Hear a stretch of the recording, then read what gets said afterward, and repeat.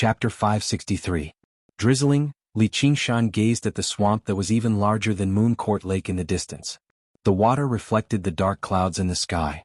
Although it was a little shallower overall, it was vast. If he could refine it, he would probably benefit even more than the water of the clear river. Perhaps he would be able to accumulate enough power to suppress the ox demon. This swamp is your territory? Li Qingshan looked away and looked at the burly demon general. He refused to believe that there was a demon commander bold enough to move about on the surface under the Treaty of Kings. The Rui Commandery was adjacent to the Dragon Province, a central region under the rule of the Great Xia Empire.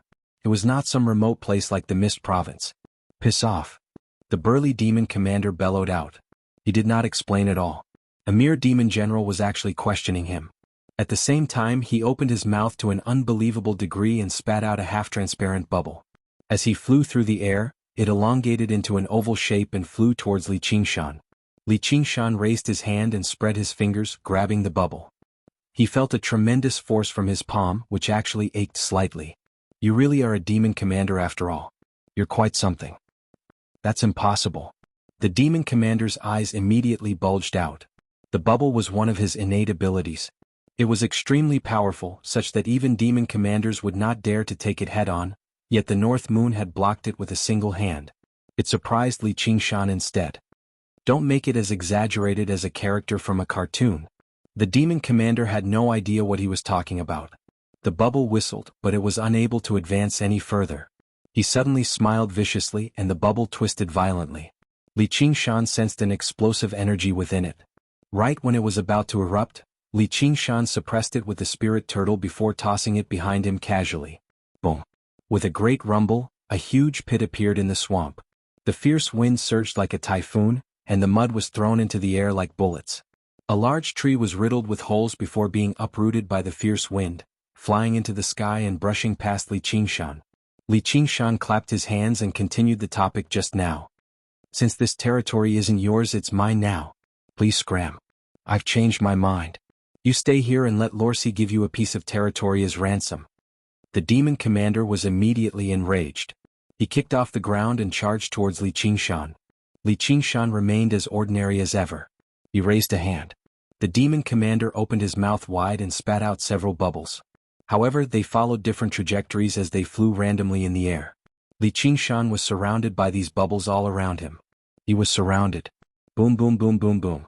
The bubbles exploded at the same time, and the demon commander charged into the center of the explosion with a sinister smile. However, the figure still maintained his original posture, his arm forward, his scarlet hair flying in the wind, although there were some wounds on his body. However, that was nothing to a monster with a strong physique. After breaking through to the fifth layer of the ox demon, his ox hide was indeed much tougher than before apart from his innate abilities. For the first time, it surpassed the spirit turtle's profound shell and became his strongest defense. The demon commander's eyes suddenly bulged out. He felt like the battle was extremely bad.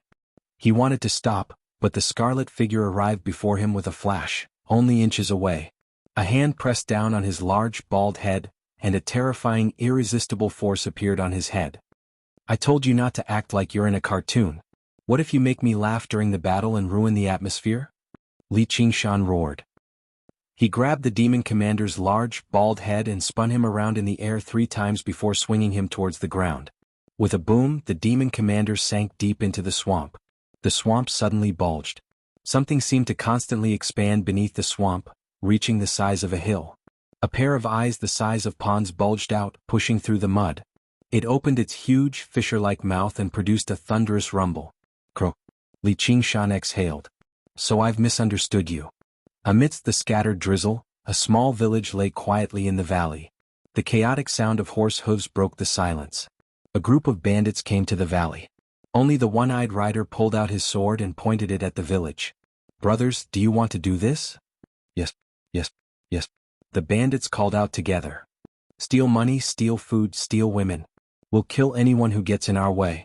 The bandit leader called out as his horse raised its hooves high into the air. Kill them all. Kill them all. At this moment, there was a rustling in the bushes. The bandit leader's ears twitched and he called out, "Who's there?" With a wave of his hand, a metal caltrop flew out. He was also a master of the Jianghu. Clang. The caltrop seemed to strike something, flying back. The bandits swarmed over and swung their blades wildly. The bushes collapsed, but there was no one there. What's this? It seems to be a letter. A short bandit lay on the ground. He blinked his eyes and saw a letter lying on the grass. He didn't know what kind of paper it was made of, but it didn't get wet despite being wet. On it were the words, "For Qingshan." He reached out his hand to pick it up. The letter moved very quickly. Just now, the bandit saw that there was something under the letter. A skeleton the size of an index finger carried the letter. It looked rather ferocious, but it was so small that it didn't look scary. What is this strange thing? The bandits cried out. Might be a treasure. Catch it. The bandit leader ordered. Whoosh. The skeleton turned into a white light and disappeared. The short bandit suddenly froze, a bloody hole appearing on his forehead. What spurted out wasn't blood or brain matter, but white flames. Whoosh whoosh whoosh whoosh. The white light passed through the bushes and the bandits were all stunned. Amidst the neighing of the horses, the bandit leader pulled on the reins and retreated, waving the blade in his hand wildly. But the little skeleton stood still in front of him. This lowly one has offended the High Immortal. I deserve to die 1,000 times. Please forgive me, High Immortal. The bandit leader fell off his horse and knelt on the ground, kowtowing repeatedly. The skeleton swelled up, turning into a skeleton demon dozens of feet tall. It cackled strangely as it grabbed the bandit in its hand. It didn't use the samadhi flames of white bone to refine him, but instead stuffed him into its mouth and chewed on him. Blood splattered everywhere. Ah! The scream alarmed the small village in the Colonel Thump. The skeleton demon, who was eating heartily, tilted its head and fell heavily to the ground. It was as if an invisible hand had forcefully flicked its head. The skeleton demon crawled to its feet, its head spinning a few times. Its body rapidly shrank, returning to the size of an index finger. Carrying the letter, it burrowed into the bushes. Little and tapped her thumb and middle finger together gently. Her hand was like a lotus flower as she sat in the main hall of the Ansrava temple, gazing up at the Buddha statue and listening to the chimes of the bell quietly. One of the shiny, white prayer beads on her wrist hidden under her sleeve was missing.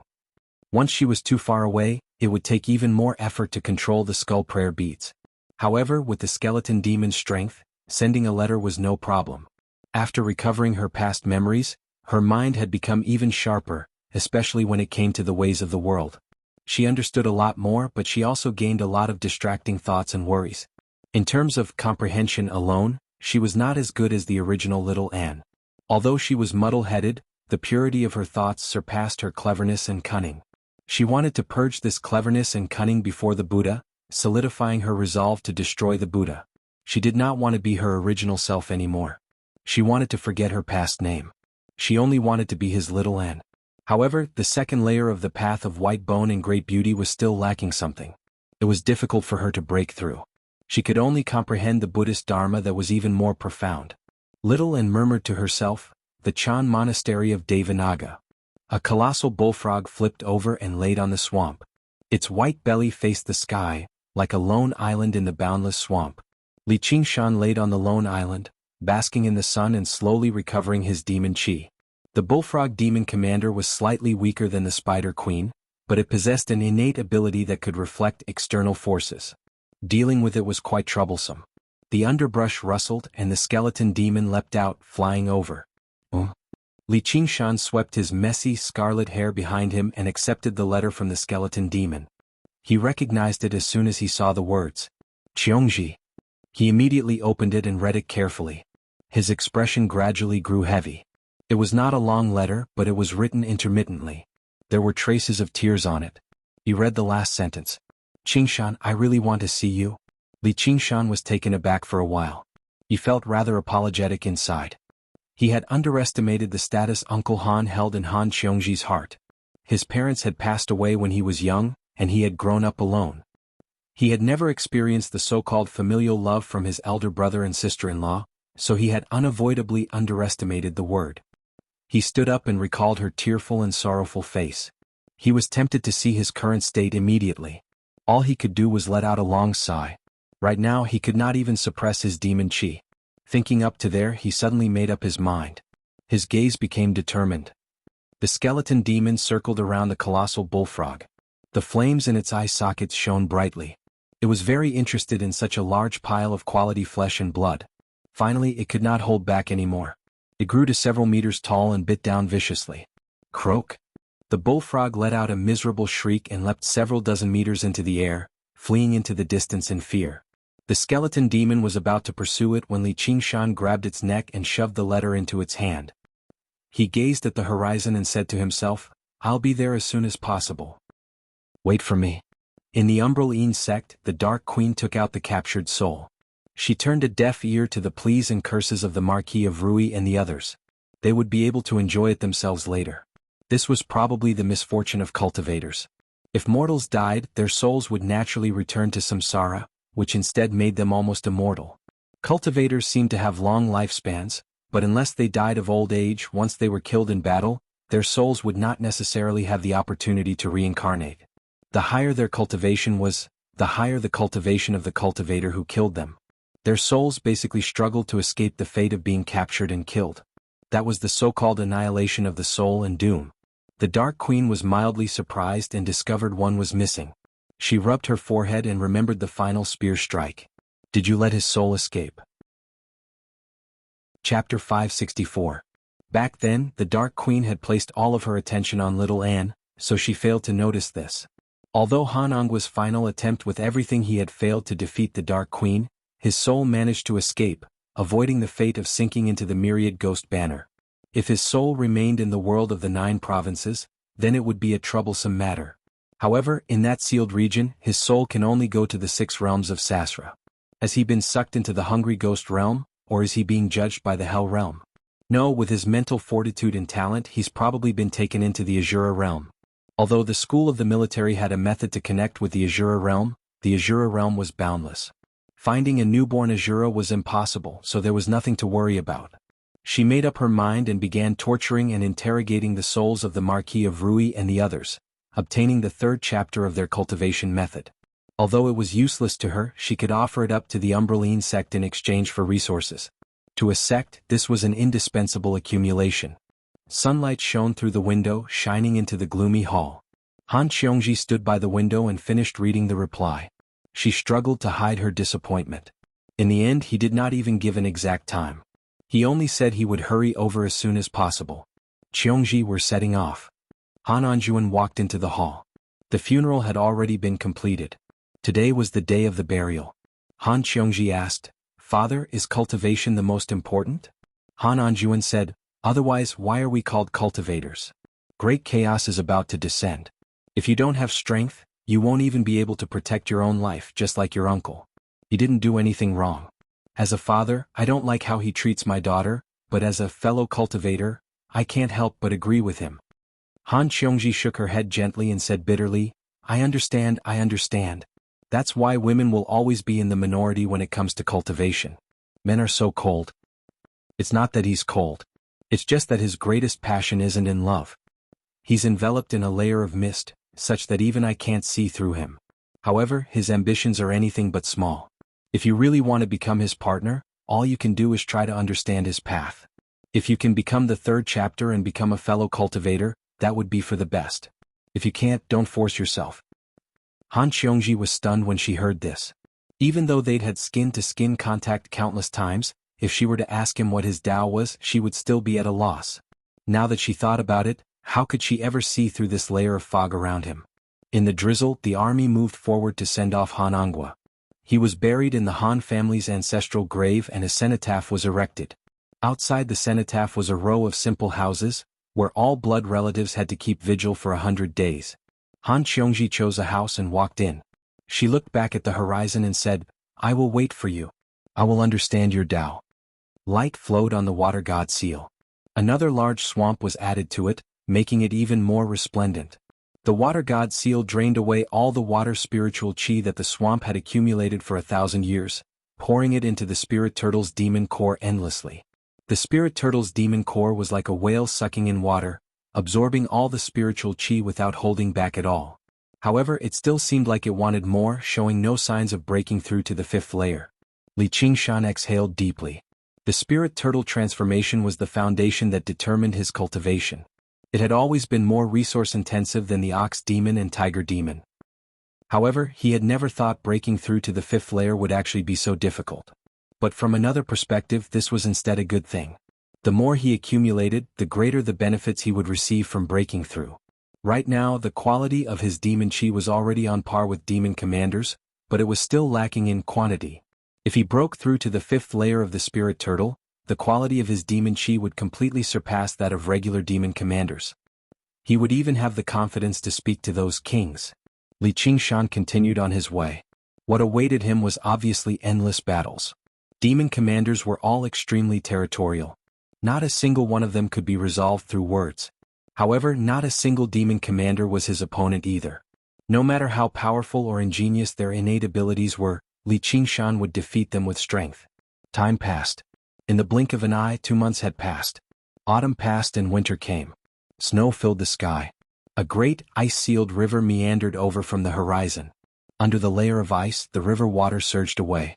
A scarlet-haired man ignored the frigid weather, traversing the layer of ice.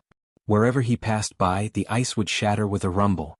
The slumbering river was like an awakened dragon, rolling about as he stood on the dragon's head. Li Qingshan glanced at the snow in the sky and let out a white breath. Then he gazed ahead. The river that was no smaller than the clear river had finally reached its end. He was about to refine it completely. Including this one, he had refined 4 great rivers and 8 great lakes. The rivers and lakes here were all on the same level as the Clear River and Moon Court Lake. There were countless other bodies of water too. This place was already far away from the Clear River Prefecture. He had basically traversed the entire Rui Commandery with the meandering river. The Spirit Turtle's demon core finally showed signs of being full. The 4th layer of the Spirit Turtle was finally about to be pushed to the peak. The quality of his demon chi had already reached or even surpassed the level of demon commanders. However, a new worry appeared. As the Spirit Turtle grew stronger, the pressure that the Phoenix endured gradually increased too. Even when it used the Phoenix wings, it would become sluggish. Once it really broke through to the 5th layer of the Spirit Turtle, the balance that it barely maintained would probably be destroyed. By then, the Spirit Turtle would probably completely suppress the Phoenix and expel this heretical power. By then, practicing the Phoenix's scripture of Nerva would become even more difficult. There was a hint of exhaustion on his face.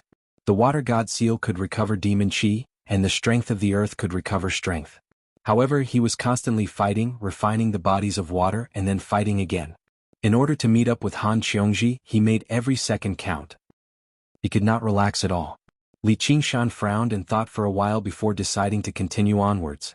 He would refine the river first. Right when he was about to refine the river, he suddenly failed. Li Qingshan turned around and looked in the direction that the river had come from. Someone's causing trouble upstream. That's strange. I've already defeated the demon commander in this territory, so who's stopping me? Don't tell me the humans have finally reacted and sent someone over? He flapped his phoenix wings and took off, arriving upstream very soon. His expression changed. It's you. The person who had destroyed his refinement was the bullfrog demon commander he had defeated first. It currently opened its mouth and looked at him with a mocking gaze. How bold of you. This isn't your territory, so why have you come here? Come out. Li Qingshan's heart skipped a beat. The Spirit Turtle actually sensed a hint of danger.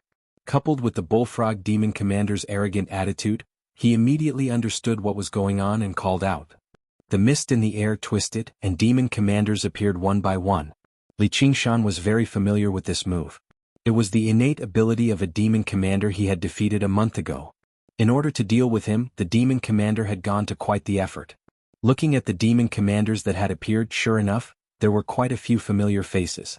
Li Qingshan glanced past them. There were a total of 13 demon commanders, both those he had defeated and those he had never seen before. Most of the demon commanders in the Rui Commandery had appeared here. They all stared at Li Qingshan covetously. Powerful demon chi surged into the air. They had come with ill intentions. The bullfrog demon commander let out a strange croak. What do you think, North Moon? Are you afraid now? Hand over your water god seal and kowtow to all of us as an apology, and we'll spare your life. You're bold enough to kill me? Li Qingshan frowned. The demon commanders all occupied their own territories. Rarely would they work together like this. And there were a few demon commanders he had never seen before. They had not even fallen out with one another, yet they had come to attack him. You've offended your superiors and trespassed on our territory. Even if we kill you, Sir Dragon King won't blame us, said the bullfrog demon commander viciously. The law did not punish the masses. It was impossible for the Dragon King of the Sea to punish them for a dead, North Moon. I've defeated you and spared your life, yet you're still shameless enough to attack me? Battles over territory among demons had their own set of rules. A defeat was a defeat. This was why Li Qingshan had never gotten little and to help out in battle. It was to prevent defeated demon commanders from refusing to accept defeat and pester him endlessly. Their actions were a little against the rules. And, apart from water-type demon commanders, the rivers and lakes on the surface were not particularly important. They could not even be regarded as their territory, so there was no need for them to go to war. There were just far too many strange aspects to this. Cut the bullfrog. The bullfrog demon commander let out a strange roar and reverted to his original form, crouching on the ground like a mountain. He opened his mouth and spat out a huge bubble. Come.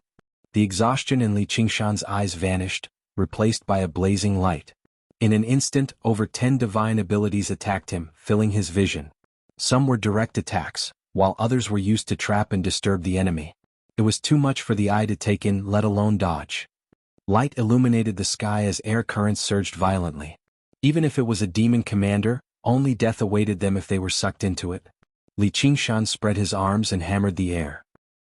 With him as the center, black shockwaves radiated outwards.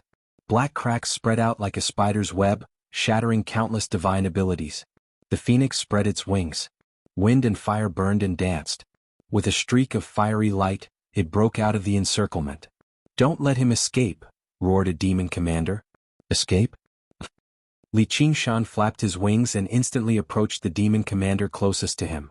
He used the tiger demon digs out the heart, that he had not used in a long time. When the demon commander assumed human form, he was a stocky, dark-skinned man. 2 sharp fangs protruded from his mouth as he lunged at Li Qingshan. He was a wild boar demon. He did not take Li Qingshan's attack seriously at all. One of his innate divine abilities was his thick skin. In terms of defense, he was even stronger than Helicoverpa rosa. With a clang, the horns on Li Qingshan's head extended and blocked the fangs. His slender, fair hand was covered in black cracks. He pierced through the wild boar demon's skin and dug out a bloody heart. He stuffed it into his mouth and chewed a few times before swallowing. Chapter 565. All the demon commanders who had fought against Li Qingshan in the past were filled with disbelief. He had become stronger, much stronger than when he fought against them.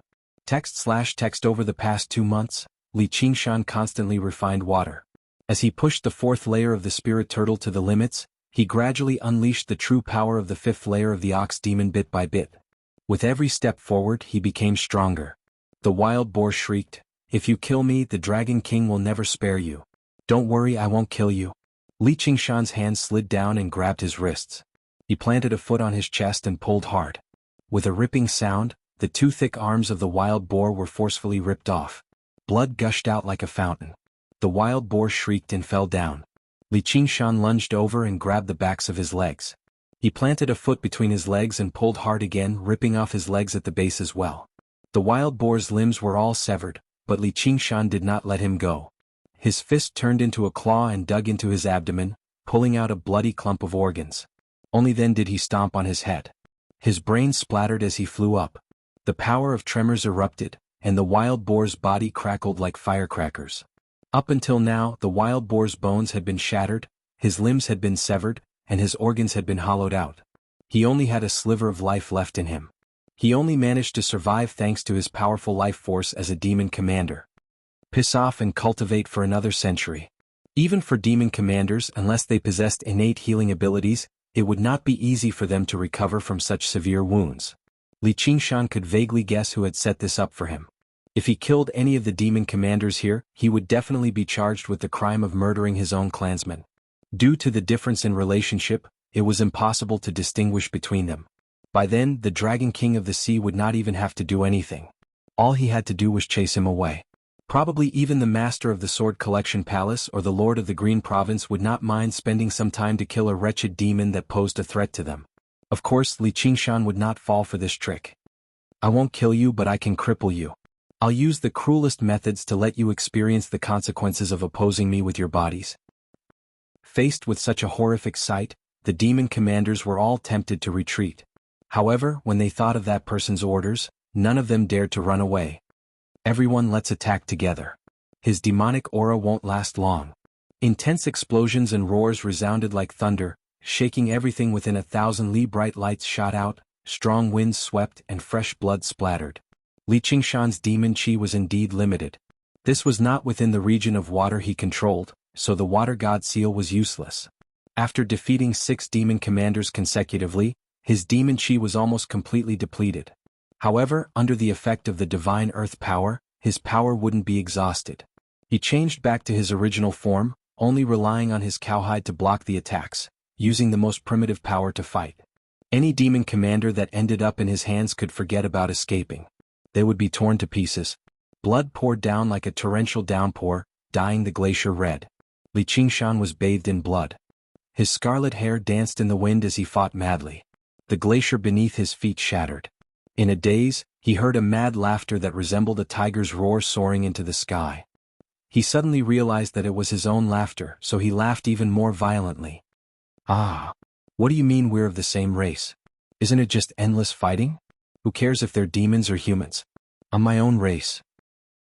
I won't ally with anyone. Everyone who stands in my way is my enemy.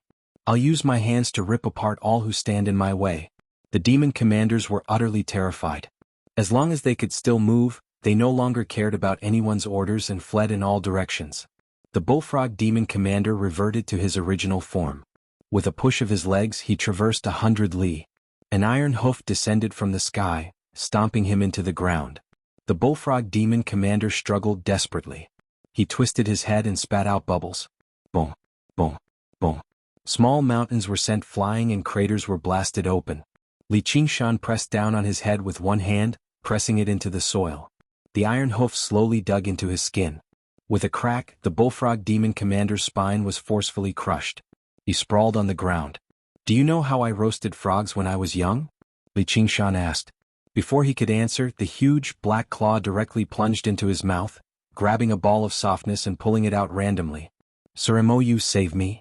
Li Qingshan sensed danger. A black shadow enveloped him in the sky. He looked back and laughed madly.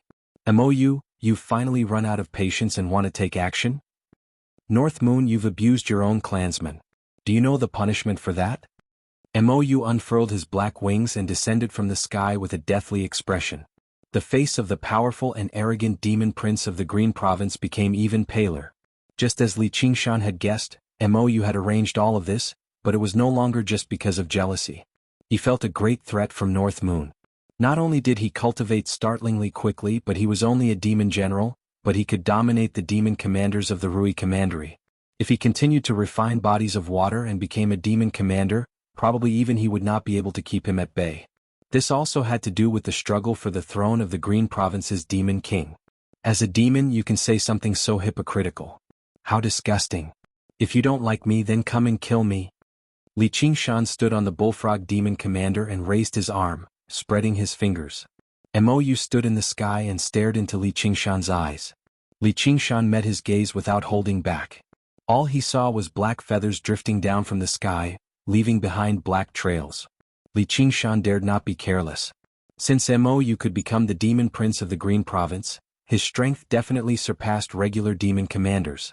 He would not be surprised at all if he possessed the ability to contend against regular demon kings. He was ready to strike, waiting to launch an attack at any time. However, the feathers did not fly over and attack him. They simply drifted through the air like the entire sky had been dyed black, filled with an ominous feeling. The vegetation on the ground immediately died, losing all signs of life. However, they still maintained the illusion of verdure. Only after a few years would they completely wither away.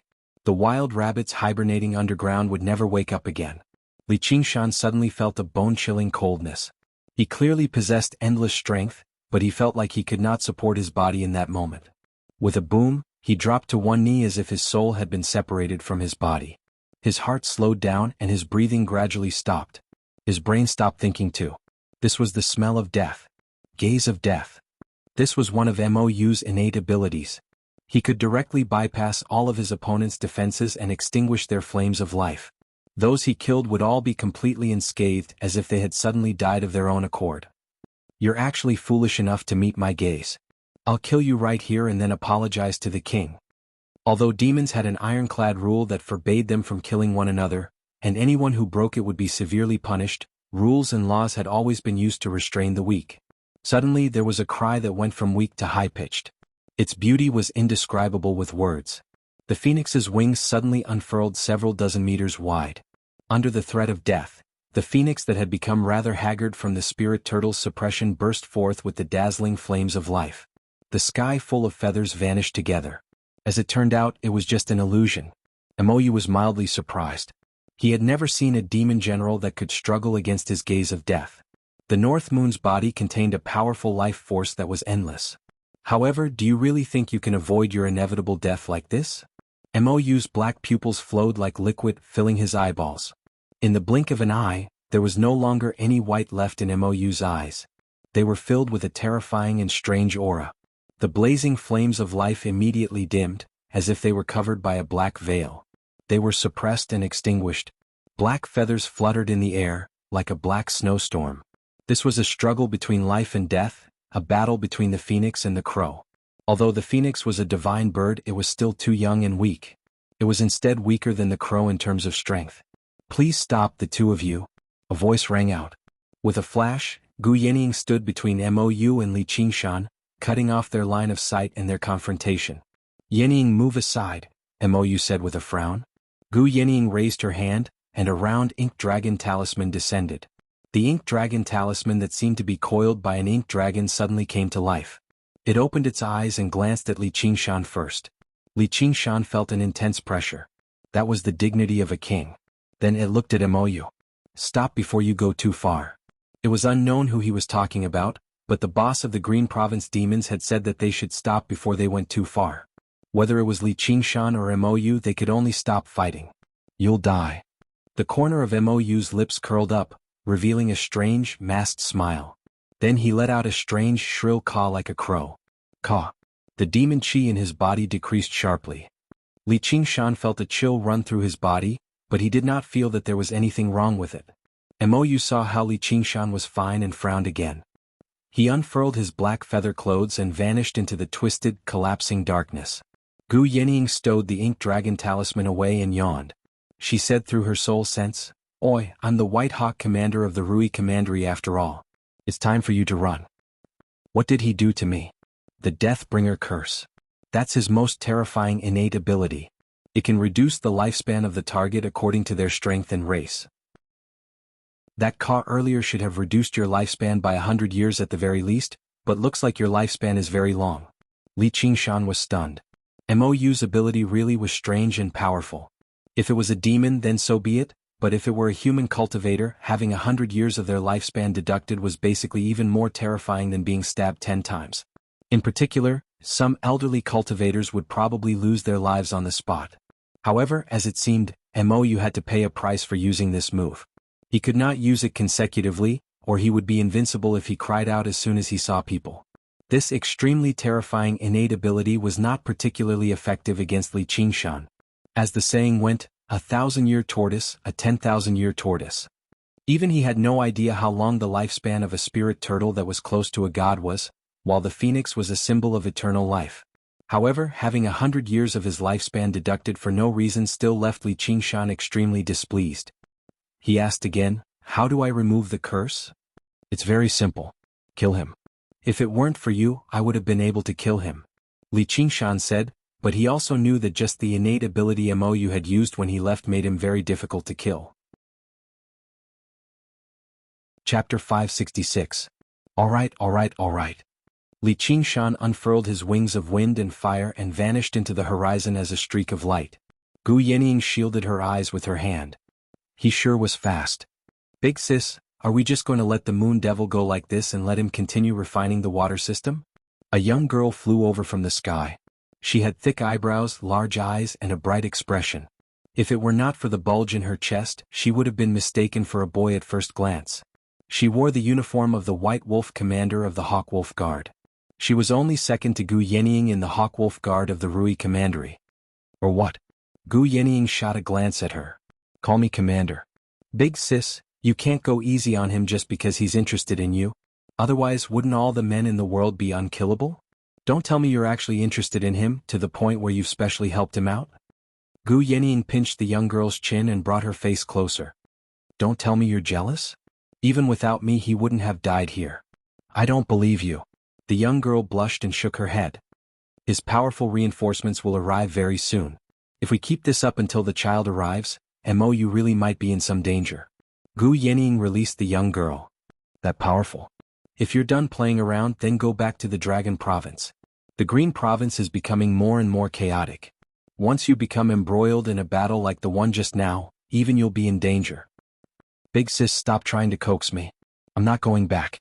My royal brothers and sisters have already fought tooth and nail for the position of Marquis of Rui. You can see that the Rui Commandery is a great place that everyone wants to come to. The young girl was serious. It was difficult to tell whether she was acting coquettishly or ignorant. I've come to be a marquis, not to be a follower like you. What's wrong with being a follower? You'll always have Big Sis to take care of you. As a marquis, I'll have to deal with a monster like the Moon Devil. And my royal brothers can't even become followers if they want to. Then follow me. Gu Yenying swung her sleeve and took off into the air like a white hawk. In the blink of an eye, she turned into a white speck. Big sis, wait for me. The young girl followed her in a hurry and called out from afar.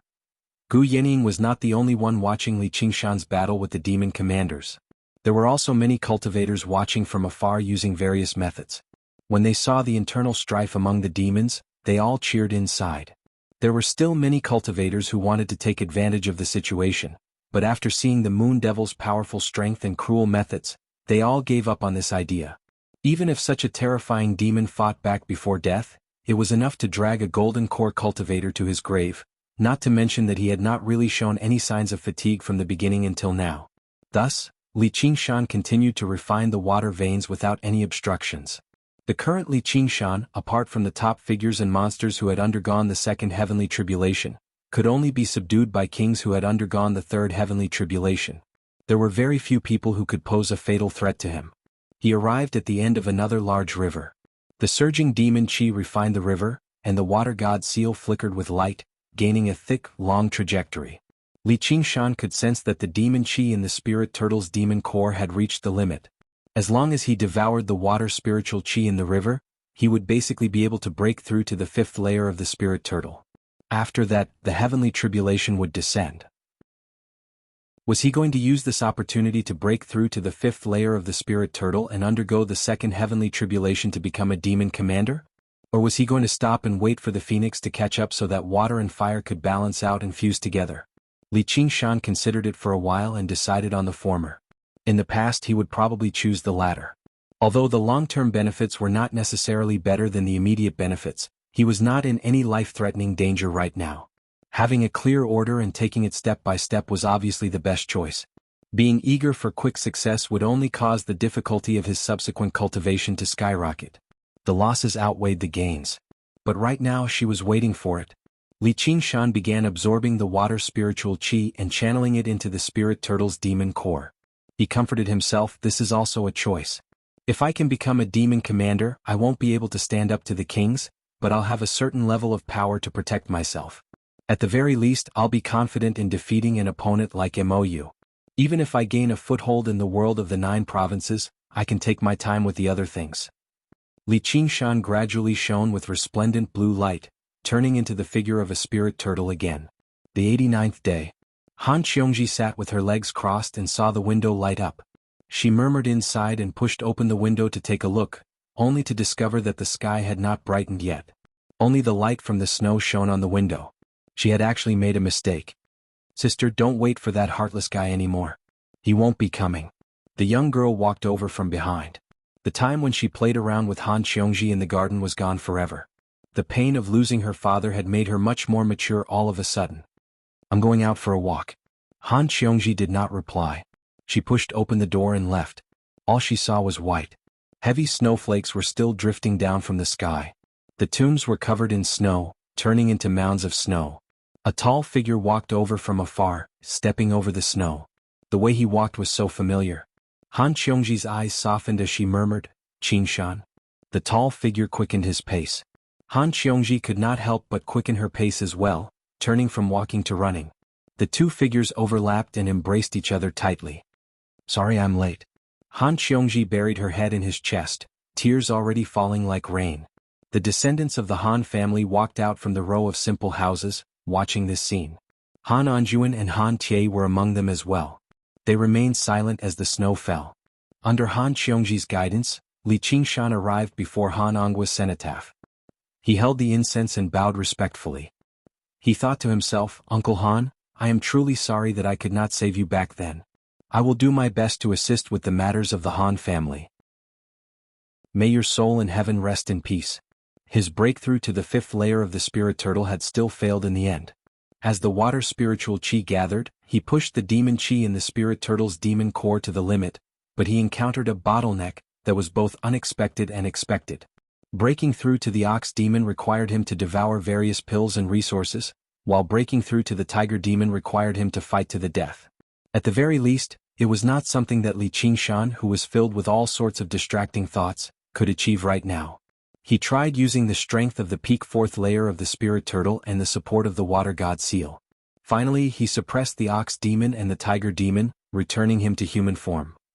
However, this suppression was extremely forceful, directly preventing him from using any of the spirit turtle's abilities. He was unable to sense danger, nor was he able to conceal his aura. As a result, he was unable to hide his spiritual chi and demon chi, regardless of whether he was in human form or demon form. As for innate abilities like the spirit turtle's profound shell, he could not even use them. The projection clone he created with the water mirror's image directly collapsed when he made this choice. And he could not switch between Li Qingshan and the North Moon freely either. Once he released his demon chi, it would take quite a lot of effort to suppress it again. He could imagine the scene of the spirit turtle using all of its strength to suppress the ox demon and tiger demon.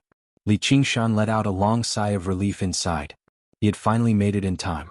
He did not feel any regret over failing to break through to the fifth layer of the spirit turtle. Instead, he relaxed. To him, this was the best choice. He could slowly improve the phoenix transformation. "Don't you think you're too late?" A young man in black clothes could not help but question. His appearance was rather similar to Han Tie's. He was one of Han Ongwa's sons. The other descendants of the Han family were not in a good mood either. Han Ongwa had died in battle. Even some of his close friends and relatives who were not particularly close to him had rushed over early to pay their respects. As the son-in-law of the Han family, Li Qingshan had actually left Han Qiongji to keep watch over him alone when he encountered something like this, dragging it out until the watch was about to end. He had rushed over only now.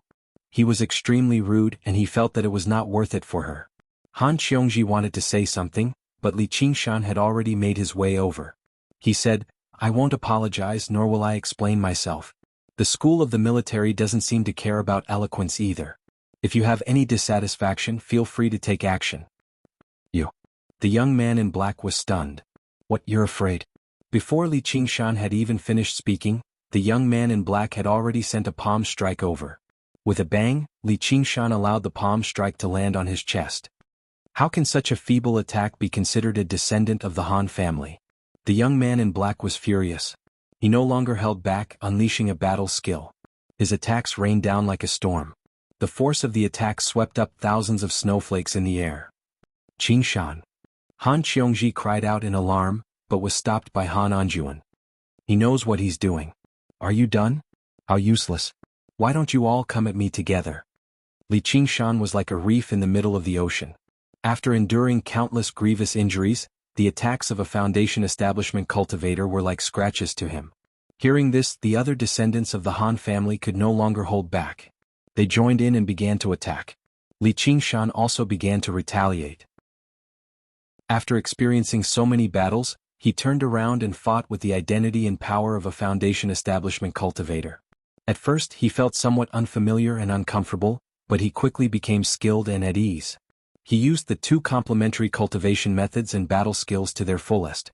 The sky brightened, and the sunlight shone on the sparkling snowy ground. The descendants of the Han family lay on the ground, panting. Li Qingshan sat on the snowy ground, looking somewhat exhausted. This exhaustion was not an act. After several months of fighting and refining, his mind was indeed very tired. When he finally saw her, he relaxed and stood up with his hands on his knees. Han Anjuan nodded slightly at Li Qingshan. These descendants of the Han family didn't really hate Li Qingshan that much. It was just that they had suppressed their emotions for too long and needed a battle like this to vent.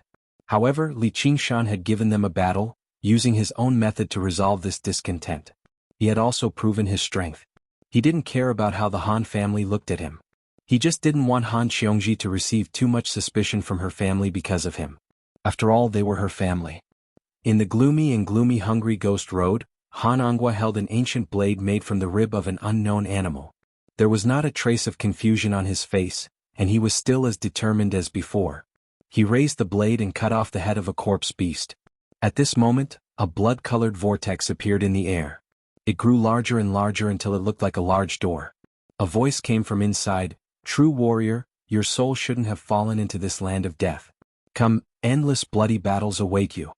Han Angwa's eyes shone brightly, and he dived into the blood-colored vortex without looking back. Chapter 567. Qingshan, you've changed a lot. In the dark room, Han Qiongji's hand caressed Li Qingshan's face. Unknowingly, the flamboyant youngster from before had completely turned into a man. The edges of his face became more defined and his gaze was as firm as steel. Just as her father had said, she couldn't see what was hidden in it. Why was he so determined? It was like a mystery. She had a feeling that in the few years they were apart, he had experienced many things, far more than she knew or imagined, to the point that she felt a sense of unfamiliarity. Like a statue, although there didn't seem to be any difference on the surface, only by carefully touching it could one feel that the material was completely different, to the point that every detail was different. Li Qingshan held her hand and said softly, Chapter 6. The sky is so far away, you are the same, you've lost a lot of weight. And also matured a lot. Han Qiongji responded with an N, and leaned weakly in his arms. Li Qingshan hugged her tightly and said in his heart, Qiongji, I've become very strong, I can protect you. On this road to the 9 heavens he might have to give up a lot, but he wasn't willing to give up on the person in his arms. He remembered a line from a movie from his previous life. Who said that a man can't travel the world with his wife? The room was silent as they listened to the snow falling outside the window. That night, the two of them laid down in their clothes and listened in silence. Li Qingshan didn't have any desire in his heart, but he felt very peaceful. At this moment, the bloodthirsty north moon seemed to be far away from him. The long-lost human heart returned to his chest, emitting waves of warmth. When the sun was about to rise, Han Qiongji hesitated and said softly, Qingshan, are you hiding something from me? Li Qingshan put his hand on her shoulder and distanced himself from her. He looked into her eyes and gently nodded, N. Under his gaze, Han Qiongji felt suffocated and a faint sense of fear. Li Qingshan took a deep breath and decided not to hide it anymore. At this moment he couldn't say anything to deceive her. Even if she couldn't accept it and ran out to spread this secret, he was willing to accept the result. Just as he was about to open his mouth, a hand pressed against Li Qingshan's lips. He was slightly startled only to hear Han Qiongji say, I'm a little scared. She felt that if she heard this secret, it would break the peace and quiet between them. Li Qingshan did not know what to do. Han Qiongji said, I don't want to hear it anymore. You must have your reasons for not telling me. Let me know when you think it's the right time, okay? Li Qingshan hesitated for a moment. Okay. Her mind had not yet recovered from the grief of losing her uncle. If such a thing was given to her now, it would probably be more than she could bear, and it would be difficult for her to accept it. In the following days, Li Qingshan and Han Qiongji often walked on the snow and roamed the nearby forest. But unlike before, most of the time, it was Li Qingshan who did the talking. He talked about what happened after they parted. He didn't want to hide it anymore, so he didn't lie to cover it up, and there were many white spaces in his words. Most of the time, Han Qiongji listened quietly, occasionally asking a few questions, but never asking questions as if she was afraid of bursting a beautiful bubble. This made Li Qingshan feel even more pity for her. At other times, Li Qingshan often practiced martial arts with the Han clan's disciples in an open space outside the cemetery. Keeping vigil wasn't about being cooped up in the room and sighing. The militarists didn't pay much attention to these superficial courtesies, so they gradually didn't take Li Qingshan's lack of manners to heart and humbly asked him for advice. Or they gathered in a circle and listened to his actual combat experiences in the chaos of war. Li Qingshan's combat strength was truly powerful. In battle he didn't use overwhelming power. When the opponent's speed, strength and spiritual chi were about the same, he could easily win. This made the Han clan disciples extremely unconvinced, but they couldn't help but admire him. The militarists worshipped the strong. In reality, as they fought, Li Qingshan used less and less power. Of course, his actions weren't as simple as gaining the Han clan disciples' approval. His strength had grown too quickly recently and he needed some time to settle it. To settle the gains he had gained from the life and death battles. At first he only used the strength of a cultivator to fight. Later, he kept suppressing it and only used the strength of an early-stage foundation establishment cultivator. He completely gave up on the powerful physique brought by the fiendish demons, all for the sake of honing his combat skills. Although his father-in-law Han Anjuan was far weaker than Li Qingshan in terms of strength, he was born into a powerful family like the Han clan. His many combat skills and philosophies also benefited Li Qingshan greatly. After the 100th day of the vigil, he could take off his mourning clothes and return to his daily life. With a bang, Han Tie flew far away and slid on the ground for more than 10 feet. Just now he stopped, causing snow to fly everywhere. Looking up, he saw Li Qingshan extending his hand with a smile. Li Qingshan grabbed Han Tie's hand and stood up. Han Tie had to admit that on the path of cultivation, Li Qingshan had already left him behind. Without the support of his clan, without the guidance of a master, without any decent inheritance, and with an incomplete arts of the boundless ocean, he was still in the school of novels. There really were talented geniuses in the world. It seemed like there was a reason why he could be so close to the monstrous little and, Qingshan, you went too easy on him. Han Xiongji shouted from afar, causing the Han clan disciples to laugh and make noise. Big Sister Han is really cruel. A biological brother can't be compared to a biological man. After all, no one could be immersed in sorrow forever. This was not the spirit advocated by the militarists. Otherwise, if they lost their comrades in real war and became heartbroken, unable to continue fighting, would they still be considered disciples of the school of the military? Han Tie was unfazed. He asked, "You're close to breaking through to late foundation establishment, right?" "I'm close." Like the fifth layer of the spirit turtle, he only lacked an opportunity, a form of comprehension. However, with the recent period of cultivation, Li Qingshan could already vaguely sense that the arts of the boundless ocean was close to breaking through again. However, the spirit turtle's method of sea suppression still showed no signs of activity. Rongji, congratulations on reaching foundation establishment. Hua Qingzan was mildly surprised before congratulating her with a smile. However, he was surprised inside. Chen Rongji was in high spirits, and her bearing had changed drastically. The sinister feeling vanished, actually giving off a strange charm that took his breath away. However, he was not tempted at all. Instead, he sighed inside. She's finally become something even more vicious. Chen Rongji said, "It's all thanks to Commander's nurturing." After a simple conversation, Hua Qingzan passed the new cultivation method to Chen Rongji. He went through the motions and said, "The power of the Hell Realm is powerful, but it's also dangerous. You have to be as careful as possible when you sense and use it. The slightest carelessness can lead to great pain." Many disciples of legalism have committed suicide because they lost their minds during cultivation. "Thank you for your advice, Commander. I will be careful," Chen Rongji said modestly. "Have you chosen the hell you want to sense?" Hua Qingzan could not help but ask when Chen Rongji bid farewell and left. Chapter 568. The Waterside Pavilion of Listening Wind. I hope I can reach Golden Core before the age of 30. Li Qingshan gazed at the sky. The snow had just cleared up and the sky was blue. 30 years old. Han Tie raised an eyebrow. Although he said, "hope," his expression was filled with confidence. He did not seem like he was spouting nonsense.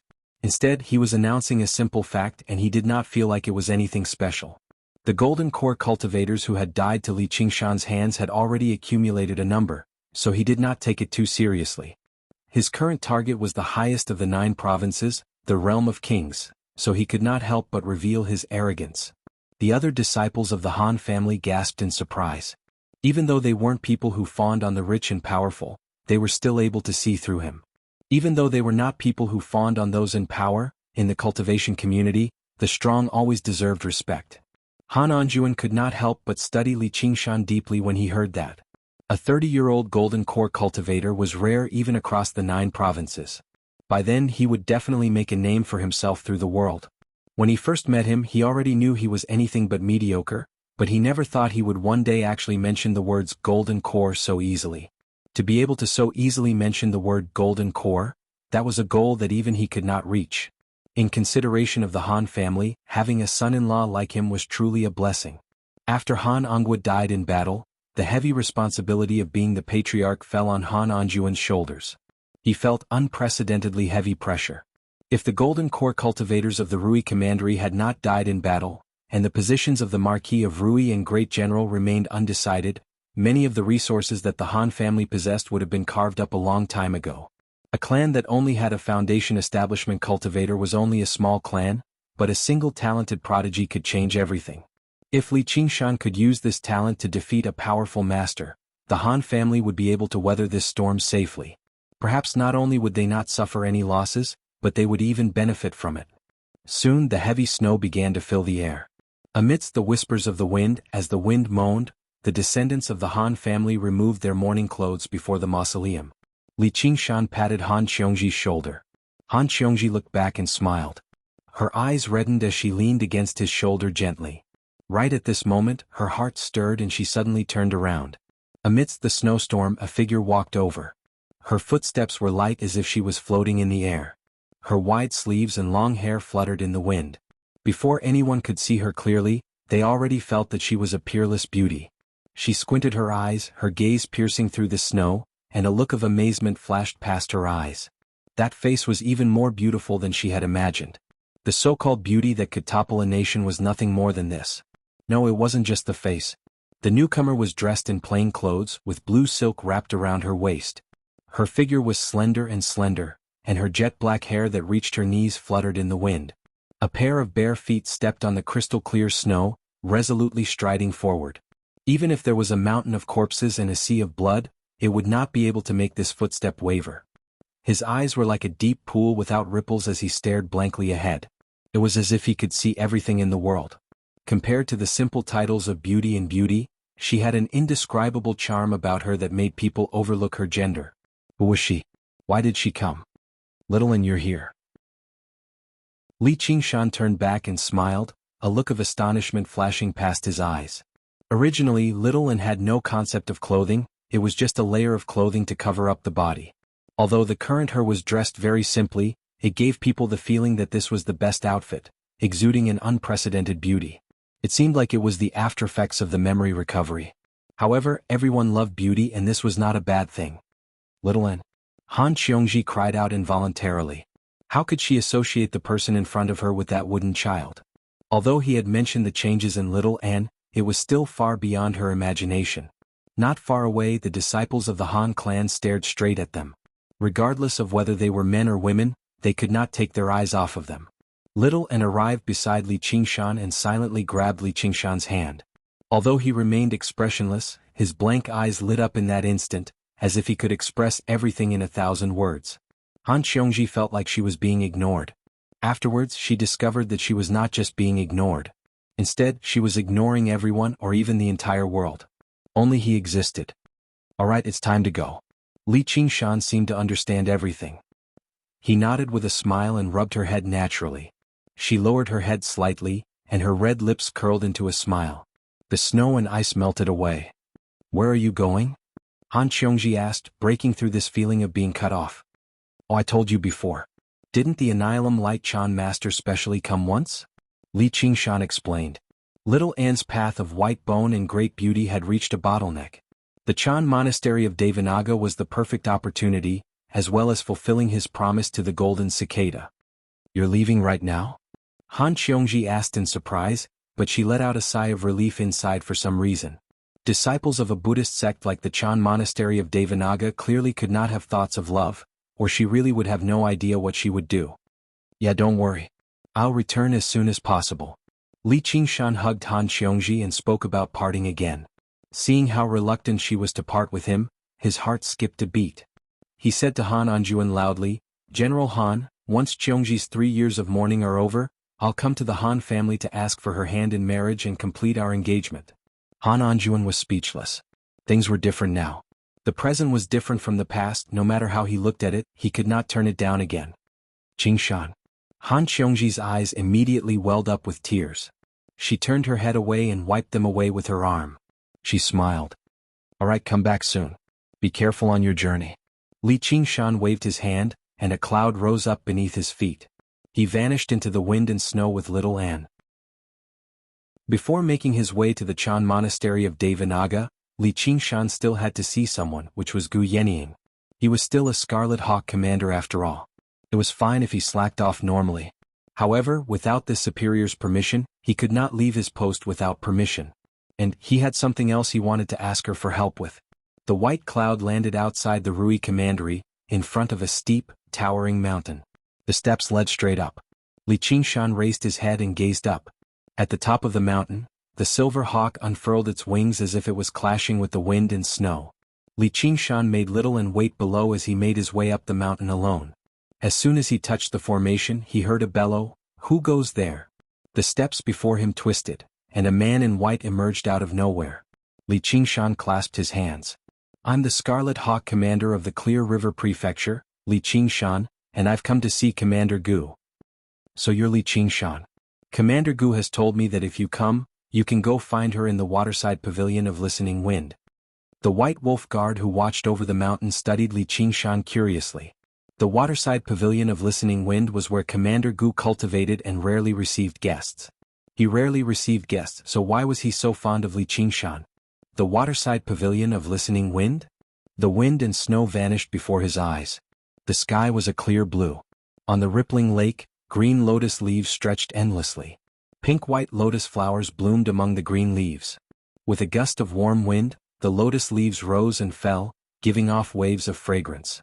It was like the height of summer. The dense spiritual qi, the fragrance of the flowers, and the warm wind merged together. It was more than 10 times better than the 100 schools of thought of the Clear River Prefecture.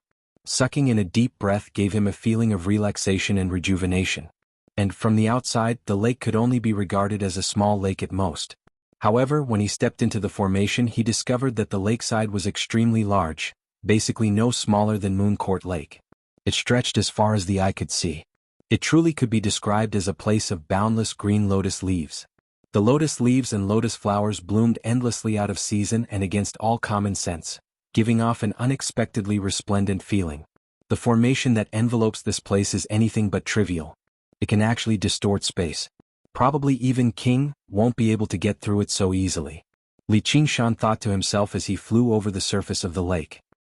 He heard the pleasant tinkle of a bell and flew in that direction. Very soon he saw a delicate pavilion surrounded by lotus leaves and lotus flowers. Wind chimes hung from the eaves. Compared to the enormous lake, the waterside pavilion was unexpectedly small. Gu Yinying walked out. Her hair draped down to her waist, swaying gently in the warm wind. A smile appeared on her face too, making her seem slightly less valiant. She unexpectedly felt like she was at home. A rattan table and a few rattan chairs were placed on the balcony overlooking the lake. Li Qingshan did not hold back. He pulled out a chair and sat down. Gu Yinying picked up a teacup and personally poured a cup of tea, pushing it before him. Li Qingshan stared at the tea before him and asked in thought, if Li Qingshan were just Li Qingshan, would he receive such treatment? When has Li Qingshan not been Li Qingshan? It's just a cup of tea, Gu Yinying said with a smile and sat down before him. Li Qingshan could not help but think about how she had invited him to a cup of tea back then outside Qingyang City. Back then, he had yet to understand just how great the difference between them was. In comparison, her attitude towards him had not changed in any fundamental way. To her, it was just a cup of alcohol. She remained as composed as before, but his own thoughts had fluctuated far too much. He downed the tea and got back to business. I've come this time to ask for your resignation, Commander, so that I can send little Anne to the Chan Monastery of Devanaga. No problem. There's something else I'd like to ask for the Commander's help with. Please pass this Origin Spirit Pill to General Han Anjuan for me, Commander. Li Qingshan planned inside. Han Anjuan was at Late Foundation establishment. If he could obtain an Origin Spirit Pill, his chances at reaching Golden Core would definitely increase by quite a lot. It would make up for his regret of not being able to save Han Angua in the past. However, he was unable to explain the origins of this Origin Spirit Pill at all. Its value could not be compared to true spirit pills. Gu Yinying said, it's just a small matter, but you should still give it to him. Just say it's a gift from me to you. It's quite a generous gift. Let alone marrying off your daughter, you can even sell your daughter. With that, the issue of the origins of the Origin Spirit Pill that troubled Li Qingshan the most would be resolved. He was obviously willing to receive this favor, so that when he confessed everything to Han Xiongji in the future, it would definitely add some points to his reputation. Gu Yinying said, if you run into any trouble in the future, feel free to come find me. My identity can still be of some use. This? Li Qingshan raised an eyebrow. That sure was great kindness. Actually, there are some matters I'd like to ask for your help with. Hee, Li Qingshan probably won't be able to receive treatment like this. Gu Yenying stood up and paced around, looking back with a smile. You can just ask for it, Commander. Sure enough, there was no such thing as a free lunch in the world, but Li Qingshan instead preferred this kind of equality and mutual benefit. Chapter 569. Ding ding dang dang. A gust of warm wind blew, causing the wind chimes to sway and the lotus leaves to undulate. Li Qingshan had never seen Gu Yenying show such an expression. Of course, they had not seen it many times, so he was curious as to what it was that made her so serious. Gu Yenying came to the side of the balcony and stood with her hands behind her back. In the past, at Bronze Cauldron Mountain, someone once said something to me. I did not reply at that time because that person did not particularly care about my answer. But now I feel that it is better to give a clear answer. Bronze Cauldron Mountain. Li Qingshan recalled that he had confessed to Gu Yenying in front of countless people there. At that time, there was still a huge gap in strength between them. But now the gap between them had never been so close. Even if there was still a gap, it was not insurmountable. In fact, Li Qingshan was confident that he could eventually surpass her and become stronger than her. So what was her answer now? Li Qingshan could not help but look forward to it. Looking around, he had a feeling that he was infinitely close to success. Gu Yenying bowed slightly. Thank you for your kind intentions, but unfortunately, I cannot accept it. So she called me here just to give me a good person card. Li Qingshan grinned, not knowing whether to laugh or cry. Although he had vaguely guessed this result, he was still a little disappointed. It's okay, I am still too weak. Weak to the point that you can compete with the Zombie King with just one heavenly tribulation. The depth of your opportunities far surpasses mine, and the speed of your growth is even more shocking. I believe that in the future your strength will definitely be above mine, but... Gu Yenying spoke extremely sincerely without any intention of brushing him off. She paused and dipped her index finger into the tea, writing down 4 words on the table. Forget your emotions. Li Qingshan muttered. Gu Yenying said, helping each other in difficult times is better than forgetting each other in the pugilistic world. Today we support each other. In the future, no matter who leaves who behind, there is no need to worry too much. Even if we are separated by life and death, we can smile at it. That makes sense. Li Qingshan nodded. So it wasn't heartlessness but forgetfulness.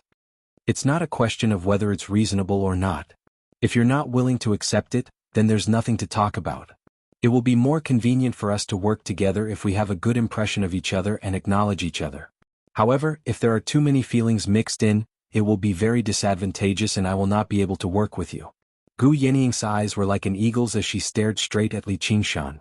For a moment, Li Qingshan didn't know what to say. This woman clearly wanted to ask him for help. Even if she wasn't willing to agree, she didn't have to expose him. She could make use of his good impression. However, she insisted on separating the two of them, leaving no room for ambiguity. In fact, if he refused to give up on that idea, they might as well stop working together. She could not help but feel sad for Hua Sengzan. His unrepentant infatuation might be able to move any woman in the world, but it was useless for her. Although you have opportunities and inheritances, your foundation is too shallow.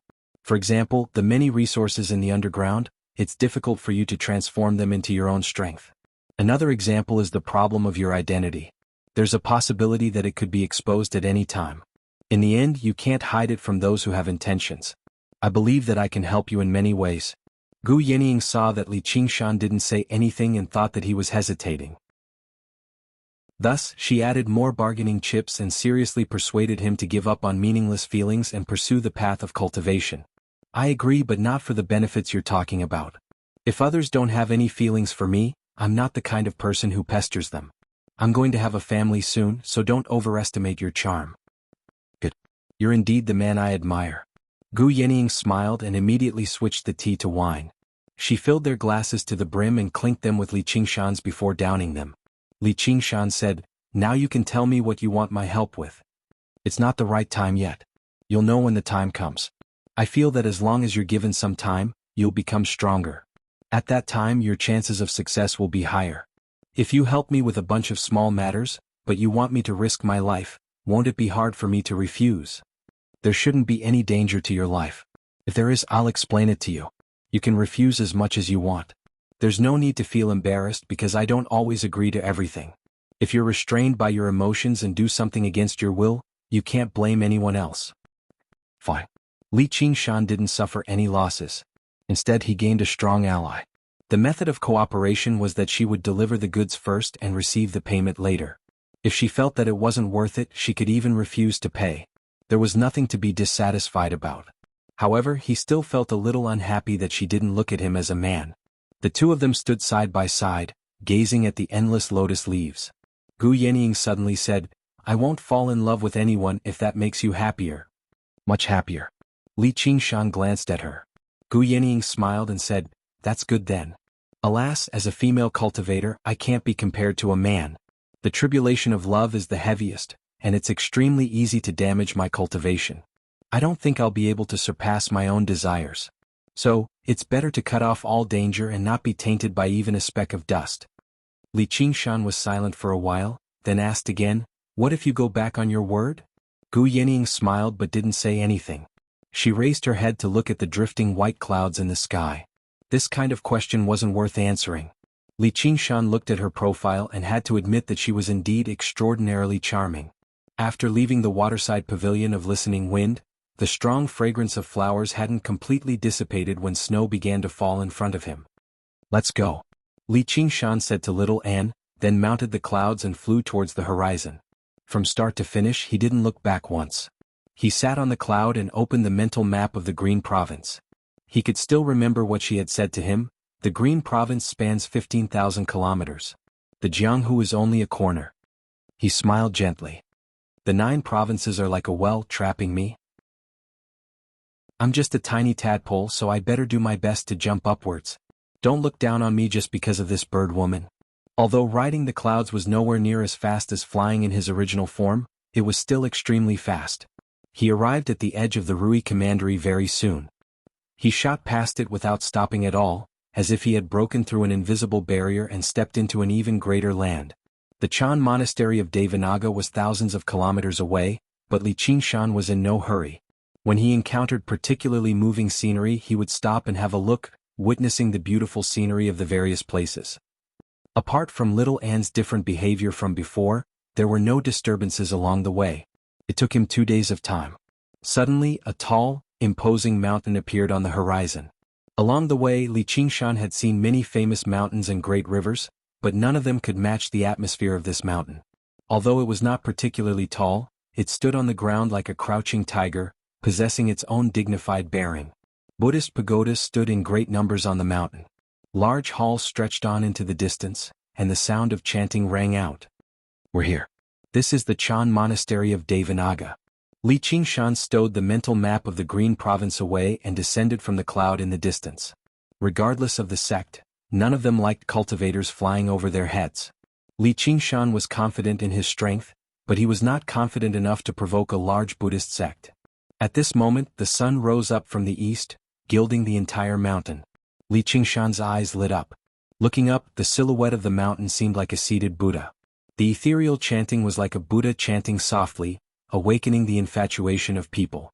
Under the illumination of the sun, the golden hall at the top of the mountain shone with rings of golden light. It seemed like the halo behind the Buddha's head, adding to its dignified and holy bearing. It was enough to make people want to prostrate and worship it. He understood why the mountain was called Great Buddha Mountain.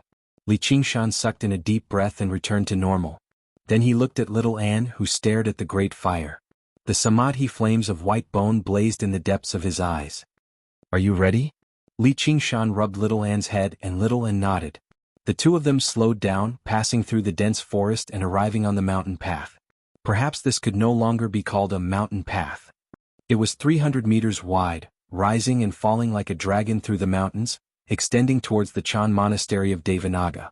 If this were not a world of cultivators, constructing a path like this would be extremely difficult even with the modern technology of his past life. Even more startling was the number of pedestrians on the path. The closer they got to the Chan Monastery of Devanaga, the denser they became.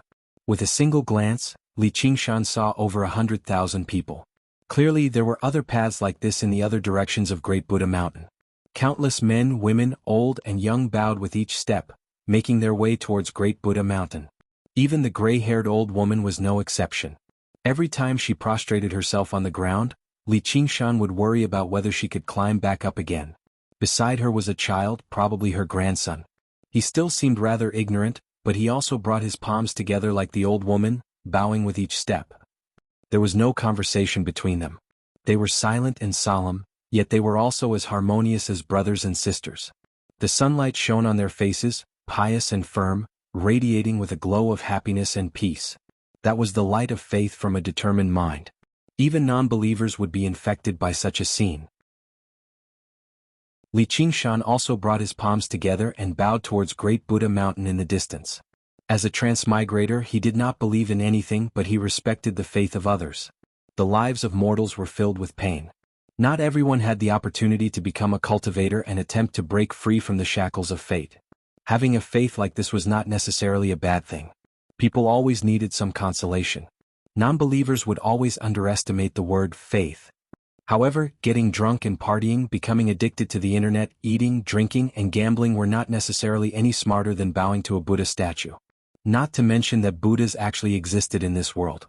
They were experts who possessed great wisdom and strength. The world of Pure Land and the Hell Realm also existed. Accumulating virtue, doing good, and being reborn in the world of Pure Land were all real. Reaching there, Li Qingshan gained an even clearer understanding of what the word Buddha meant here. It was an unimaginably powerful existence. Then he glanced at Great Buddha Mountain in the distance and said to little Anne with his soul sense, "If he doesn't provoke us, there's no need for us to oppose him." Chapter 570.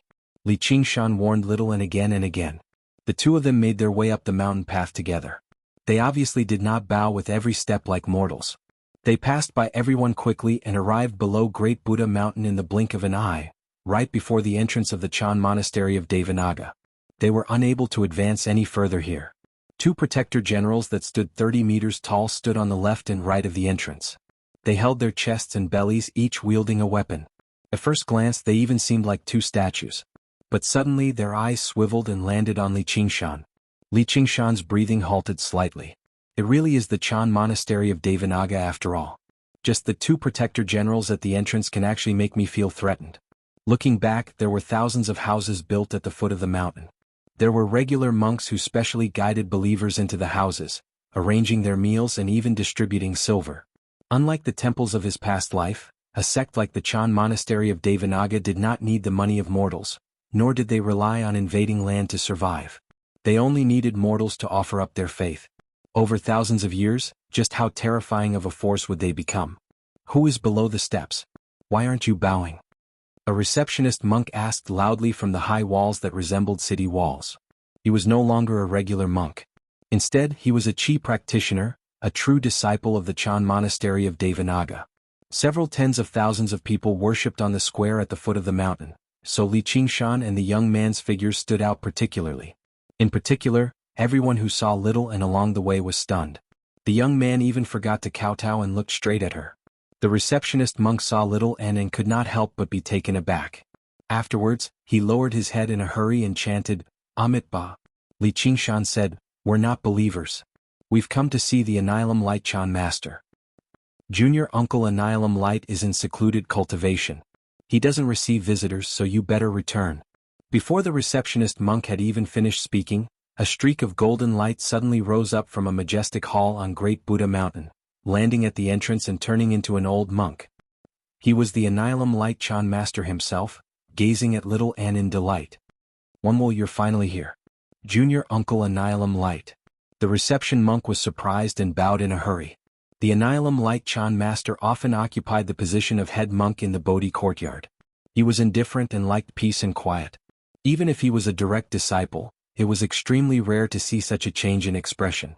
Today he had personally come out to welcome two insignificant foundation establishment cultivators, and he even revealed such an expression.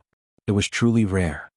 Little Anne put his palms together and bowed, "Master, follow me." The Annihilum Light Chan Master waved his hand, and the huge entrance behind him opened loudly. Sunlight passed through, landing on Li Qingshan's face. He squinted his eyes slightly. "The door is open. The door is open." Calls rang out from below the mountain. The main entrance of the Chan Monastery of Devanaga was not usually open. The disciples of the monastery also entered and exited through a small door below. Only when the main entrance was open like this would they be welcoming esteemed guests. The Annihilum Light Chan master glanced at Little and before waving his hand. A melodious bell rang out from the top of the mountain. At first it was just one, followed by 100 bells ringing across the entire mountain, drowning out the chanting and ringing through the entire mountain. The receptionist monk was dumbfounded as well. He studied Li Qingshan and Little An. Let alone 2 foundation establishment cultivators, even 2 golden core cultivators did not have the right to receive such treatment. This woman seemed to be the final disciple of his senior uncle Annihilum Light, but she was only a disciple, so she was even less qualified. Golden light shone brightly as the bell chimed together. It was a grand sight. Li Qingshan eased up slightly. As it seemed, the Annihilum Light Chan master still valued Little and very much. That way she would not be bullied. Actually, this was just him worrying for nothing. With Little An's current strength, just how many people could bully her across the entire 9 provinces? The Annihilum Light Chan master walked at the front, and Little An followed closely behind. Li Qingshan followed as well. The Annihilum Light Chan master glanced back at him and Li Qingshan smiled. The Annihilum Light Chan master said nothing more. Little An welcomed the light and stepped into the Chan monastery of Devanaga. Her seaweed-like hair and her plain clothes were all coated with a layer of golden light. The entire mountain was alarmed. The various head monks emerged from their doors and gazed at the entrance in the distance. Among the head monks, the Annihilum Light Chan master had always kept a low profile, indifferent to the affairs of the world. Yet today he had done something so high profile which truly surprised many people. He represented the entire Chan monastery of Devanaga, expressing his politeness and respect towards a new disciple, as well as expressing how much the entire monastery valued her. He told everyone, including the abbot of the monastery, not to underestimate her. But was she worthy of him? The towering pagodas were like a forest, blocking out the sunlight and radiating with faint golden light. They possessed a wondrous power. This power was not powerful, but it was like sunlight and rain, nourishing everything silently. It was filled with warmth and benevolence, enough to make people submit. There were the Sariras of past eminent monks. Sariras were equivalent to the golden cores of regular cultivators. They could only be condensed after undergoing the second heavenly tribulation. Just from the endless forest of pagodas, it was possible to sense just how much the Chan monastery of Devanaga had accumulated. From afar it did not seem like it, but he could sense the dignified feeling when he was there. The pagodas were all over 30 meters tall, and many of them were even taller than Li Qingshan's original demon body. Li Qingshan thought, these pagodas probably aren't just for commemoration. Instead, they've become one with the entire mountain. They're probably some kind of defensive formation. Little An did not look around. It was as if he was not walking through the forest of pagodas, being watched by thousands of gazes. Instead he was walking through an empty forest alone. The Annihilum Light Chan master smiled. Many of the observers in the monastery secretly praised him as well. The spirit of one will was truly extraordinary. As for Li Qingshan, he looked around like a tourist visiting a historical site, but he was also unfazed by the forest of pagodas. The golden peak of Great Buddha, the Grand Hall. Li Qingshan had never seen such a majestic hall before. It was like another mountain had risen up on the mountain. He understood that this was the Buddha head of Great Buddha. Gazing into the hall, the Tathagata Buddha sat in the center, standing several hundred meters tall as he overlooked the masses.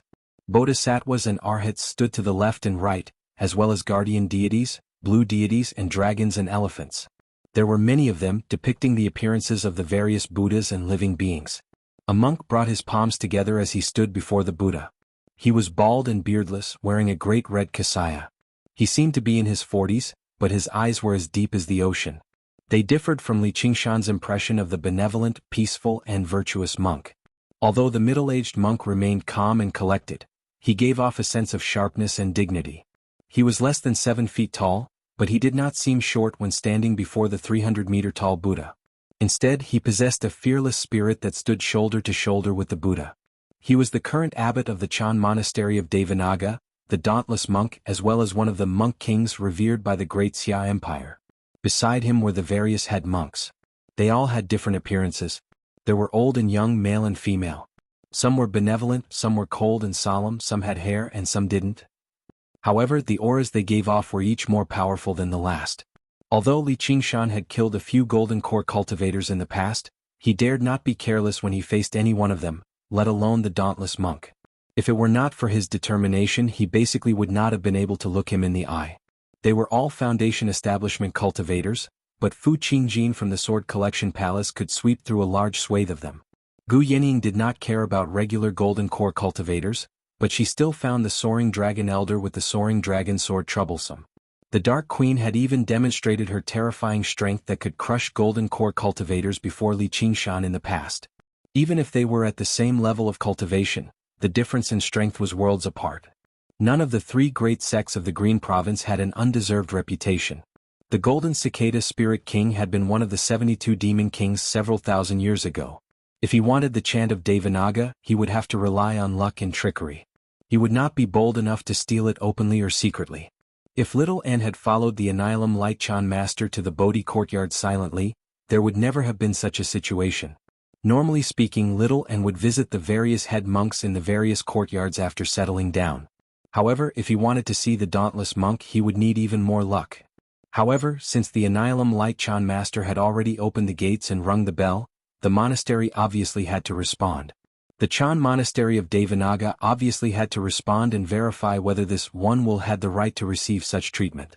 The greater the courtesy, the greater the pressure. The Annihilum Lightchan Master waited outside with Little N before entering the hall. He bowed towards the Dauntless Monk and stood in an empty seat. As her master, he had already given Little N an opportunity. Whether she could grasp it or not would be up to her. If she succeeded and proved herself, it would be endless glory. The entire Chan Monastery of Devanaga would support her cultivation. If she failed, then he would be making a fool of himself. It would also make him seem like he had a poor eye for people and acted inappropriately. Little N nodded towards Li Qingshan. Li Qingshan gave her a thumbs up, encouraging her. She stepped over the high sill with a bare foot and stepped into the hall.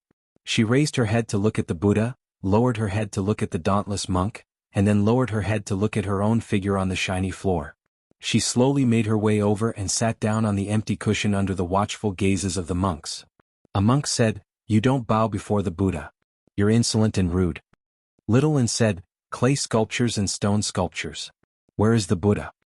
The Buddha's light illuminates all, bringing salvation to all living beings. It exists everywhere. Seeing me is me.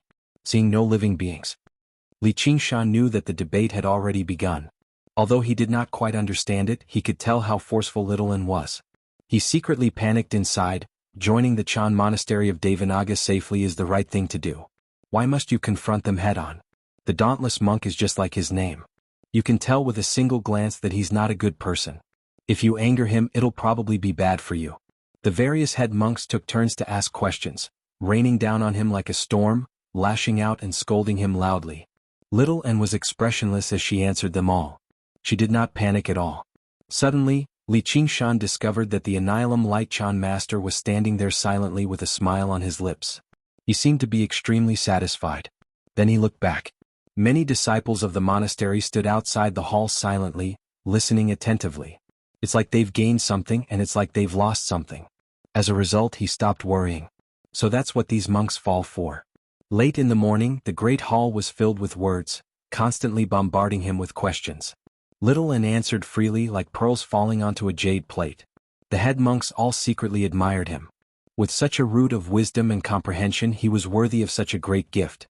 The dauntless monk who had remained silent the entire time suddenly took a step forward. He shone with golden light, turning into a guardian king that was 300 meters tall. He glared at Little Anne, wielding the pillar-like staff of demons, subduing and suddenly coming to a halt in the hall. With a clang, the hall caved in, covered in cracks. Clearly he had truly lost his temper.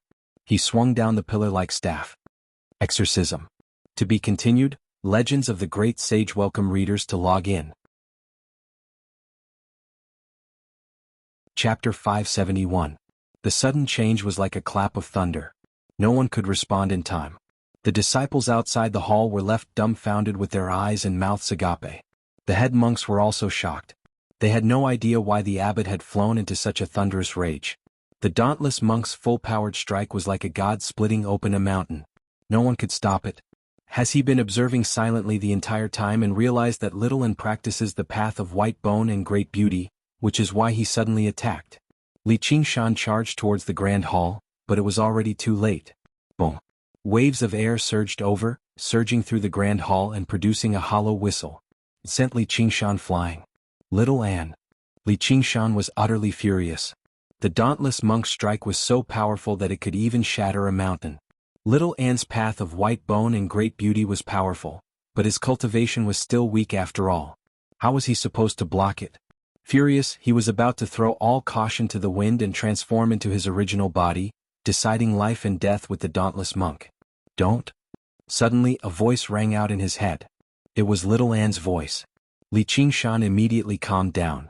Even if the dauntless monk had really seen through something, he would never launch a sudden attack like this with his bearing. He could at least explain everything first before subduing the demon. It was not like even 10 Little Anne and Li Qingshan were useless against a monk king like that in the Chan monastery of Devanaga anyway. Just now, Li Qingshan had only panicked out of concern. As soon as he calmed down, he noticed something amiss. The violent wind subsided, and the colossal pestle that resembled a heavenly pillar stopped above Little Anne's head. The murderous aura in the air vanished, like the thunderstorm had cleared up the sky in a single instant. It was rather abrupt. It only demonstrated that the dauntless monk's control over his power had already reached a level where he was absolutely unruffled, which also proved that he had not unleashed his full power. Little Anne sat on the praying mat, still expressionless. His seaweed-like long hair fluttered in the wind, and his body didn't even lean back in the slightest. His eyes were empty as he stared ahead, ignoring the huge Vajra. As the saying goes, even if Mount Tai collapses in front of you, you won't change your expression. Aren't you afraid that I'll kill you? The 100-meter-tall Guardian King stared at Little Anne. The anger on its face gradually subsided. His lips opened and closed, emitting a sonorous sound that reverberated in the hall of great strength. If you want to kill me, I can't stop you. It's useless to be afraid. If you don't want to kill me, why should I be afraid? Little Anne said calmly. Great wisdom begets great courage. It's rare. My fearless Vajra Sutra can only be cultivated by those with great courage. Are you willing to learn it? The dauntless monk asked. However, his true objective with his strike just now was not to test whether Little Anne had great courage or whether he had the right to teach her the fearless Vajra Sutra. The talent and ability to comprehend that Little Anne had demonstrated was basically unbelievably high. Even when he was young, he was left in the dust. As a matter of fact, she might have been the most outstanding disciple the monastery had ever seen since its founding. However, there was something that even he could not see through in her empty eyes, which made him feel a hint of wariness. She seemed completely empty. He was unable to tell what she wanted, much less tell what she was thinking. If a figure like her devoted herself to Buddhism, she would definitely be an eminent monk of Buddhism. However, if she harbored demonic thoughts, the consequences would be so great that no one could stop her. As a result, he tested her. Apart from purging demons and demons, the dauntless Guardian King's demon-subduing pestle also possessed the power to subdue demonic thoughts. This move was called Severe Warning. It was a secret technique of Chan sections. If the demonic thoughts in her were weak, they would be routed and destroyed, but if they were too powerful, they could be stimulated, allowing him to see what her mental state was like. However, the outcome left the dauntless monk rather disappointed. He could not sense where her demonic thoughts were at all, as if he had punched the air. Did she not possess any malice at all? However, that was completely impossible unless she was an infant who had just been born, ignorant and undeveloped. Only then would she be like that. When they grew slightly older, greed and a desire to fight would naturally develop. Or perhaps, her cultivation of the mental state had really reached that level? Even the master of the monastery, the dauntless monk, could not imagine just what kind of overwhelming change the path of white bone and great beauty had brought to Little Anne's mind and mental state.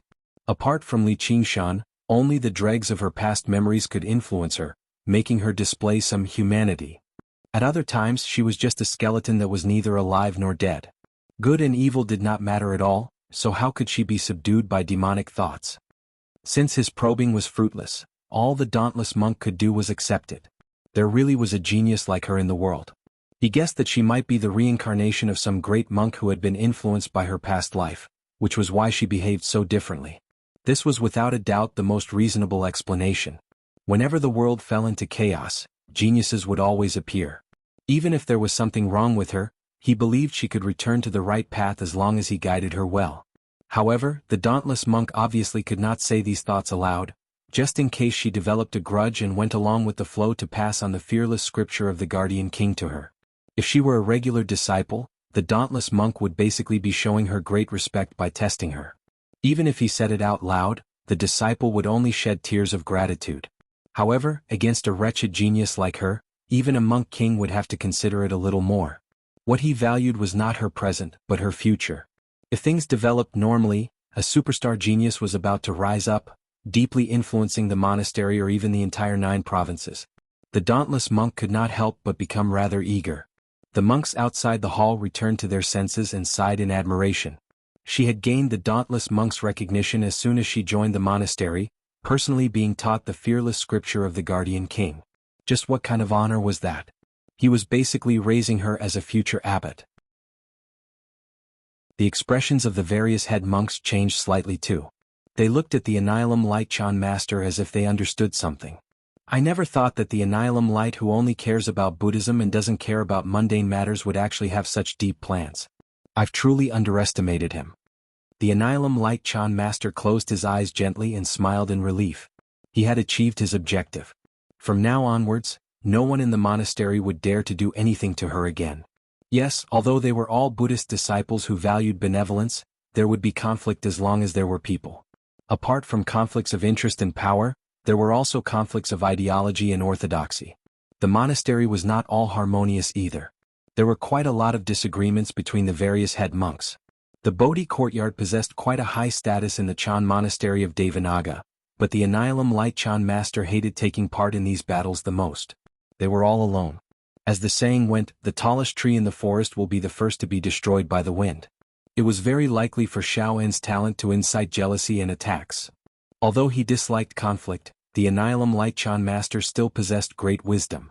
As a result, he came up with a method that would settle things once and for all, allowing her to enter the monastery in endless glory before gaining the dauntless monk's recognition in front of everyone, allowing her to obtain a supreme identity and status in the monastery. The Guardian King's scripture of demon subdual that little and practiced right now was a foundation. Further up were the Guardian King of Flames, the Guardian King of Great Strength and so on. They all had their own uses. What the dauntless monk practiced was the fearless scripture of the Guardian King. His Dharma name was not originally Fearless, but now people only knew him as the dauntless monk. They had already completely forgotten his original Dharma name. Cultivation methods at the third heavenly tribulation and above were the supreme cultivation methods of this world. They were secrets of the various sects and sections. And she would be taught by seniors who practiced the same cultivation method. This was basically a great fortuitous encounter that regular cultivators could only come across. However, after a moment of thought, Little En bowed gently. I'm willing to learn the chant of Devanaga. The chant of Devanaga. There was an uproar outside the hall. The chant of Devanaga was the supreme cultivation method of the monastery. Normally, only the head monks of the various departments had the right to practice it. Regular elders did not even have the right to practice it. She was a new disciple, yet she was still not satisfied with the fearless scripture of the Guardian King that the abbot had personally passed on to her. She even wanted to learn the chant of Devanaga. Even Buddhist disciples who were pure of heart and few desires could not help but burn with jealousy. They were displeased, feeling that she was too greedy and did not know what was good for her. Li Qingshan's heart leapt into his throat too. One of the main reasons why he had come to the monastery was for the chant of Devanaga. If he brought the chant of Devanaga back to the Golden Cicada Spirit King, apart from completing his past promise, the Golden Cicada Spirit King would be in a good mood. Perhaps there would even be benefits for him. The Golden Cicada Spirit King wanted to jump out of the well, but there were many things that he couldn't bring out. If he just left some for Li Qingshan, it would be a huge treasure. You really want to learn? The dauntless monk dispersed the dauntless Guardian King and frowned slightly. The chant of Devanaga was renowned, but in reality, it was not necessarily more practical than the fearless scripture of the Guardian King that he had personally passed on to her. Why was she giving up what was close at hand and seeking what was far away? Yes. Little En said with certainty. Her foundation lay in the path of white bone and great beauty. While the fearless Vajra Sutra was valuable, it paled in comparison to the former. It was dispensable to her. On the other hand, the chant of Devanaga was a technique that could be used, and it was even more useful to her. All right, I can agree. The dauntless monk said firmly, but he changed the topic. Though, you need to undergo the second heavenly tribulation and condense a sarira. Only then can you unleash the power of the chant of Devanaga. By then I'll pass on the chant of Devanaga to you. It was obviously impossible for him to pass on the sect's supreme technique to a new disciple right away, so he set up this as a barrier. No matter how great her talent was, breaking through the second heavenly tribulation was not something that could be achieved overnight. As a result, he could carefully understand her personality and nurture her loyalty to the monastery. Yes. Little Anne agreed firmly. She was only a step away from the second layer of the path of white bone and great beauty. As long as she cultivated for a while in the monastery and broke through this barrier, she would basically be able to undergo the second heavenly tribulation. By then, as long as she had the support of sufficient resources, condensing a Saraira would only be a matter of course. It was possible to imagine that she definitely would not lack resources in the monastery. Afterwards, the dauntless monk specially arranged a place for her to cultivate, isolating her from the other disciples, just in case they were influenced by her beauty. Originally, Buddhist cultivators would be better off directly jumping off Great Buddha Mountain if they could not even control the tiny things in their bodies. However, her beauty was far too great, just like the legendary Heavenly Maiden. Disciples with insufficient mental fortitude and cultivation could very easily be influenced. Chapter 572. Li Qingshan strode into the Grand Hall and clasped his hands. I am the Scarlet Hawk Commander of the Clear River Prefecture, Li Qingshan. Greetings to the abbot and the head monks. Sensing the dauntless monk's hostility, he purposefully mentioned his identity as a Hawk-Wolf guard so that the monks would have some qualms. The dauntless monk asked, Who allowed you to enter this place? It's the Annihilum Lightchan Master. Li Qingshan looked at the Annihilum Lightchan Master, but he never expected the old monk to completely ignore him. He lowered his head obediently and said nothing. His heart leapt. Oh no, I've fallen for this monk's tricks. The Annihilum Lightchan Master did not allow him to come with them, so he obviously would not admit to it right now. Little Anne said, He came with me so he doesn't know the rules of the Chan Monastery of Devanaga. Please forgive him, abbot. The dauntless monk could not help but glance at Little Anne deeply. That was the longest thing she had said after entering the Grand Hall apart from when she was debating with him.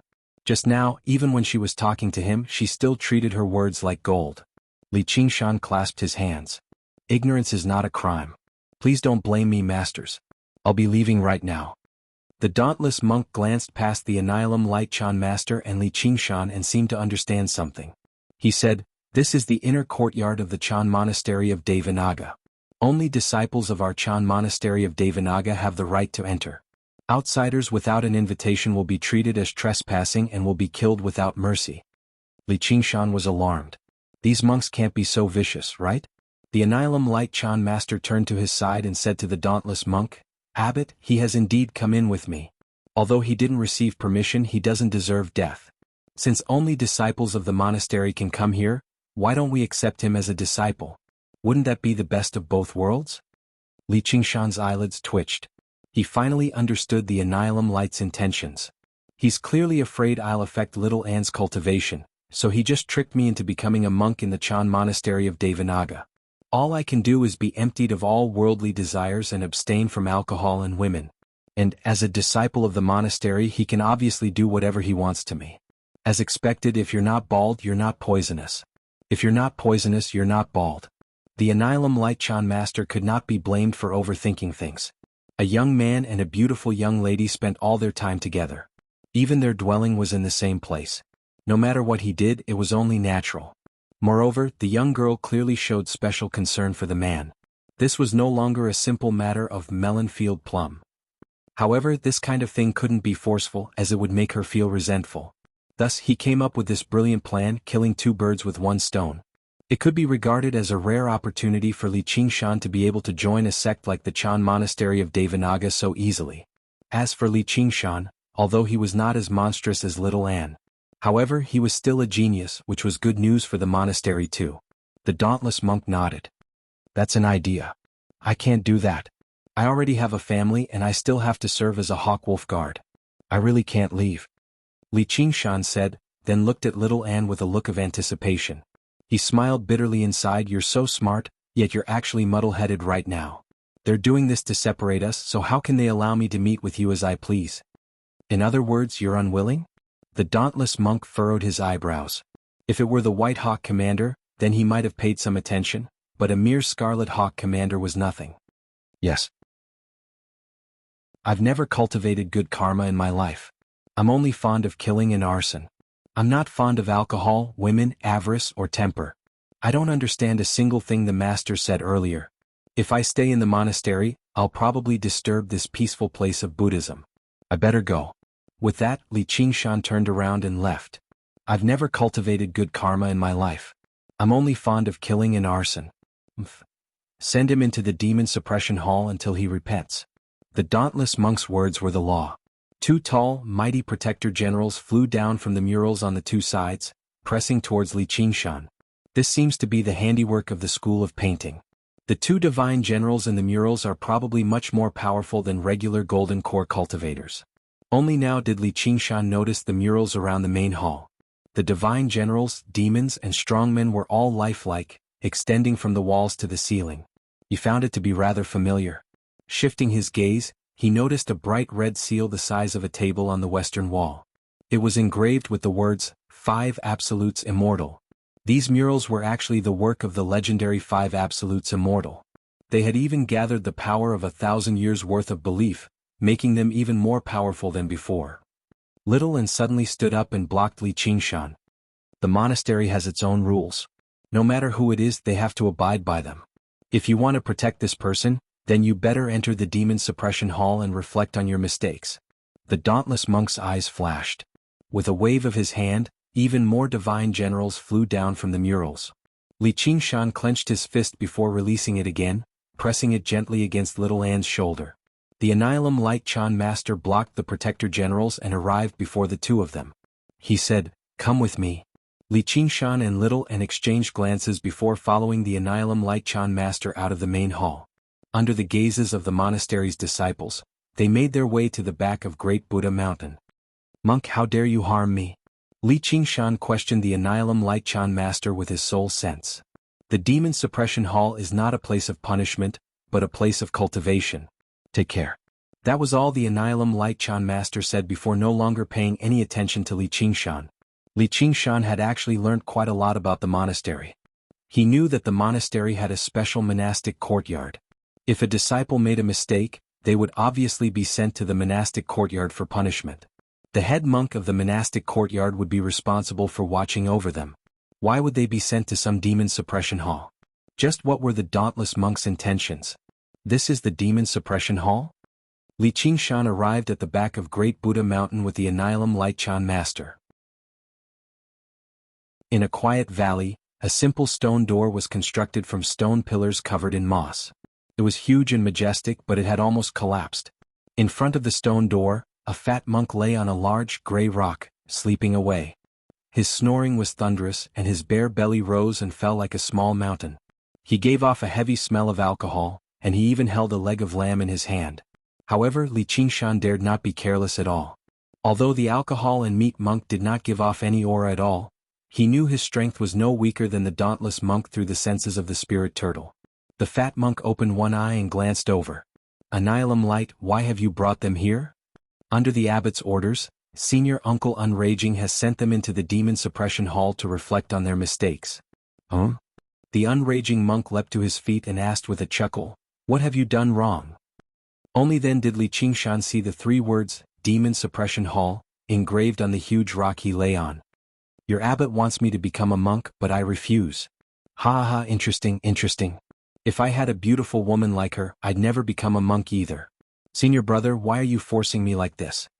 The unraging monk glanced at Little Anne and patted his belly, laughing so hard that his fat jiggled. His laughter was extremely infectious. Li Qingshan could not help but smile too. "The Chan Monastery of Devanaga really should let you become the abbot, master." The unraging monk shook his head like a rattled drum. "What's so interesting about that? This girl seems like a disciple of Buddhism." The Annihilum Light Chan master gave a rough explanation of what had happened, and the unraging monk studied the two of them in thought. His smile remained on his face the entire time as he muttered to himself, "You're not born with good karma, only fond of murder and arson. You sure do have some courage to say that before my senior brother. Why don't you become my disciple instead?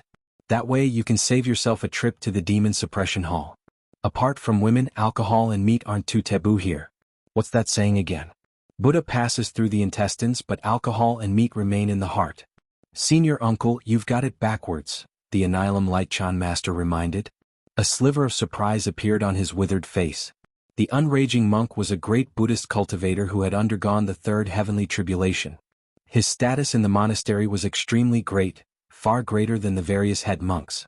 However, he was eccentric and did not abide by the precepts, so he was punished to guard the demon suppression hall all year round. Originally, with his cultivation, no one could stop him even if he wanted to leave the monastery, but he really did remain in the demon suppression hall, guarding it for a century. He found it troublesome, and he had never taken on a disciple before. He never thought he would actually ask to take on a disciple today. This was basically a colossal fortuitous encounter. If he had a master like that, he might not be able to do whatever he wanted in the 9 provinces, but anyone who wanted to touch Li Qingshan would have to consider the consequences. It's all the same. As the unraging monk said that, he fished out a great gourd of alcohol and gulped down a few mouthfuls before passing it to Li Qingshan. Li Qingshan smelled the fragrance of the alcohol and tried taking a sip. He felt like a scorching flame had spread from his throat to his stomach, burning with pain, but also indescribably refreshing. He had actually never tasted such strong alcohol in his life, and it contained extremely dense spiritual qi. Li Qingshan could not help but take a deep breath, but the alcohol in the gourd flowed endlessly. He drank over a dozen liters in a single gulp, but he still did not finish it. Fine alcohol, but I don't want to be a monk. Li Qingshan drank 50 liters of alcohol before putting down the gourd and wiping his mouth. He was hiding a great secret.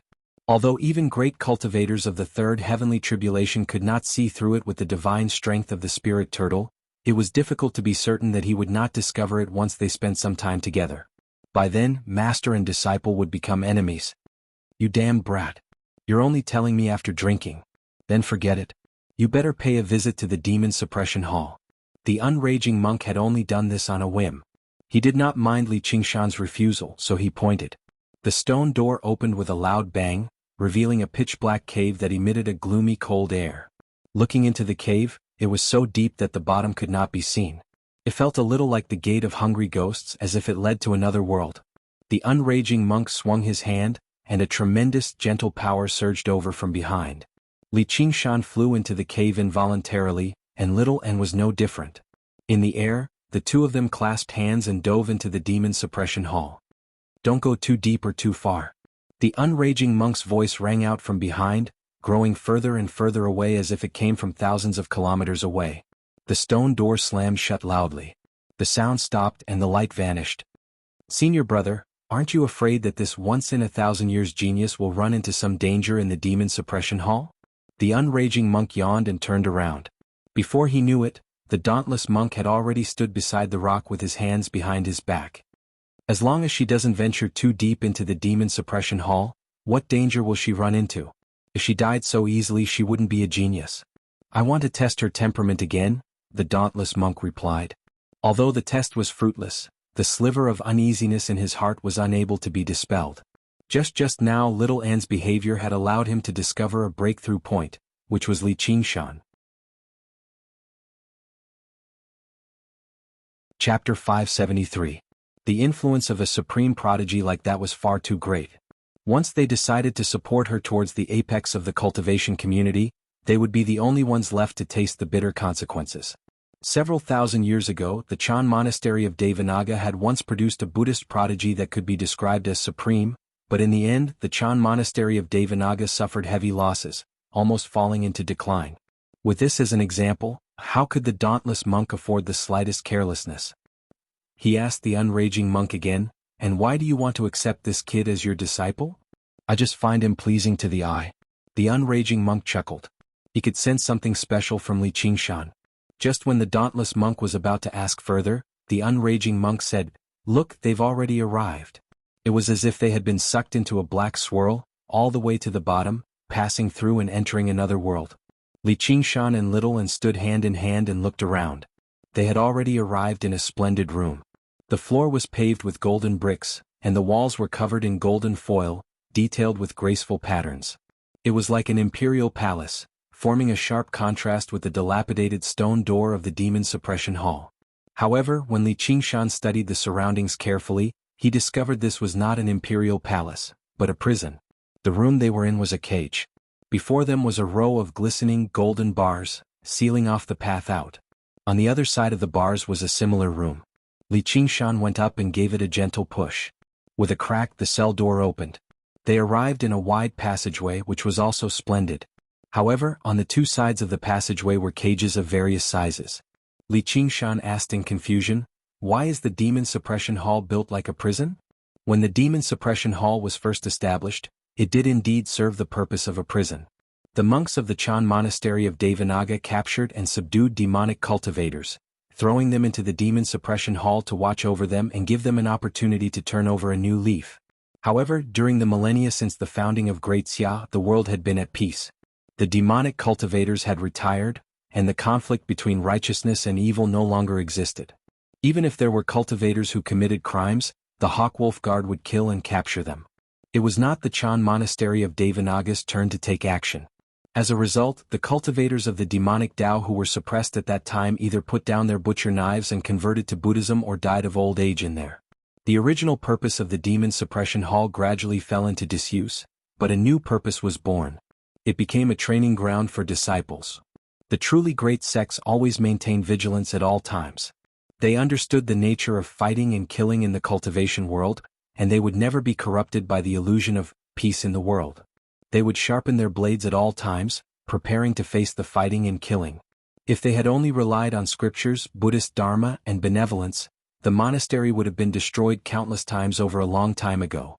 Although the internal competition could maintain a sense of competition, it was far from a real fight to the death. As a result, whether it was the Sword Collection Palace or the Shenin sect, they all built similar places. A mournful scream came from the end of the corridor, filled with pain and unwillingness. His voice reverberated in this dazzling prison, causing people to feel a chill in their hearts. Li Qingshan narrowed his eyes and restrained his aura. He flew to the end of the corridor and was slightly surprised. All he saw was a group of people lying on the ground, huddled together. Blood flowed out from between them, dyeing the golden tiles red. A child around 7 or 8 years old in the middle had been disemboweled. They were currently taking out his organs and shoving them into their mouths. The child was still not dead. He struggled as hard as he could, screaming out in pain and hatred. "Stop!" Li Qingshan bellowed, and the group of people turned around. They were all covered in blood and their faces were twisted. It was just like a classic scene from a zombie movie in his past life. However, to Li Qingshan's surprise, they did not lunge over immediately. The bulliest man even wiped away the blood on his face and asked, "Are you new?" His tone was rather strange, but he was clearly intelligent, not a mad beast. However, he did not feel like there was anything wrong with what he was doing at all. The child was still shrieking. It was an extremely strange sight. "Release him." Li Qingshan was taken aback. He called out coldly. He never thought such a horrible thing would happen in the renowned Chan monastery of Devanaga. These monks were far more vicious than he had imagined them to be. "You want to eat him?" The burly man's expression changed, but his tone seemed like he was talking about a pig or a sheep, not a child. At this moment, Little and caught up as well, arriving beside Li Qingshan. The burly man's eyes lit up, shining with undisguised lust. His lower body immediately changed and he stood up without the slightest hint of shame. The other men were the same. They opened their mouths and drooled. They were clearly human, yet they suddenly seemed like wild beasts in heat. "Is that woman yours? Give her to me or die." The man pointed at Little An and said to Li Qingshan. Before he had even finished speaking, there was a bang, and his head exploded like a watermelon. Blood and brain matter splattered across the golden wall on the side. "Use your head before you speak." Li Qingshan pulled his foot back as he said. "Oh." The other men all lunged over madly. Their veins bulged and their muscles bulged. Their fangs protruded from their mouths as they howled like wild beasts. Ping ping ping ping. A group of headless corpses fell to the ground. Blood flowed freely, broken bones and brain matter splattered everywhere. Li Qingshan found it strange. These people were far stronger than normal humans, but they did not seem like cultivators. They could not even be considered wild beasts. Wild beasts would always hide in the face of danger, but these people seemed to be driven by their own desires. The child no longer screamed. He propped himself up and stretched out his hand to cover his stomach, stuffing the organs and intestines that had been pulled out back into his stomach. His vitality was unbelievably strong. He then pounced on the headless corpses beside him and began to gnaw on them. He was not whipping the corpses for revenge, but simply eating because he was hungry. Li Qingshan felt a sense of absurdity and did not know what to say. After the child had his fill, the wound on his stomach had mostly healed. The child asked shyly, "Thank you for saving me. Can I follow you? What's your name? Who are they?" "What?" Li Qingshan paused. "Eat you? I'm Duoj and this is my father. I don't know anyone else, so why do you want to eat me?" "It's obviously because I'm hungry." The child called Duoj pointed at the first man whose head Li Qingshan had blown up with a kick and said in a serious manner. Afterwards, he waved his arms and promoted himself. "I can help you fight. If you're hungry you can eat me too. My flesh is very tender." He swiveled his eyes slyly and pointed at the corpses on the ground, including his father's. "These can be eaten for many days." Li Qingshan felt like his brain was lacking. These people were not powerful, but the things they did and the things they said were terrifying. This was the ultimate proof of the evil nature of the people. They were so repulsive that they could not look at them directly. The father led a group of people to eat the child, and the child treated the father as food. If regular people were here, their outlook on life and values would probably be severely impacted. In reality, there were indeed many disciples of the Chan monastery of Devanaga who were unable to endure the tremendous pressure of the mind during the trials of the demon suppression hall, going mad and suffering from chi deviation. Disciples with such weak wills were not worth paying attention to no matter how talented they were. Don't tell me they're slaughtering and devouring one another just because they're trapped here and have nothing to eat? No, it's not that simple. These people are basically doing these things as a matter of course. They don't feel any remorse from their conscience at all, much less any so-called mental torture. The dauntless monk had been observing the situation in the demon suppression hall the entire time. He discovered that little Anne's gaze did not even waver at all the entire time. That was no longer simple coldness or callousness. Instead, it was disregard. It was disregard the bloody sight, disregard the horrific devouring. The dauntless monk was unable to tell whether he should be happy or worried. Everyone wanted their disciple to have a firm will, but to be so firm to such a degree was slightly strange or even terrifying. It had completely exceeded her age. There was only one thing he was certain of. She did not have a so-called heart of benevolence. And Li Qingshan did not hold back at all. Originally, he was considering whether he should remind them that they were not truly human when they appeared before them, but as it seemed, there was no need for that at all. "Duoj, do you know where the exit is?" Li Qingshan asked. Although he knew the dauntless monk would not spare them so easily, he still had to try and find an exit himself. Duoj said, "There's no exit. Once you enter you can't leave anymore." Li Qingshan said, "Is there really nothing special about it?" Duoj hesitated. Li Qingshan immediately said, "Take us there." Duoj dared not turn him down. He picked up a corpse and pointed at the other corpses. "It's very far. You can eat along the way too." He was worried that Li Qingshan and the others would run out of food and try to eat him. "Leave the corpses behind. Let's go." Duoj left the corpses behind and quickly led the way. He glanced back reluctantly, not because of his father, but because he was reluctant to part with the food. "There's meat. There's food." Soon after they left, another group of people entered, crouching on the ground and munching away. They ate happily. The prison was like a maze. The paths twisted and turned, constantly branching off. Its surface area was even larger than that of the Great Buddha Mountain. This was definitely not an ordinary palace built underground. He constantly came across people along the way, and basically all of them were young men. As soon as they saw little Anne, they lunged over like bulls in heat. They were all extremely strong, moving like the wind. They were roughly on par with iron plate corpses. Li Qingshan obviously slaughtered his way over without holding back. He discovered that some of the people clearly possessed some deformities that were not human, such as the huge lumps on their foreheads, their protruding backs, their disfigured skin, and their sharp claws and teeth. Normally, the more obvious the deformities, the more powerful they were. Li Qingshan's doubts grew deeper and deeper. Just who were they? Why had they become like this? And why were they trapped in the demon suppression hall? The further he ventured, the stronger the enemies became. Some of them even vaguely surpassed the level of corpse soldiers, approaching the strength of corpse generals. He could not help but recall the unraging monk's warning. Chapter 574. The dauntless monk can't stop worrying about me. He wants to observe my temperament and reactions. If I can't satisfy him, he won't let us out so easily. Little Anne's voice rang out in his head. Li Qingshan continued onwards without batting an eyelid. Then do I need you to demonstrate some kindness? I can't fool him with a disguise. That's fine. However, I can find an opportunity to use some Buddhist techniques to dispel his doubts. All right. Li Qingshan nodded. So far Little had yet to fight. Since he was going to use something, he obviously needed a sufficiently powerful opponent. As a result, they continued onwards. Along the way, basically all the people they came across were men.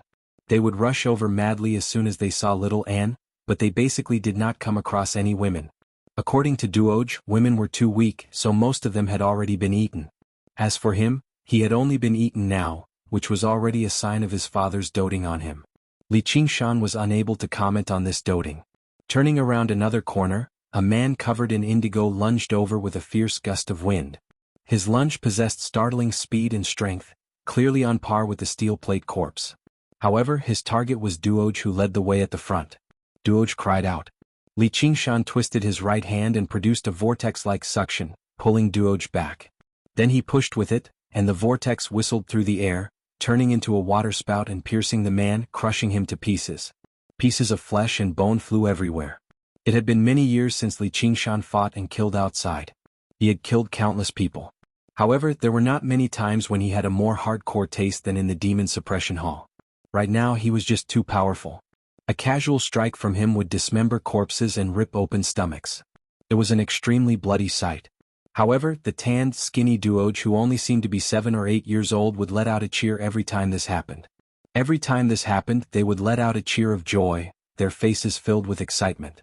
Li Qingshan forbade him from carrying the corpses, so he scooped up some pieces of meat and shoved them into his mouth like he was snacking. He ate happily. There was nothing Li Qingshan could do. He could not be bothered to stop him. This child was born with a demonic nature.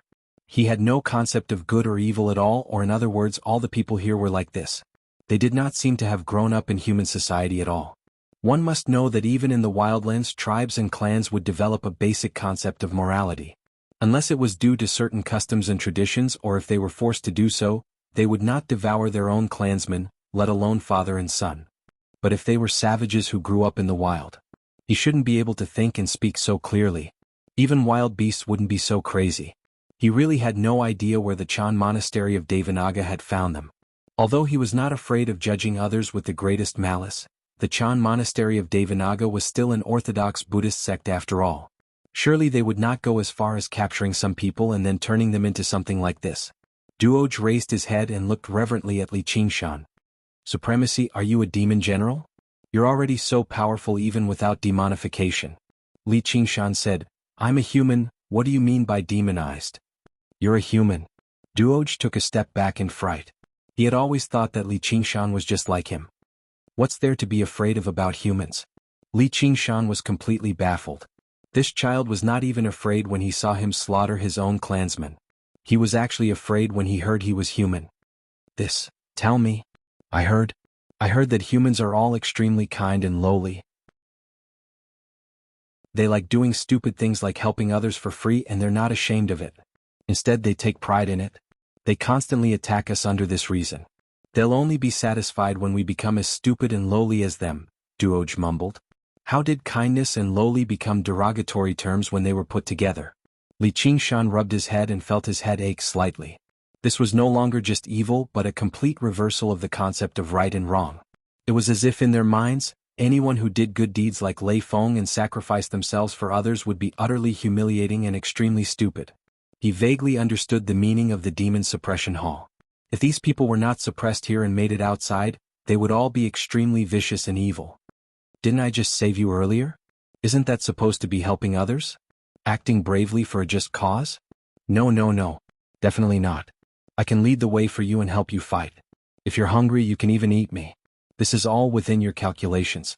It's definitely not supposed to be helping others. It's very clever and very powerful, a demon among humans of great evil. Duoj was frightened out of his wits. He trembled and explained himself in a hurry. In the end, he even raised his thumb and gave Li Qingshan the glorious title of demon among humans. This was like someone asking you, do you think I'm a whore, an idiot, or a piece of trash? It was very difficult for you to not treat it as an angry threat. The corner of Li Qingshan's lips twitched, and he barely managed to make a happy expression. He sucked in a deep breath and raised his head, yelling at the ceiling, "Let me out. I don't have the right to enter the demon suppression hall at all." He felt like he could already be regarded as an extremely kind person compared to this child. Alright, he was cursing. The unraging monk laughed aloud. The dauntless monk shook his head. These demon folk are still as thick-headed as ever. They don't know how to repent. Even this little demon folk is filled with evil from the bottom of their hearts. Demon folk are born with a demon heart. Their 5 skandhas flourish, unable to distinguish between good and evil. Right and wrong are inverted.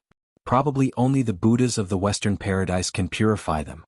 It's not something we can do, so there's no need for you to get angry, senior brother. Junior brother, we might not be able to purify them, but we can destroy these enemies of Buddha, just in case they grow up and cause even greater trouble. We can't be soft-hearted just because they look human or because they're young.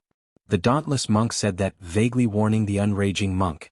The unraging monk laughed aloud, but he said nothing. His voice reverberated through the corridor, but there was no reply at all. Li Qingshan sighed and said to Duoj, "Then what's the demonification you speak of? All demon folk can demonify just like this." Duoj clenched his fists. His little face was bright red from holding back, and he even let out a gasp. In the end, only the color of his eyes changed slightly. His body relaxed, and his eyes were filled with anticipation. "I'm still too young. Once I grow up, I'll definitely become an extremely powerful demon king." Demon folk, demon king. Li Qingshan murmured. If he ignored his strange words and actions, Duoj was no different from a regular child. He wanted to be a scientist, wanted to be a president, and so on. Li Qingshan patted Duoj's head and said nothing more. "Let's keep going. Are there no stronger opponents here?" "Venerable, you really are a vicious and brutal demon among humans. The place we're going to has a lot of powerful experts for us to kill." Duoj's eyes lit up in admiration. Then he said, "I heard grandfather say that actually, it doesn't matter if you're human. As long as you have a demon heart, everyone can become a demon. You'll definitely become a powerful demon king in the future." He seemed to be trying to comfort Li Qingshan. Li Qingshan shook his head with no idea how to react. With a gentle wave of his right hand, a rolling cloud rose up, lifting up Duoj as well. Afterwards he said, "All you need to do is point the way. Let's get to the place you're talking about quickly." The cloud took off with a swish. Duoj lay at the front, constantly pointing in a certain direction. The cloud soared through the maze-like demon suppression hall. Flying past thousands of prisons, Li Qingshan imagined the dignified manner in which the Chan monastery of Devanaga suppressed demons when this place was filled with prisoners in the past. After several millennia of recuperation, they would only become even more powerful. If his identity was exposed, he would probably struggle to avoid being suppressed. Demon folk appeared before him one by one. If they did not come to obstruct him, Li Qingshan would not pay any attention to them, but if they dared to block his path, he could not be bothered with doing anything either. He just rammed over with a cloud. Under his control, the cloud-treading mist subdued the soft and the hard, and it moved with startling speed. Everyone he rammed into would suffer broken bones and spurt out blood. However, these demon folk were all tough and possessed great vitality, so he had no idea whether they would die or not. The path gradually widened and the twists and turns and branching paths decreased. However, more and more demon folk appeared, and they became stronger and stronger. Some of them even wielded weapons such as blades, spears, swords, and halberds. Their abnormalities became more and more severe too. The speed of the cloud naturally slowed down. With a bang, the cloud knocked away a blade-wielding demon folk, and the blade flew out of his hand. Duoj stuck his body out of the cloud and reached out to scoop it up. Holding it in his hand, he tossed aside the bone club he had just obtained and placed the bloody longsword on his back. However, it was taller than him, making him look a little comical. However, he looked very happy. His innocent look was no different from that of a mortal child who had obtained a favorite toy. Li Qingshan felt rather sorrowful. He was not a person who was overflowing with sympathy, but he would always feel some gentleness towards children. Children were always weak and powerless. Everything was bound by their environment. They were powerless to fight back when they were oppressed, humiliated, and oppressed.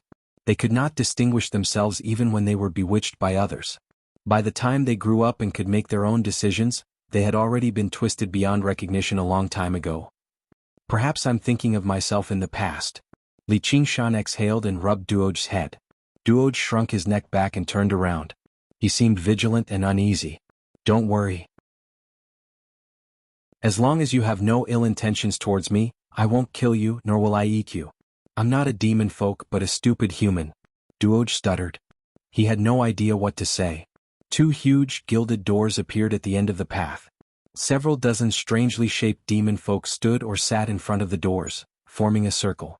Two demon folk were currently locked in a battle to the death in the center as the others made a ruckus on the side.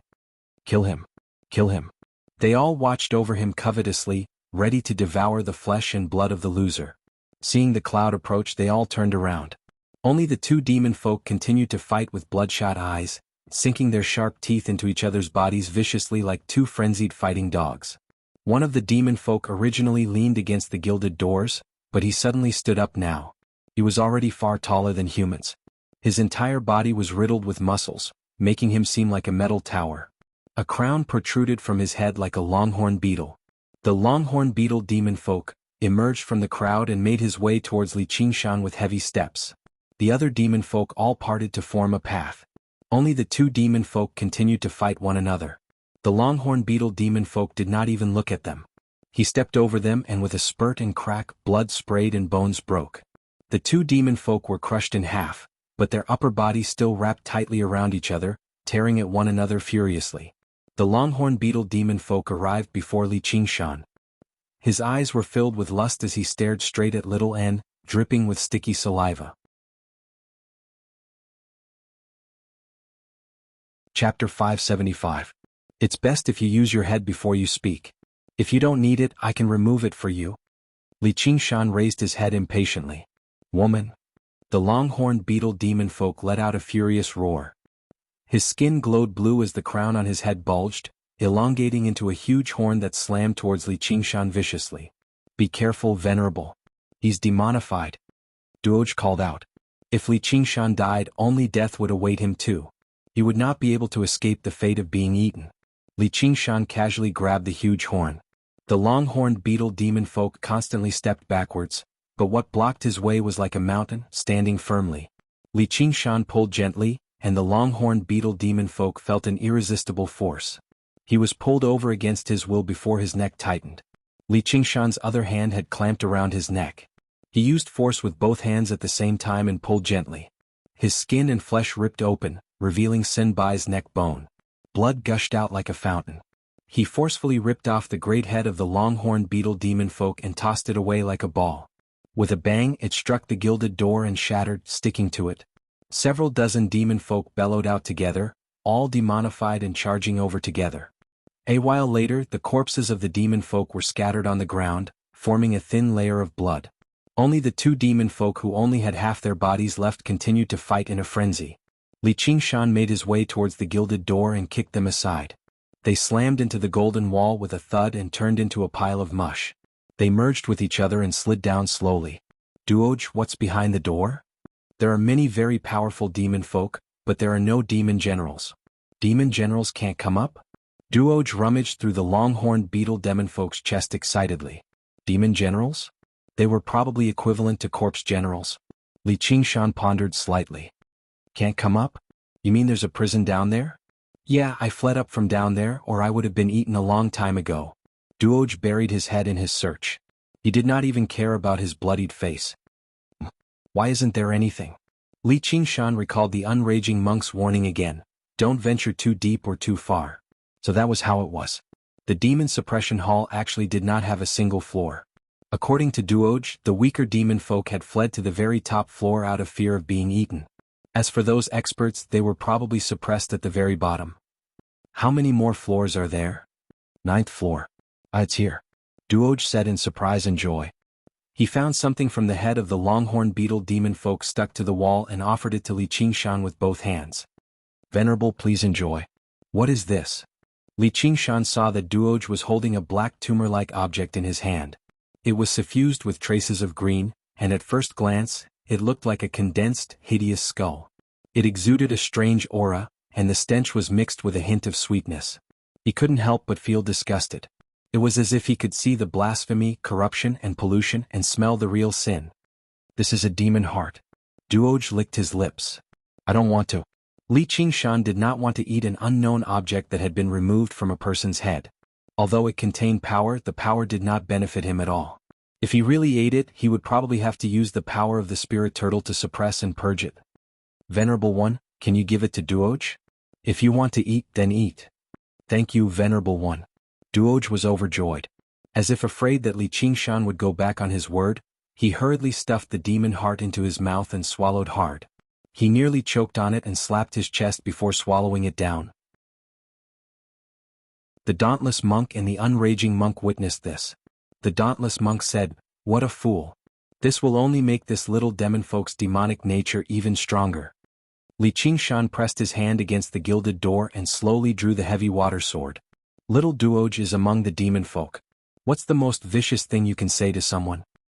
You're a good person. Duoj said after some thought. Li Qingshan's expression stiffened. All right then. He pushed hard and the gilded door parted extremely quietly. The first thing Li Qingshan saw was a pair of widened eyes, glaring at him furiously. He glared at him angrily. His heart skipped a beat and the hairs on his body stood on end. He actually felt frightened. There was actually such a dangerous enemy here?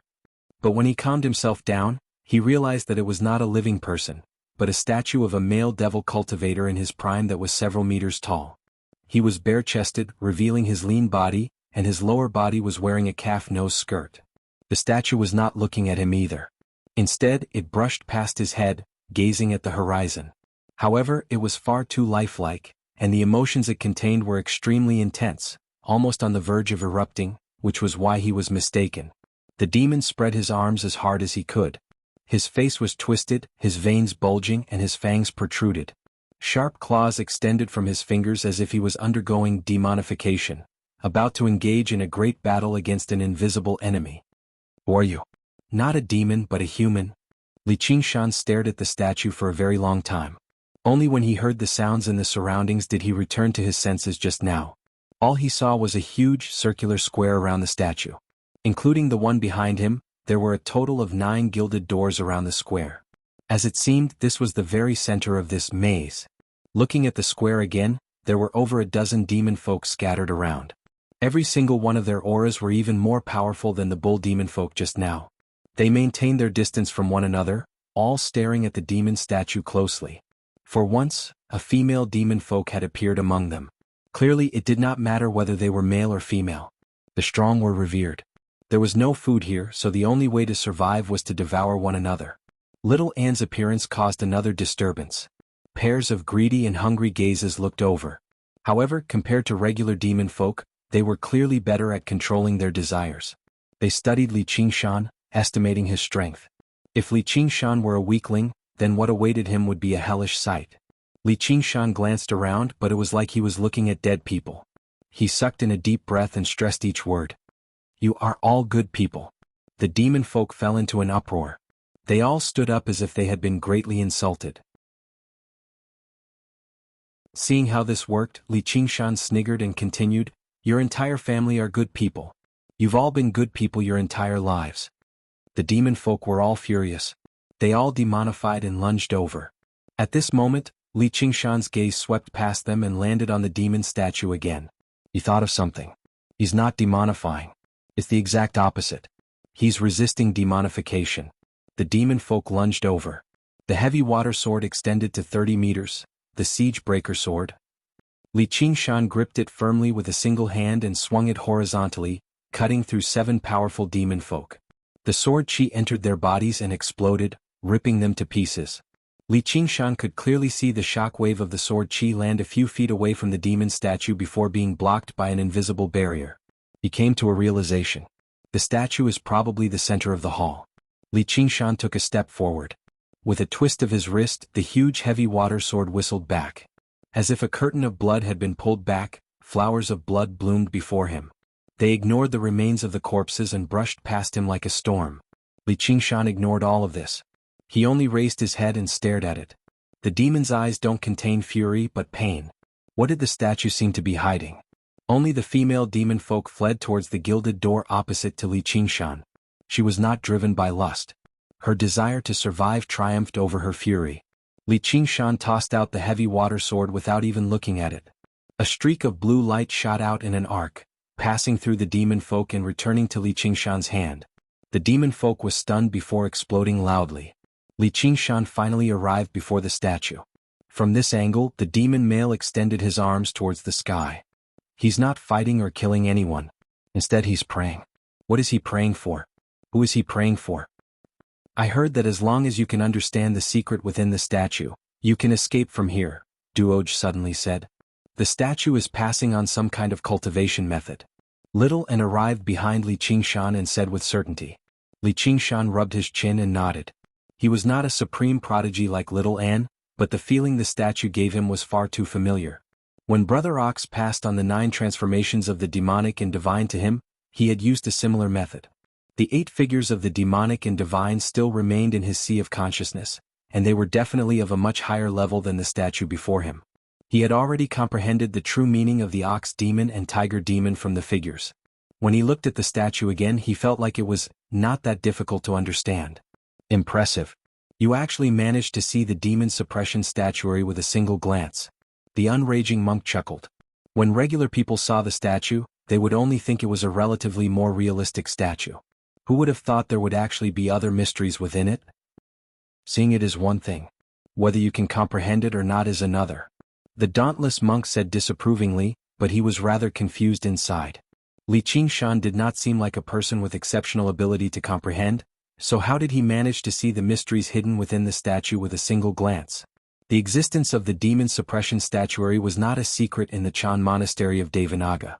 There had been plenty of talented and clever disciples who had entered the demon suppression hall for training, and they had sensed the existence of the demon suppression statuary.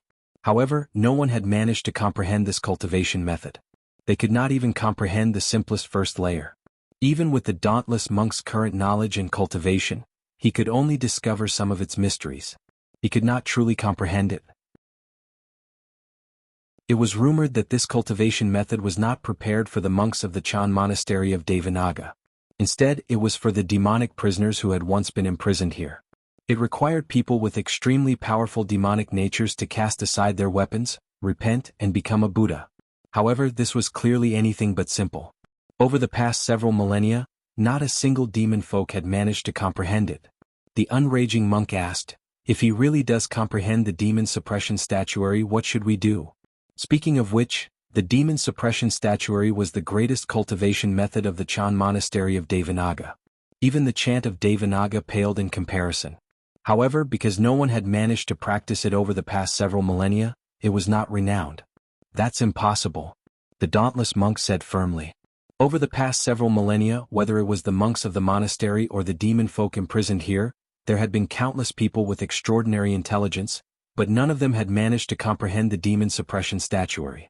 How was it possible for him, a measly foundation establishment cultivator, to do it? Chapter 576. The unraging monk shook his head with a smile. The human heart is mysterious and deep. Normally, it only shows the tip of the iceberg, and it's restrained by the customs of the secular world, making it even more unpredictable. Just now he's acting so viciously and brutally. It's no longer just for victory. Everyone has a Buddhist nature in their hearts, but everyone also has a demonic nature. You can't deny that, can you, senior brother? I won't deny it, but if his demonic nature really is unbearable, why would he be so lenient to that cannibalistic little demon folk? The dauntless monk pointed out. Duoj currently had his head lowered, searching for the scattered demon hearts on the square. The demon hearts were made of extraordinary materials. They were the only parts that could not be destroyed by Li Qingshan's sword qi. Perhaps he has always been suppressing the demonic nature in his heart, the unraging monk said. Even he found it to be rather unlikely. If demonic nature could be suppressed so easily, then the world would be filled with kindness. What was the point of the demon suppression statuary then?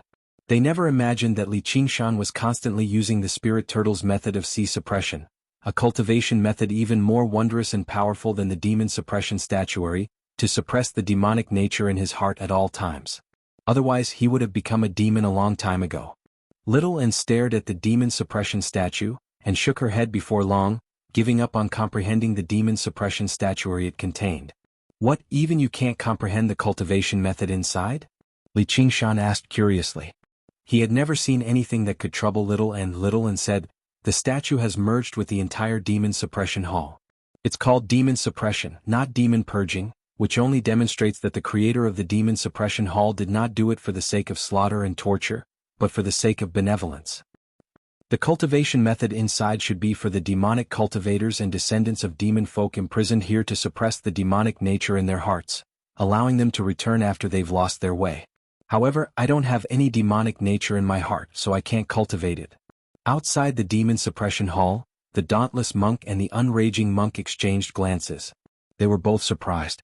In just a moment she had understood the purpose of the demon suppression hall, including the function of the demon suppression statuary. It was truly unbelievable. All those years ago, all the cultivators of the devil Tao that were imprisoned in the devil suppression hall were formidable figures that ran amok through an area. Because they possessed an extremely strong devilish nature in their hearts, they had the opportunity to comprehend the path of repentance from the devil suppression statuary. However, they did not believe her when she said, "I don't have any demonic nature in my heart," but she was clearly speaking to them. "I understand why you're so cautious, senior brother." The unraging monk shook his head gently. The smile on his face vanished for the first time. At such a young age, with such intelligence, the Chan monastery of Devanaga obtaining a disciple like her was either a great blessing or a great disaster. Chin, demon saint, she, demon. Chin, of,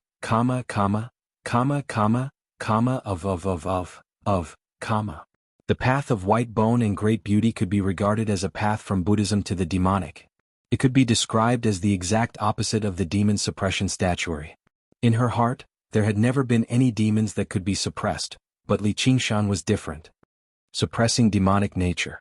I wonder if I can use it to suppress the ox demon and tiger demon? Li Qingshan thought of something.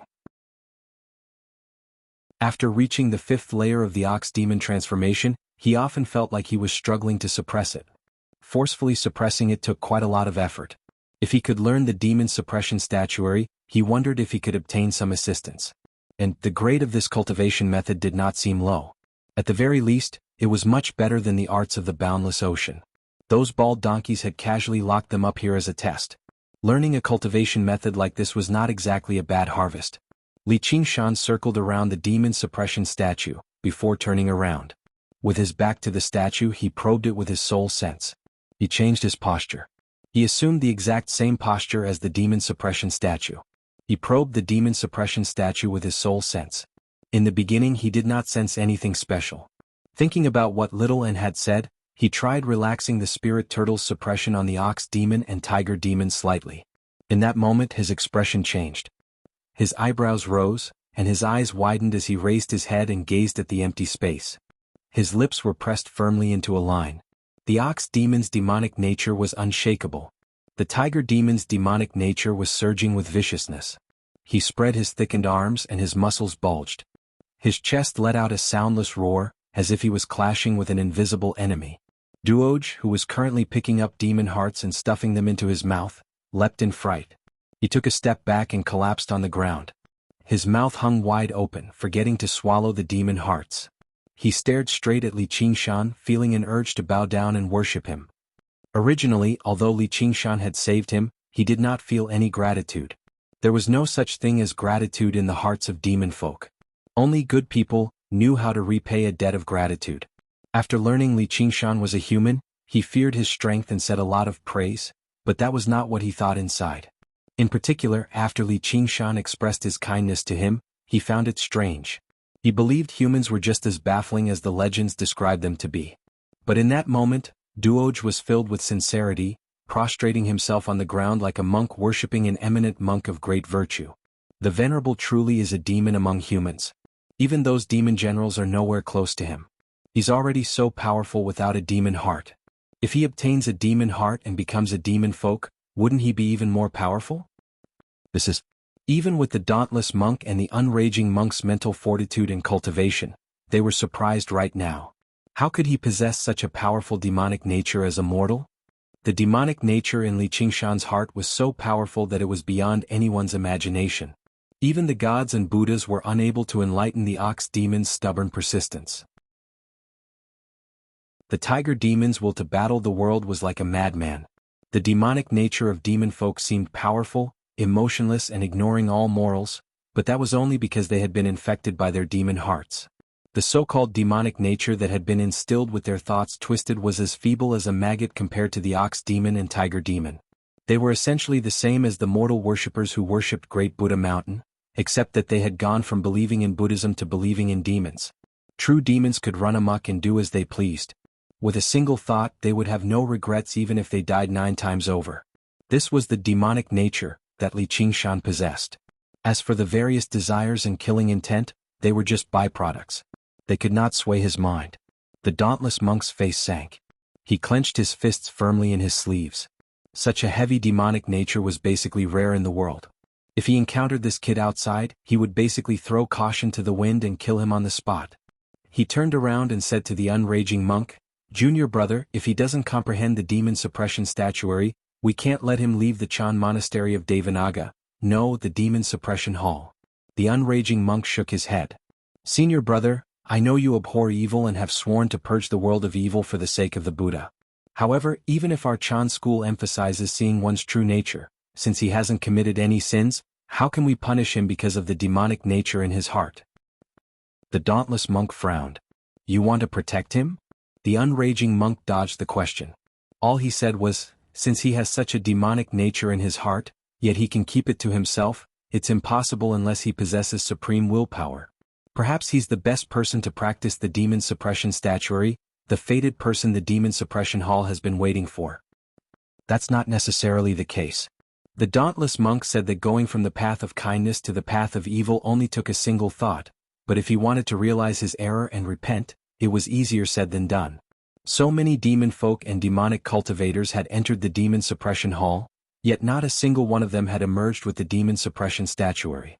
It could be said that the demon suppression hall had never been able to unleash the function that its benevolent creator hoped it could unleash. In the end, it was just a prison, a trial ground. Can he become the first person to practice the demon suppression statuary in the Chan monastery of Devanaga for the first time?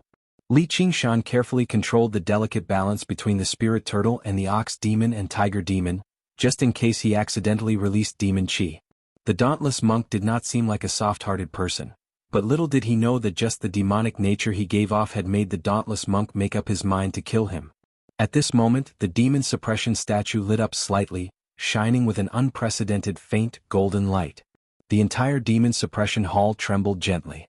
It was exactly within this struggle and hesitation between suppression and release that the will hidden within the demon suppression statue coincided with it. The unraging monk's eyes lit up. That's right. Sure enough. The dauntless monk eased up slightly. Li Qingshan locked onto the demon suppression statue firmly with his soul sense. He could vaguely sense the existence of something inside like a form of comprehension, but also like a scripture. However, a barrier remained. A while later, the demon suppression statue dimmed, and Li Qingshan's body eased up. Amitabha. Sure enough, it still ended in failure? The dauntless monk brought his palms together and chanted the Buddha's name softly. However, the unraging monk knew that this was the dauntless monk making up his mind to purge demons. Li Qingshan asked Little N, "What do you think? Doesn't really seem like it." "Really? I also feel like something's missing." The will in Li Qingshan's heart did not completely match with the will in the statue. Instead, it deviated slightly, which was why he was unable to obtain the demon suppression statuary from the demon suppression statue. He sank into his thoughts for a while before turning around to face the statue and saying quietly, "There's a powerful demonic nature in my heart, but I'm not in pain. I don't want to beg for anyone's help, nor do I want to mend my ways and completely erase this demonic nature. If this demonic nature doesn't exist, Li Qingshan will no longer be Li Qingshan." Suddenly he bellowed out, "No matter what you're hiding, hand it over." The demon suppression statue suddenly erupted with unprecedentedly resplendent light, as if all the light in the entire demon suppression hall was gathering towards it. The light reached the limit, and its eyes shone with 2 streaks of golden light, landing in Li Qingshan's eyes. Li Qingshan shuddered all over as if he had been struck by a powerful blow. He took a step back and an image suddenly appeared in his head, constantly spinning around. It was the demon suppression statue before him. The first form of the demon suppression statuary, initial repentance of the demon heart. Although he was born a demon folk, he had tasted the taste of love. He felt regret for his past actions. As a result, he wanted to break free from the restraints of his demon heart and develop his own will. However, gradually, the image of a male demon folk transformed into the image of Li Qingshan. There was no pain in his expression, nor was there pleading. There was only pride and determination. He did not feel regret for anything he had done in the past. Chapter 577. After the demon suppression statuary shot out 2 beams of light, it rapidly dimmed. Li Qingshan stood silently in front of the statuary for a long time. After completely mastering the first form of the demon suppression statuary, he opened his eyes just now, a hint of surprise on his face. Although he had guessed that the cultivation technique hidden within the demon suppression statuary would definitely be extraordinary, he had not expected the demon suppression statuary to be so miraculous. Furthermore, it did not clash with the arts of the boundless ocean. The demon suppression statuary could also be considered a cultivation technique that could greatly strengthen one's strength and physique. However, the cultivation method was something Li Qingshan had never heard of before. It actually required one to use the demonic nature in one's heart to transform it into one's own strength through endless suppression and battle. In other words, if a demonic cultivator cultivated the demon suppression statuary, they did not need to give up on their original cultivation technique. They still had to use their own cultivation as the foundation. However, on top of this, there was an additional cultivation method. It was equivalent to adding wings to a tiger, and there was even a chance to obtain great power that surpassed their current realm. Just based on this point alone, this cultivation technique was rare in the world. The 9 transformations of demons and gods that Li Qingshan cultivated had a similar function. However, not only was this cultivation technique extremely difficult to learn, cultivating it was also fraught with difficulties. It was definitely not something that could be comprehended in one go. In the process of cultivation, if one's demonic nature was too weak, it could easily be completely suppressed. Then, they would no longer have the chance to learn the remaining cultivation techniques. At most, they would be able to cultivate the demon suppression statuary to the 3rd or 4th layer. Ordinary evil people would repent, and at most they would become ordinary good people. Only great evildoers could repent and be saved. Only then could they become benevolent and virtuous people. In other words, those with insufficient demonic nature. Even if they comprehended this cultivation technique, they would not be able to unleash its full power. However, if the demonic nature was too strong and could not be suppressed, they would suffer from chi deviation and die from the explosion of their bodies. There would definitely not be any demonic cultivators who could use the demon suppression statuary to commit crimes after cultivating it. Once they failed, only death awaited them. It could be imagined that in this cultivation process that was like walking a tightrope, there were probably not many people who could cultivate the demon suppression statuary to the 9th layer. Li Qingshan clenched his fists, the corners of his lips curling up into a smile. He thought to himself, "This cultivation method is basically tailor-made for me. My demonic nature is definitely enough, and it will become stronger and stronger as I cultivate. The most important resource for practicing the demon suppression statuary is almost endless, and with the spirit turtle's method of chi suppression, I won't face the so-called danger of chi deviation at all." Whether it was Demon Heart's first repentance, or Demon Heart without regrets, they both required a Demon Heart first. This first demon suppression statuary also contained the method to condense a demon heart. Li Qingshan thought of the things Duoj had eaten. He wanted to form something like that in his body. He felt disgusted, but for the sake of cultivation he couldn't care less. He sat down cross-legged and began to gather his demonic nature to form this regretless demon heart. What does senior brother think? The unraging monk stared at Li Qingshan. His eyes shone brightly, and his face brimmed with a smile, like a Maitreya Buddha. Only now did he demonstrate his great power equivalent to a monk king. Amitabha. He'll have to take care of himself from now on. The dauntless monk brought his palms together and closed his eyes, chanting. He could not practice the demon suppression statuary, but he did understand a few things about it. He knew that once he practiced this cultivation method, it was equivalent to wearing invisible shackles. All he could do was constantly suppress his demon heart and demonic nature, preventing him from deviating from the correct path. Otherwise he would be reduced to ashes. The senior who created the demon suppression hall had a benevolent heart and a meticulous mind. It was truly astonishing. It had only been a few thousand years, yet a successor like this had arrived. I've been waiting for a successor like this. Don't tell me Li Qingshan really is fated with the Buddha? Then the unraging monk asked, "If I want to accept him as my disciple, will you agree to it, senior brother?" If he were willing to join the Chan monastery of Devanaga, there would be no need for him to pay a visit to the demon suppression hall. The dauntless monk was implying that he recognized Li Qingshan's qualifications.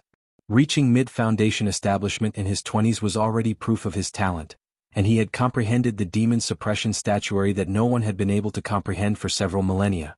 He was fated with the Buddha, so he would definitely be extraordinary in the future. And in comparison, the dauntless monk instead trusted Li Qingshan more than little Anne. Although Li Qingshan said he liked killing and arson, he clearly drew a clear line between his likes and dislikes. And, with the demon suppression statuary as a restraint, there was even less need to worry about him harming the Chan monastery of Devanaga. The unraging monk smiled. "But he has practiced the true secret technique of our Chan monastery of Devanaga now. Even if he doesn't want to join the Chan monastery of Devanaga, senior brother probably won't agree to it." The dauntless monk pondered for a moment. "Do you really want to accept him as your disciple? There's always room for negotiation. Let's just keep watching for now." Li Qingshan used the demon suppression statuary and released the spirit turtle suppression bit by bit at the same time, allowing the ox demon and tiger demon to stretch out their muscles. Extremely dense demonic nature gathered in his chest, condensing without dispersing. Demonic nature was originally an invisible will that could only be sensed. However, under the power of the demon suppression statuary, it was converted into a visible aura that gushed out. A dark red aura coiled around Li Qingshan. As it surged and danced about, it turned into hideous faces filled with greed, anger, stupidity, anger, and resentment. At a closer glance, they all resembled Li Qingshan, while his face was sunken like water, sitting in meditation like an old monk. The demon chi was like a wisp of smoke, rushing towards the ceiling of the demon suppression hall. The cries and roars of fury and the cold sounds of slaughter could be vaguely heard. They became louder and louder like the cries of an army. Duoj lay firmly on the ground, afraid to move at all. He constantly said, "Please calm down, Venerable. Please calm down, Venerable." Li Qingshan no longer dared to allow the ox demon and tiger demon to unleash their demonic nature. He was afraid that the demon suppression statuary would not be able to suppress it and expose him. As a result, with a thought, the surging demon chi began to revolve, worming into Li Qingshan's head like a tornado, dispersing in the blink of an eye. Li Qingshan's eyes flickered with dark red light. His chest puffed up high as the surging demon chi gathered towards a single point, constantly condensing and condensing. There was a great rumble in his head, and all the demon chi dispersed. Li Qingshan could not help but stand up. He calmed himself down and looked into his body. He discovered that a dark red crystal had appeared in his head. It had many facets, roughly shaped like a rhombus. So this is a demon heart. It seems a little different from the ones Duoj ate. It's like Buddhist Sariras. He did not know that only the demon hearts of the weakest demon folk would look like this, filled with filth and repulsiveness. As for the powerful of the demon race, the demon hearts they possessed were all condensed like stone. It was extremely rare even among the demon race to be able to crystallize with such clarity and sharpness, and most of them were powerful demon race cultivators with powerful wills. If Li Qingshan possessed a demon heart like this with his strength, he could be regarded as a supreme genius among the demon race. However, as long as he possessed a demon heart, he would be able to use the methods within the demon suppression statuary. The method of vanquishing enemies with the demon suppression statuary was far too interesting. Li Qingshan was eager to try it out. The demon suppression statuary had a total of 9 floors. There should have been a demon suppression statue on each floor. Together, they would form the complete demon suppression statuary. "Duoj, how do we get to the next floor?" Before Li Qingshan had even finished talking, the huge pedestal below the demon suppression statue flashed, and a door appeared. A few people barged in frantically. When they saw Li Qingshan blocking their way, they yelled, "Piss off!" This was the highest floor of the demon suppression statuary. Powerful demon generals could not come up here, and they were all powerful cultivators close to the realm of demon generals. Li Qingshan blocked their way here alone, so they obviously did not take him seriously. Li Qingshan licked his lips, and his eyes immediately turned dark red. The figures of the demon folk were reflected in them. Demon suppression. Spurt, spurt, spurt, spurt. The demon folk stiffened as if a huge, invisible hand had slammed down, smashing them into a bloody pulp. Duoj was so shocked that his mouth was agape. He had no idea what had happened. The demon suppression statuary did not just suppress the demonic nature in one's heart. It suppressed the demonic nature of others too. The method of attack was extremely special. Not only did its destructive power depend on the strength of Li Qingshan's own demonic nature, but it also depended on the demonic nature in the enemy's heart. The stronger the enemy's demonic nature was, the greater its destructive power would be. If he used this move on an infant, it would not even be able to harm a single hair on them. If he used it on these regular demon folk, it basically possessed overwhelming power.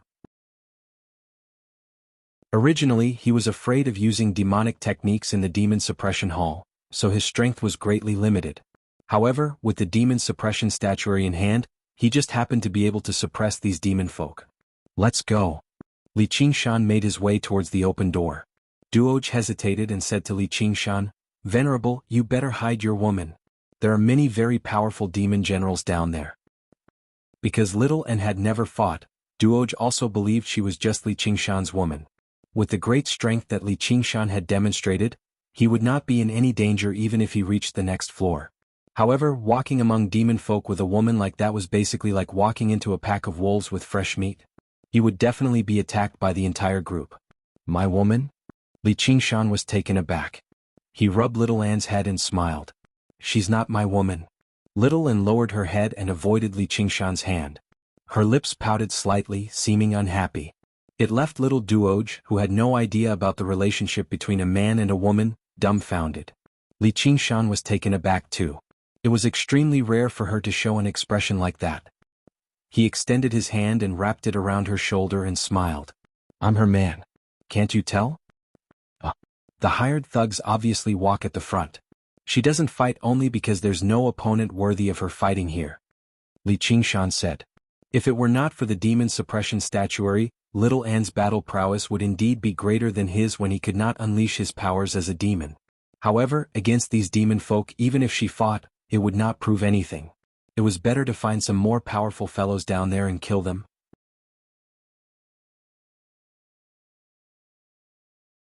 Chapter 578. The unraging monk laughed aloud. The two of them are both fated with the Buddha, and they've entered our Chan monastery of Devanaga together. It's truly fated, a match made in heaven. It won't be easy for senior brother to separate them. You need to keep your disciple in check. The dauntless monk was displeased, but he instead felt slightly relieved inside.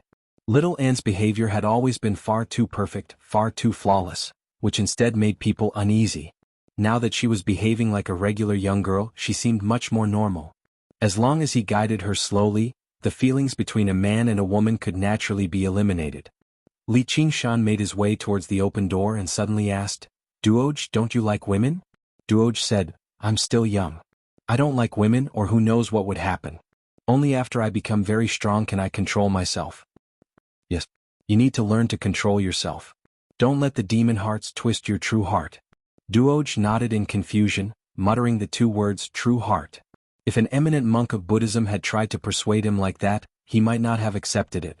However, even a venerable had said that, so it must have been a good idea. Li Qingshan took a step through the door, and the surrounding light twisted as if he had been sucked into a vortex. By the time he returned to his senses, he had already appeared in a golden room out of nowhere. It was rather similar to the prison on the floor above, except when he raised his head, the ceiling seemed even higher. He became even more certain that the origins of this demon suppression hall were anything but simple. Just the height of these two floors was not something that Great Buddha Mountain could hide. If he followed this logic, the height and area of the demon suppression hall would probably be much higher than Great Buddha Mountain and much larger than the Chan monastery of Devanaga. He waited in the prison for a while, but he did not see Little An and Duoj appear. Oh no, I didn't think they'd actually not be on the square on the floor below. Instead, they'd been randomly transported here, but I forgot to hold Little An's hand. Though with Little An's strength he shouldn't be in any danger. All I have to do is search for him. Seeing Li Qingshan and Little An walk through the door one after another, Duoj picked up the demon hearts scattered on the ground and shoved them all into his mouth, but he began to hesitate. The demon folk on the next floor were much stronger than the ones on this floor. With his current strength there was no guarantee of his safety at all. And after eating these demon hearts, he felt the blood and chi in his body boiling, and his strength greatly increased. There was not much danger on this floor, and it was a good opportunity to escape from them. One by one the demon hearts entered his body. Like water droplets, they merged with his own demon heart and pulsed with vitality. A creepy smile that did not match his age appeared on his face. If I follow them, I'll be able to obtain more demon hearts and become stronger. It's worth it to take some risks. Before entering, Duoj looked up at the towering demon suppression statue again and found it rather strange. He's clearly not injured. Why is he in so much pain? There was a hint of confusion on his face. He thought back to the time when he was almost eaten just now. It was also very painful. It wasn't just his body that was hurting. There was also a very, very deep place that was aching. He subconsciously touched his chest, his heart pounding. Was this his true nature? To demon folk, as long as their demon hearts were not destroyed, they would not die even if their hearts were pierced, so they would often overlook their existence. It was said that once he understood the secret within the statue, he would be able to return home. Return home? He shook his head. His mother had already been eaten. She no longer had a home. Suddenly he pressed his hand against his chest. The strange feeling appeared again, and his nose became rather sore. His small dark face scrunched up into a ball. He hated this feeling. Fortunately, at this moment, another voice rang out in his heart, "Hurry up and follow them, or there won't be any demon hearts to eat." It's rare for such a good opportunity to appear. You have to make good use of them. He let out a sigh of relief. The strange feeling had finally vanished. However, when he stepped through the door, the demon suppression statue remained firmly imprinted in his heart. A pair of pained eyes stared right at him. As soon as Duoj touched the ground, he felt his body weigh down, and he was pushed to the ground viciously. Look what I've caught. It's a little guy. He seems to have come down from above. How courageous. He's just enough for me to eat. A fierce-looking fatty stepped on Duoj. He held a bloody butcher's knife in his hand, showing it off to his companions. He waved it around on Duoj's body, and as he laughed, he revealed his mouth full of sharp teeth. "Venerable, venerable, save me." Duoj cried out in fright, but no one paid any attention to Duoj's cries. That was only the wail of food. "What do you mean enough for you to eat? Everyone who sees it gets a share. Cut it down the middle and we'll split it half." Beside the fat demon folk was a tall demon folk as thin as a bamboo pole. His arms were abnormally long, almost reaching the ground like a gibbon. He grabbed one of Duoj's arms with one hand and called out in dissatisfaction. "What are you doing? Let go. I was the one who caught him, so why should I split it? I'll give you an arm at most to have a taste." "An arm? You wish?" "No, I'll give you half at most." The fat demon folk stepped on Duoj firmly, while the thin demon folk extended his other hand and grabbed Duoj's other arm, tugging it firmly and refusing to let go. Duoj felt like his body was about to be ripped apart. He let out a painful howl. Swish. There was a flash of the blade and blood splattered. The thin demon folk staggered backwards. His two abnormally long arms had been cut off. His face was filled with surprise and fury. "How dare you?" The fat demon folk raised the butcher's knife and pointed it at him. "Since you're unwilling, I'll eat you too. Let's see who'll eat who." The thin demon folk's waist suddenly elongated, lunging towards the fat demon folk like a snake. Two long tentacles grew from his severed arm, wrapping around the fat demon folk's neck. Duoj's body crackled. Who knew how many bones in his body had been broken? He was in excruciating pain. However, his body became unbearably hot. His demon heart thumped violently like a drum. Duoj had devoured many demon hearts consecutively. The demonic power in each one was several times greater than his own. It should have erupted a long time ago. However, just now he was beside the demon suppression statue, constantly radiating with the power of demon suppression. Now that he was far away from the statue, this power immediately erupted. And he was far too young. He did not understand the dangers of recklessly devouring demon hearts. Filthy demon chi surged out, coiling around his body. His small, thin hands completely turned into pitch-black claws, clawing at the golden ground and producing a sharp, ear-piercing screech as sparks flew. Bone spikes burst out of his body as his joints extended backwards. His eyes completely turned violet as he roared out, "I'm going to eat you." In the end, it completely turned into a wild beast's roar as he struggled violently. "He's completely demonified. Kill him." The fat demon folk felt a violent resistance from beneath his feet. He actually struggled to suppress it with his strength. The thin demon folk cried out, "How can he possess this kind of power?" Demonification was the most basic power of demons. Once it was unleashed, their strength would multiply. However, demon folk focused on becoming one with the demon. If the power of the demon heart was too great and they were unable to control it, their bodies would be invaded and they would lose their minds, turning into violent beasts and completely demonify. Even vicious demon folk were unwilling to become like that, which was why they were extremely careful when devouring demon hearts. Normally, devouring the demon hearts of demon folk weaker than them was completely useless. It would only make their own demon chi become impure. Although devouring the demon hearts of powerful demon folk could increase their strength, it was very easy for them to lose control and completely demonify. The butcher's blade swung viciously towards Duoj's neck. With a clang it missed, striking the ground.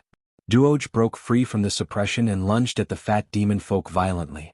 With a plop, he dove into his great belly, like a pregnant woman who was 10 months pregnant, except a hand protruded out here and a foot punctured there. The thin demon folk waved his 2 tentacles, unable to do anything. The fat demon folk's face was filled with malice. He swung the butcher's blade and stabbed it towards himself, piercing through his body. A while later he stabbed it 7 or 8 times. Blood sprayed out, covering the walls and floor. It was extremely bloody. With a clang, the butcher's blade fell to the ground. The fat demon folk's chest bulged up before exploding with a bang. Duoj burst out of his body with a demon heart in his mouth. His body was riddled with horrific slashes. He landed on all fours like a vicious little beast. He chewed the demon heart a few times randomly and swallowed it. The slashes on his body healed at a visible rate. Another 3 bony spikes protruded from his head like a sharp horn, and his body swelled up as well. His mouth split open to his ears, revealing a row of blade-like teeth. He no longer seemed human at all. He turned his head and stared at the thin demon folk with his purple eyes, lunging over. The thin demon folk turned around and fled, but it was already too late. He was pushed to the ground. With a crack, his mouth opened to an unbelievable degree before suddenly closing. A semicircular gap appeared on the thin demon folk's shoulder. At the same time he clawed around with his claws, spraying blood all over him.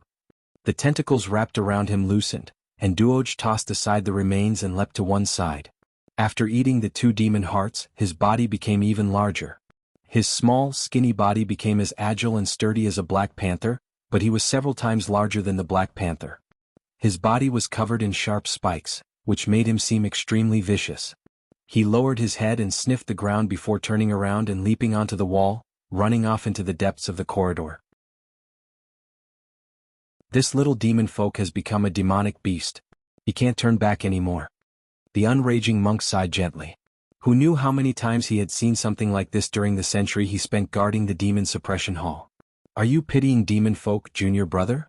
He might be young, but his demonic nature runs deep. They only have themselves to blame for this. They can't blame anyone else, the dauntless monk said coldly. You're right, senior brother. Let's take a look at your precious disciple. Her situation doesn't seem too good. When Li Qingshan stepped through the door, little Anne's heart skipped a beat.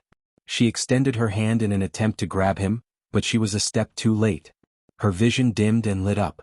She looked around, but she did not see any traces of Li Qingshan. She thought to herself, have we been separated? This was a relatively large prison cell, equivalent to a spacious hall.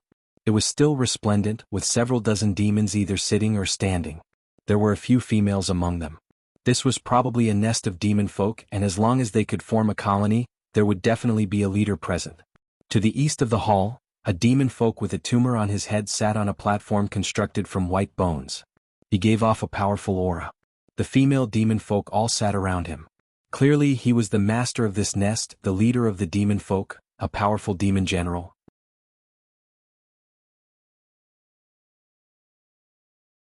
Chapter 579. FF37, FF18, XFF33, FF23, OMU85C0F, 8BF4, 66F4, 65B0, 6700, 5 February, 5C0F, 8BF4, 9605, 8BFB, 7F51. The dauntless monk became cautious. The world that demon folk lived in was filled with cruelty and slaughter. Although the cultivation of demon generals was only equivalent to Foundation establishment cultivators, their battle prowess was far greater than regular Foundation establishment cultivators. Under the control of the demon heart, there were extremely few vital points on their bodies. Even disciples of the school of the military who practiced both chi and body might not necessarily be able to match them. The inner courtyard disciples of the Chan monastery of Devanaga would often suffer losses in trials as well. As a matter of fact, some of them had even been slain due to a moment of carelessness. He thought, One Will is supremely talented and possesses a deep understanding of the Buddhist Dharma, but she's still young after all. She might not necessarily be this demon general's opponent. And in the demon suppression hall, even a monk king like the dauntless monk was restricted by the rules, going down floor by floor. If little N was in danger, he probably would not be able to save her in time. However, a life-threatening situation like this was the perfect opportunity to observe a person's temperament. Whether it was bravery, timidity, calmness, or panic, none of it could be hidden. As a result, he observed patiently. One Will, don't disappoint me. Did you come down from above? A demon folk extended his forked tongue and licked his face as he asked with ill intentions. I never thought there would be such a beautiful woman among the humans. A demon folk drooled. Look at how delicate her skin is. She must taste quite good. The female demon folk on the throne of white bones snorted coldly and said with jealousy. That's a pity. Of course I'll eat after I've played enough. Ah. Lust, jealousy and wicked laughter. Surrounded by the menacing gazes of the demons, Little N remained emotionless. Her eyes stared ahead blankly, ignoring all of this. She turned around and made her way out of the door, which made the demons even more complacent. You want to leave? An extremely large demon folk blocked in front of Little N like a wall. Little N did not slow down or hesitate at all. In the moment he collided with the demon folk, there was a flash of golden light, and a bloody door emerged from the wall. The huge demon folk widened his eyes. He lowered his head and stared at the huge hole in his body in disbelief. A vicious light flashed through the demon general's eyes, but before he could even do anything, the demon general's face changed. Without even looking back, Little N took out an item and raised it high above his head. It was like a round wheel at the top and a lampstand at the bottom. It shone with golden light. This was the wheel of the Wisdom King's glare that the Annihilum Light Chan Master had given him. There was a closed eye in the middle of the wheel of the Wisdom King's glare. It suddenly opened and shot out a ray of golden light that pierced through the demon general's chest. The unraging monk said with a smile, So still light has already given her the wheel of the Wisdom King's glare. Senior Marshal Brother can rest assured. The wheel of the Wisdom King's glare was a purely offensive magic item, and its destructive power was extremely strong. The golden light that shot out was nearly indestructible. The dauntless monk shook his head gently. If she becomes careless because of this, she'll be screwed. The demon general lowered his head in some surprise, as if he never expected her to possess such a powerful weapon. He sneered inside, Do you really think you can kill me like this? I've seen plenty of idiotic monks like you. Just when he was about to lunge over and take her by surprise, the ray of golden light suddenly dispersed, multiplying from 1 to 10, and from 10 to 100. Moreover, it spun rapidly, cutting through the demon general's body like a piece of paper. Just now it dispersed. You dash. The demon general took another step forward before collapsing forward, turning into a pile of minced flesh. Some of it even wriggled slightly. However, no matter how powerful his life force was, he could not piece it back together. The other demon folk were all stunned. Their expressions were still frozen with greed and lewd smiles. Clatter. Clatter. It fell to the ground in several pieces. The nest of demon folk immediately fell silent, devoid of all life. Blood flowed and the smell of blood permeated the air. Little Ann's footsteps did not falter at all. The throne of white bone behind her collapsed loudly. The dauntless monk was slightly taken aback. He was not surprised by how great the strength Little Ann demonstrated was, but by how she could actually use the wheel of the Wisdom King's glare to such a degree. Logically speaking, it was already very difficult for her to unleash its full power with her cultivation, yet she could easily split a single ray of golden light into 100, and every single ray was so precise and effective. The unraging monk sighed. With this move alone, not a single demon folk can harm her on the second floor of the demon suppression hall. Little Ann arrived in the corridor. There were 7 paths in front, back, left, and right. It was impossible to determine one's bearings in the demon suppression hall. The concept behind its construction was not to make it easier for the prisoners trapped here to find their bearings. Sometimes, even if they chose the right direction, it was very likely for the end of the path to be a dead end. Without any guidance, it would truly be a labyrinth. However, Little Ann glanced around and chose a path, heading towards the demon suppression statue. With a stomp of her right foot, she took off with a whistle. Although the architecture of the first floor and second floor was completely different, she had already grasped the pattern. The two monks sighed in amazement at her sharp rationality. Soon after Little and left, a nimble black shadow lunged into the hall. The completely demonified Duoge had been drawn over by the heavy smell of blood, so he came looking for it. His body had become even larger. Bone spikes extended from his body, and he lunged towards the shattered demon general first. He extended his long scarlet tongue and swept it across the ground, sucking all the flesh into his mouth and swallowing it. Afterwards, he lunged towards the remains of the other demon folk. In the blink of an eye, he had devoured the demon folk's nest clean, which obviously included several dozen demon hearts. The black demon chi became denser and denser, wrapping around him in layers. With the sound of bones stretching, his body swelled and enlarged once again. The demon heart in his body became extremely large, throbbing like a drum. Suddenly it broke through a limit. He raised his head and let out a roar. Boom! With a clap of thunder, a bolt of lightning pierced through space and struck Duoge. Electricity flowed, and the golden hall trembled slightly. The unraging monk said, "This little demon folk is about to undergo the tribulation. That's quite a rare opportunity." The dauntless monk said, "He's going to die from madness in the end, so what opportunity is there to speak of?" The heavenly tribulation was the supreme law of the world, the invisible examiner. It was omnipresent, testing all creatures that wanted to transcend mortality and achieve immortality. Whether it was gods, demons, humans, or demons, no one could escape its judgment. The lightning slithered about like dragons and snakes, wrapping around Duoge's body and passing through the holes. Duoge let out a furious roar in pain, and his demon chi immediately dimmed. So painful. Under the violent strikes of the lightning, a sliver of clarity appeared in Duoge's mind. The demon suppression statue appeared in his mind again. Its painful posture seemed to match his current situation. In the depths of the corridor, Little stopped and glanced back. Afterwards, she stepped over the chunks of flesh on the ground and continued on her way. "What's that sound?" "It's thunder." "There's obviously no thunder here. Don't tell me someone is undergoing the tribulation?" Li Qingshan listened carefully before turning around and saying to the demon folk before him, "When demon folk undergo the tribulation, they become demon generals like you, right? What clan's demon general are you? Why haven't I seen you before?" The demon general carried two blades on his waist and on his back as he studied Li Qingshan cautiously. "I never answer the questions of the dead." Li Qingshan answered with a classic line. Afterwards, like a child who had just received a new toy, he raised his hand with great interest and enveloped the demon general with his fingers. With this move alone, he had already crushed over 100 demon folk along the way. The feeling was indeed similar to crushing ants when he was young, except the effect was much more satisfying. Right before him was a supersized ant, the kind that was particularly satisfying to crush. The unraging monk asked in confusion, "Why does it seem like this kid's demonic nature has become stronger after practicing the demon suppression statuary?"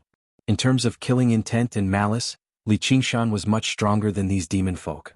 He just controlled it and was unwilling to release it normally. Now that he had the opportunity, he might as well do whatever he wanted. What was wrong with using the demonic path against demon folk? "What did you do?" The demon general's expression changed. He clutched his chest and took a step back. He felt like he was being crushed by a huge rock, while the aura in his body constantly filled and pulled at him. "Don't make me say the same thing a second time," Li Qingshan said impatiently. He pulled back his hand and muttered to himself, "Looks like the suppression on demon generals is limited." "What? You won't get anything out of killing me?" "Wave-treading form." Li Qingshan said no more.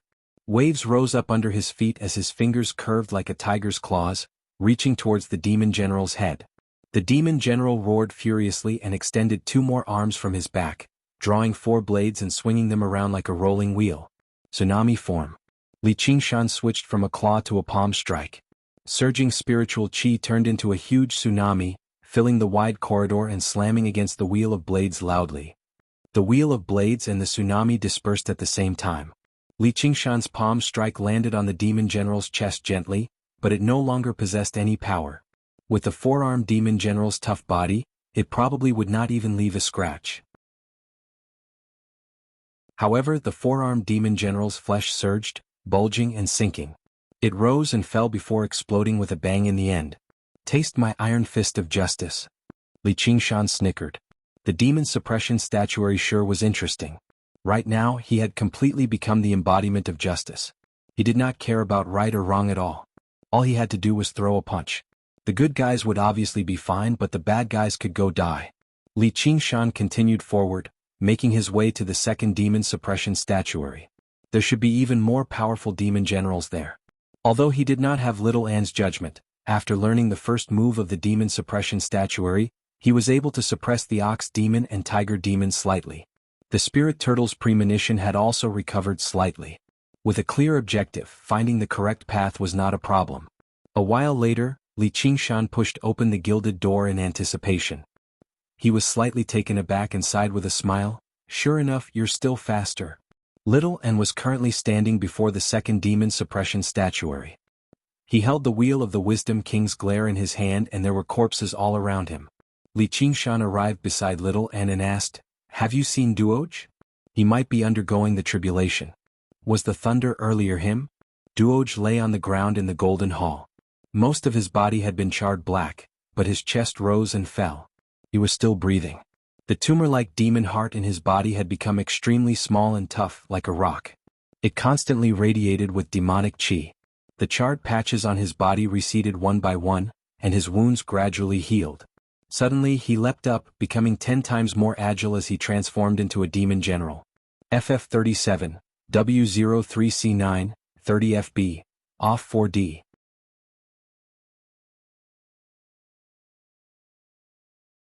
Chapter 580. FF37, FF18, XFF33, FF23, OMU85C0F, 8BF4, 66F4, 65B0, 6700, 5 February, 5C0F, 8BF4, 9605, 8BFB, 7F51. Having no time to worry about anything else for now, Li Qingshan placed his attention on the second demon suppression statue. The demon folk male half knelt on the ground. His back was raised high, and the expression on his face had become vicious. He had already clearly demonstrated the characteristics of demonification. His muscles swelled, filled with explosive power, giving off a purplish-blue luster. In particular, his arms were covered in layers of scarlet, armor-like cuticles, which made him seem extremely large. His large mouth seemed to be roaring, and his sharp teeth crisscrossed, making him seem extremely vicious. Li Qingshan closed his eyes and faced the demon suppression statue. He used his soul sense to comprehend the intent within before assuming the exact same pose as the demon suppression statue. However, there were still many differences. The demon folk male was clearly extremely resistant to demonification, battling the demonic nature in his heart. However, not only did Li Qingshan not resist at all, he was basically demonifying on his own accord. After mastering the first form of the demon suppression statuary, mastering the second form became a matter of course. Suddenly, the demon suppression statue shone brightly. 2 streaks of light shot out from its eyes, landing in Li Qingshan's eyes and entering the depths of his sea of consciousness. The original image of demon suppression changed as a result. The second form of the demon suppression statuary, immovable demonic nature. The demon heart that seemed like a dark red crystal shone with rings of light. Li Qingshan's body immediately swelled. Originally, his body only seemed sturdy, but he did not seem particularly strong, as his bones were abnormally thick, supporting his flesh and blood. He even gave off the illusion of being thin. However, in the blink of an eye, he seemed like he was carrying a cauldron. He grew a foot taller, and his arms were even thicker and stronger than the thighs of regular people. His skin became slightly red, and an armor-like dark red layer of cuticles appeared on his arms and shoulders. So this is demonification. Li Qingshan clenched his fist before unclenching it again. With a sudden thrust there was a bang. The air exploded. Although it still couldn't compare to the demon's true form, it was already considered to be shockingly powerful among Foundation establishment cultivators. The unraging monk was secretly surprised. Originally, this move was extremely dangerous. It was very easy for him to lose control of the demonic nature in his heart when he first tried demonification. However, in Li Qingshan's eyes, there was not a trace of uncontrollable confusion. They were still extremely clear. His control over his own mind. Had he really reached such a level? Li Qingshan had the protection of the spirit tortoise, so the surge of demonic nature could not affect his mind at all. It was just a mere demonization which could not be compared to when he was in his fiendish demon form. And after mastering the second move of the demon suppression statuary, his ability to suppress the ox demons and tiger demons had become even stronger. Instead, he felt much more relaxed. The spirit tortoise was also slowly liberated from the enormous pressure. Let's continue. Li Qingshan pulled himself together and said to little Anne. His ears twitched and he could faintly hear the roars of fierce beasts coming from the depths of the maze. Little Anne grabbed his hand, while Li Qingshan grabbed her hand firmly.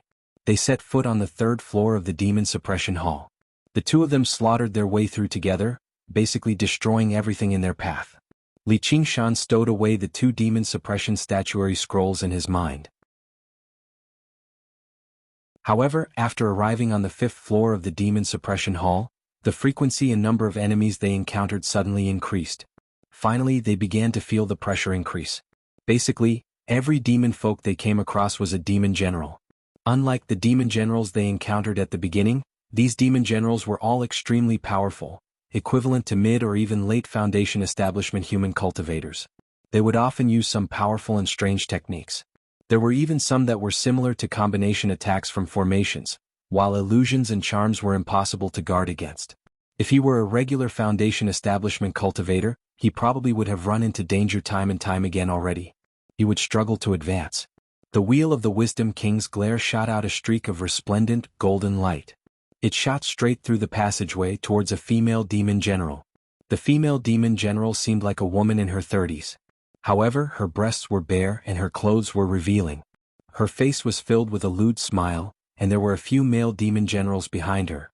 They all seemed like lackeys. The female demon general swung her arm, and the air before her distorted. The golden light landed in there, constantly twisting and turning before dispersing in the end.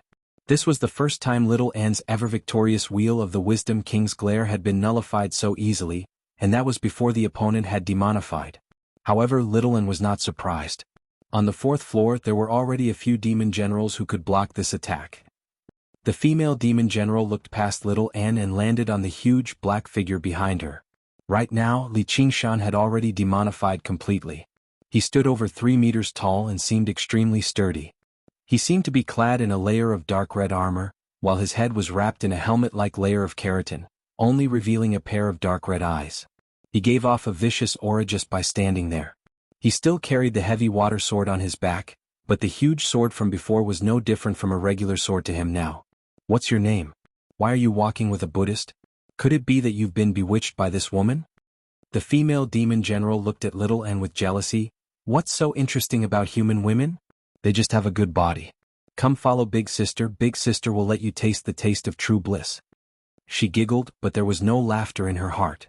She thought to herself, demonification is the strongest state of a demon, but if it's not controlled, it's extremely easy to be devoured by the demon heart and completely demonify into a demon beast.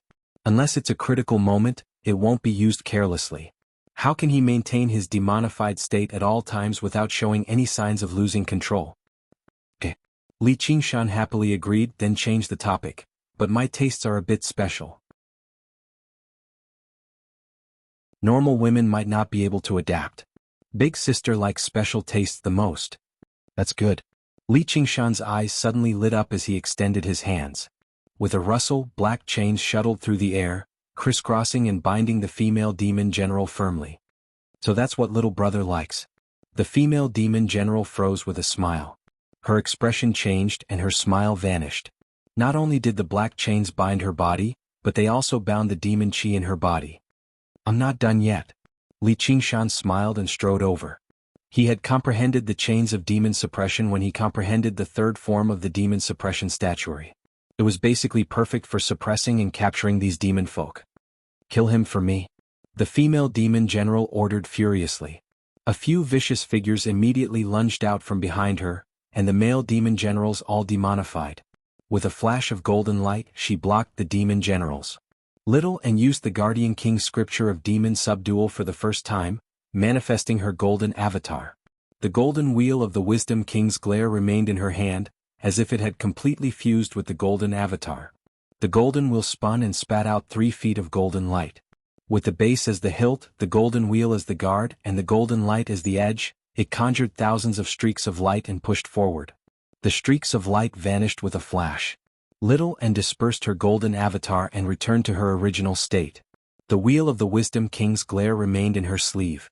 The demon generals collapsed backwards, their bodies disintegrated by the sword chi. The unraging monk said, "Looks like there's no need for you to worry, senior brother. If she doesn't possess a Buddhist nature and root of wisdom, how can she unleash Buddhist cultivation methods and Buddhist arcane artifacts to such a degree?" The dauntless monk said, "Did that wretched demon Golden Cicada lack a Buddhist nature and root of wisdom several thousand years ago? That's different. One will is a human after all. If Golden Cicada was a human, he would have become the abbot of the Chan monastery of Devanaga already." The dauntless monk fell silent. He felt like the unraging monk had a point. He might have been worrying too much. In the past, that wretched demon had almost stolen the position of abbot, but if he really was a human he would probably be a respected eminent monk of a generation. He would be worshipped by the future disciples of the Chan monastery of Devanaga. The female demon general was both shocked and frightened. With a strange cry, her body swelled rapidly, going from a beautiful woman to a bloated, ugly monster in the blink of an eye. Li Qingshan did not mind at all. The more demonified she was, the heavier her demonic nature would be, and the more the chains of demon suppression would suppress her. The chains of demon suppression dug deeply into her swollen skin, and Li Qingshan grabbed her face. "I'll give you a quick death. Don't." The female demon general let out one last shriek. The demon chi in her body surged, and the chains of demon suppression wrapped around her madly. In the end she exploded to pieces with a bang. The two of them stepped over the dismembered corpse and continued onwards, killing everything in their path. Finally they arrived at the very center of the 5th floor of the demon suppression hall, before the gilded door. The structure of every floor of the demon suppression hall differed drastically. Only the gilded door remained the same. On the golden square, the demon generals were split into two sides, currently glaring at each other in an attempt to force them back. At this moment the gilded door slowly opened. The demon generals all looked back only to see two figures appear. One was a burly man shrouded in demon chi, while the other was a beautiful woman shining with golden light. They each wielded a strangely shaped sword in their hands. They had come with ill intentions. "If you don't want to die you can piss off." Li Qingshan had only said half of that when a streak of golden light shot out from beside him, piercing a demon general. Little Anne raised his golden sword and aimed it at the demon generals with the wheel of the Wisdom King's glare. Li Qingshan glanced at Little Anne and Little Anne stuck out his tongue. "It's the golden avatars of Buddhism. Kill them." The demon generals roared furiously and lunged towards them. "Forget it, I'm just saying it anyway." Li Qingshan opened his left hand, and black chains extended from the void, entangling the demon generals. His right hand gripped the heavy water sword tightly and he swung it backwards. Together with Little Anne he charged towards the demon generals. Roars, screams, angry roars, and the sound of weapons colliding intertwined into a chaotic and passionate melody. Severed limbs and blood continuously splattered out from the open door. A demon general's head flew out of the gilded gate, crashed into the wall and rolled to the ground. Long tentacles extended from the severed neck and rapidly crawled into the gate. They crawled past one strange foot, after another, and just as they found their own body, a giant foot came crashing down and crushed their head. Li Qingshan crushed it with force, and the heavy water sword extended to Zhang. With one move he swept away 1,000 troops, bringing about a reign of terror as he chopped off a few demon generals pouncing over. He said to Little Anne behind him, "This place is quite interesting. At least, chopping these demon generals was much more satisfying than chopping those corpse generals. Tearing and crushing all kinds of strangely shaped fellows was indeed more satisfying than killing those fellows who were originally dead." FF37, W03C9, 30 FB, off 4D.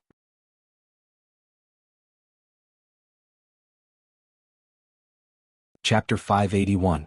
FF37, FF18, XFF33.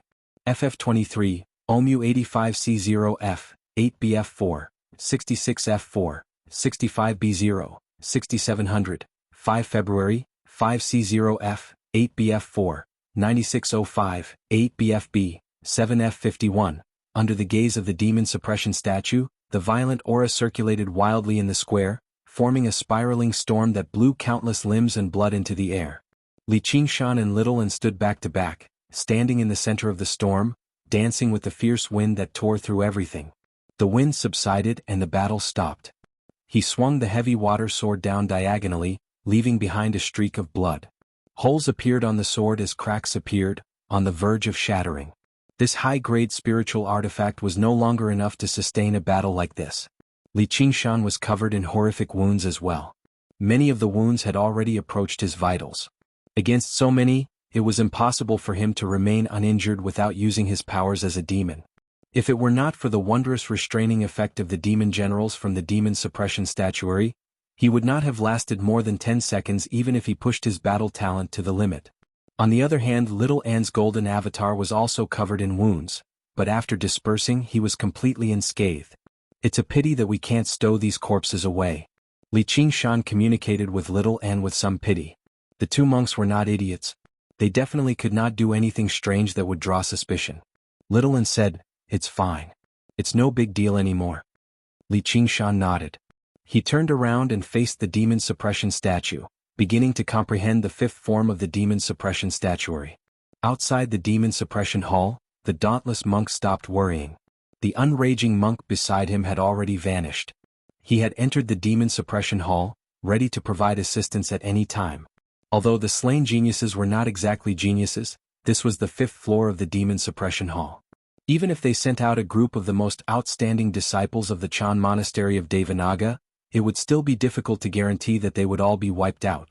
But in the end, the battle prowess Li Qingshan and Little An displayed left him deeply surprised. Their teamwork was basically flawless. It could no longer be described as a tacit understanding anymore. They were basically of one mind.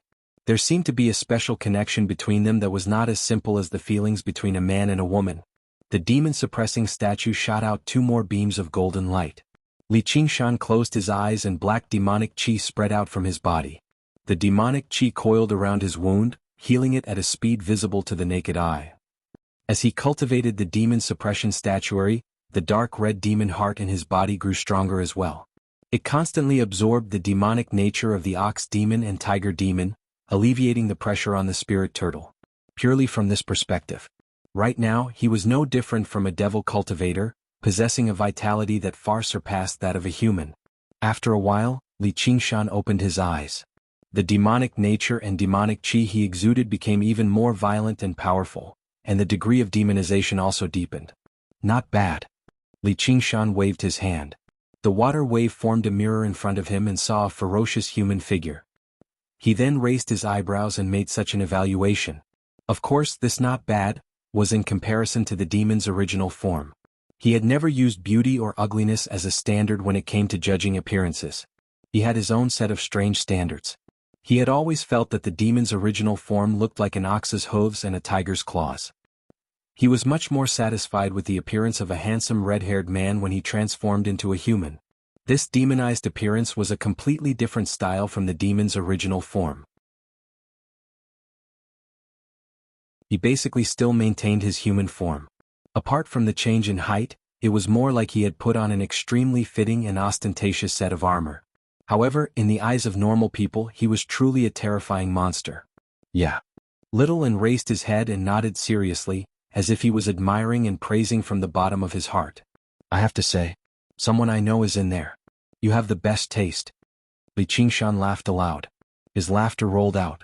The dauntless monk and the unraging monk saw this. They were speechless about their sense of beauty. Do you think we should still head down to the 6th floor? Li Qingshan asked. He wanted to head down very much and continue learning the 6th demon suppression statuary, as he had learnt the chains of demon suppression on the 3rd floor. This was not a coincidence. In many ancient cultivation methods, the 3rd floor was often a node. It allowed the cultivator to comprehend a technique or battle skill that complemented the cultivation method, allowing the cultivator to focus on other things while also having a means to protect themselves.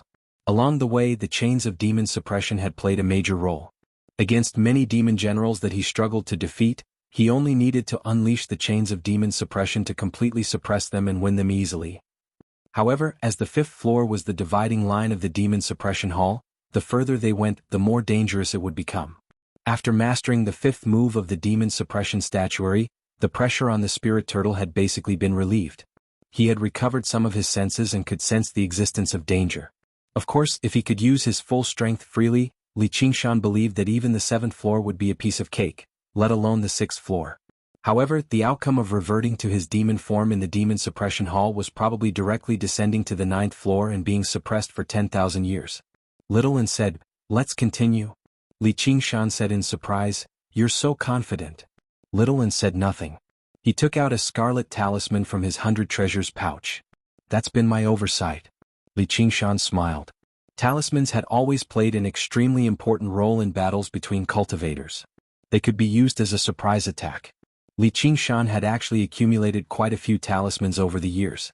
Let alone scarlet talismans, he even had violet talismans. However, in battles at his level, there were very few opportunities to use talismans, so he had forgotten about them. Little and took out a few more copper bangles for controlling corpses. Every single one of them hit a corpse general.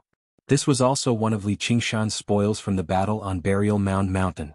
They were all collected from the 100 treasures pouches of the slain golden core cultivators. Li Qingshan gave them to Little and to refine.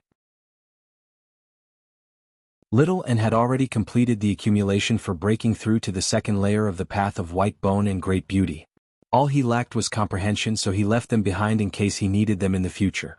Of course, a refined and controlled corpse general like this was worlds apart from the corpse generals of the Hungry Ghost realm. And if he dared to use them before corpse commanders and corpse kings, they would immediately change sides. However, it was enough for charging into battle. Li Qingshan calmed down. The two of them continued forward, stepping through the door. The heavy smell of blood prevented regular demon generals from approaching this place, but there was a colossal figure that flew over instinctively. Duoj lunged in, leading to another feast. On the 6th floor of the demon suppression hall in the central square. Close to 100 demon generals gathered below the demon suppression statue, comprehending the secrets within the statue. They hoped that there would be a day when they could leave this prison. The atmosphere here was rather oppressive and silent. The demon generals had no intentions of fighting one another. As they observed the demon suppression statue, they would glance in front of the statue from time to time. A man with disheveled hair and an indifferent expression sat with his legs crossed. A strange-looking sword shrouded in demon chi was placed on his knees. The sword was pitch black like ink, but it was not straight. Instead, it was segmented like a pagoda, and it was almost 3 meters long. It was possible to imagine what kind of figure was required to wield a sword like that freely. The strangest part was the hilt of the sword. It was not metal, stone, or wood. Instead, it was a mass of coiled flesh and tendons. At the center was an eye the size of a bowl. It only had the white of the eye and no pupils. It was covered in blood, which made it seem extremely strange. The other demon generals maintained a distance of several meters away from him, afraid to approach him. They felt like they did not even dare to breathe loudly. "What the fuck are you all doing? Piss off. Don't get in the way." A bellow broke the silence. A demon radiating with a vicious aura suddenly leapt out from the door under the demon suppression statue and swung his hand towards the indifferent man. The indifferent man's location was definitely the best location to study the demon suppression statue, but it just happened to be in the path of the demon who came up from below. The eyes of the demons were filled with schadenfreude. Sir Lietu is a genius of the demon race. Although he's been knocked down from demon commander, he's still not someone a demon general can contend against, let alone the fact that he has the evil eye. Lietu waved his right hand slightly, and a foul wind swept across the square. The vicious demon general staggered past Lietu. A horrific wound had appeared from his left shoulder to his right waist, spurting with a mist of blood. He looked back. Suddenly he felt like he was missing something important. He lowered his head and glanced at his chest.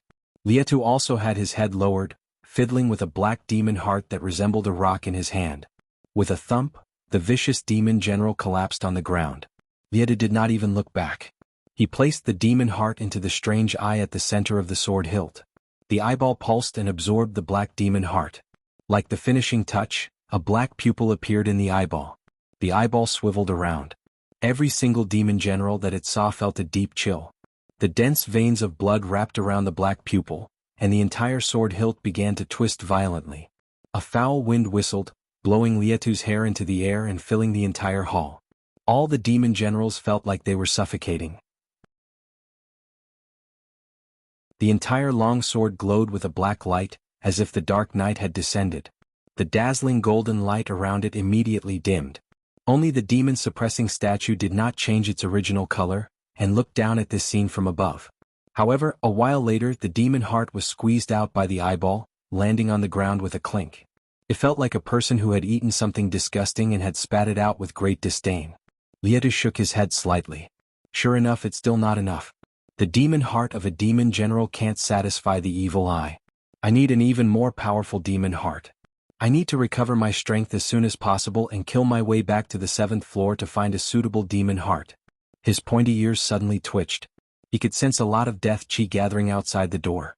The other demon generals were afraid of Lietu, but they were not weak either. They all sensed it and became vigilant. Bang! The 9 gilded doors suddenly opened at the same time, and 100 corpse soldiers swarmed in. The demon generals were unconvinced. As it turned out, they were just corpse soldiers. Lietu frowned. He felt like something was amiss. There were plenty of demon folk who could control corpses. These corpse soldiers were all humans in the first place, so how could there be so many human corpses in the demon suppression tower? It was even more impossible for the bald donkeys from the Chan monastery of Devanaga to use something like that. The eyeball of the evil eye sword in his hand swiveled around, and he saw that every single corpse soldier was plastered with talismans. They all shattered at the same time and shone with light. P.S. I've been outside the entire time recently, so my updates have been a little lackluster. However, I'll be back on Monday. The spirit of updating that I've been suppressing for so long is about to burn out. FF37, W03C9, 30FB, off 4D.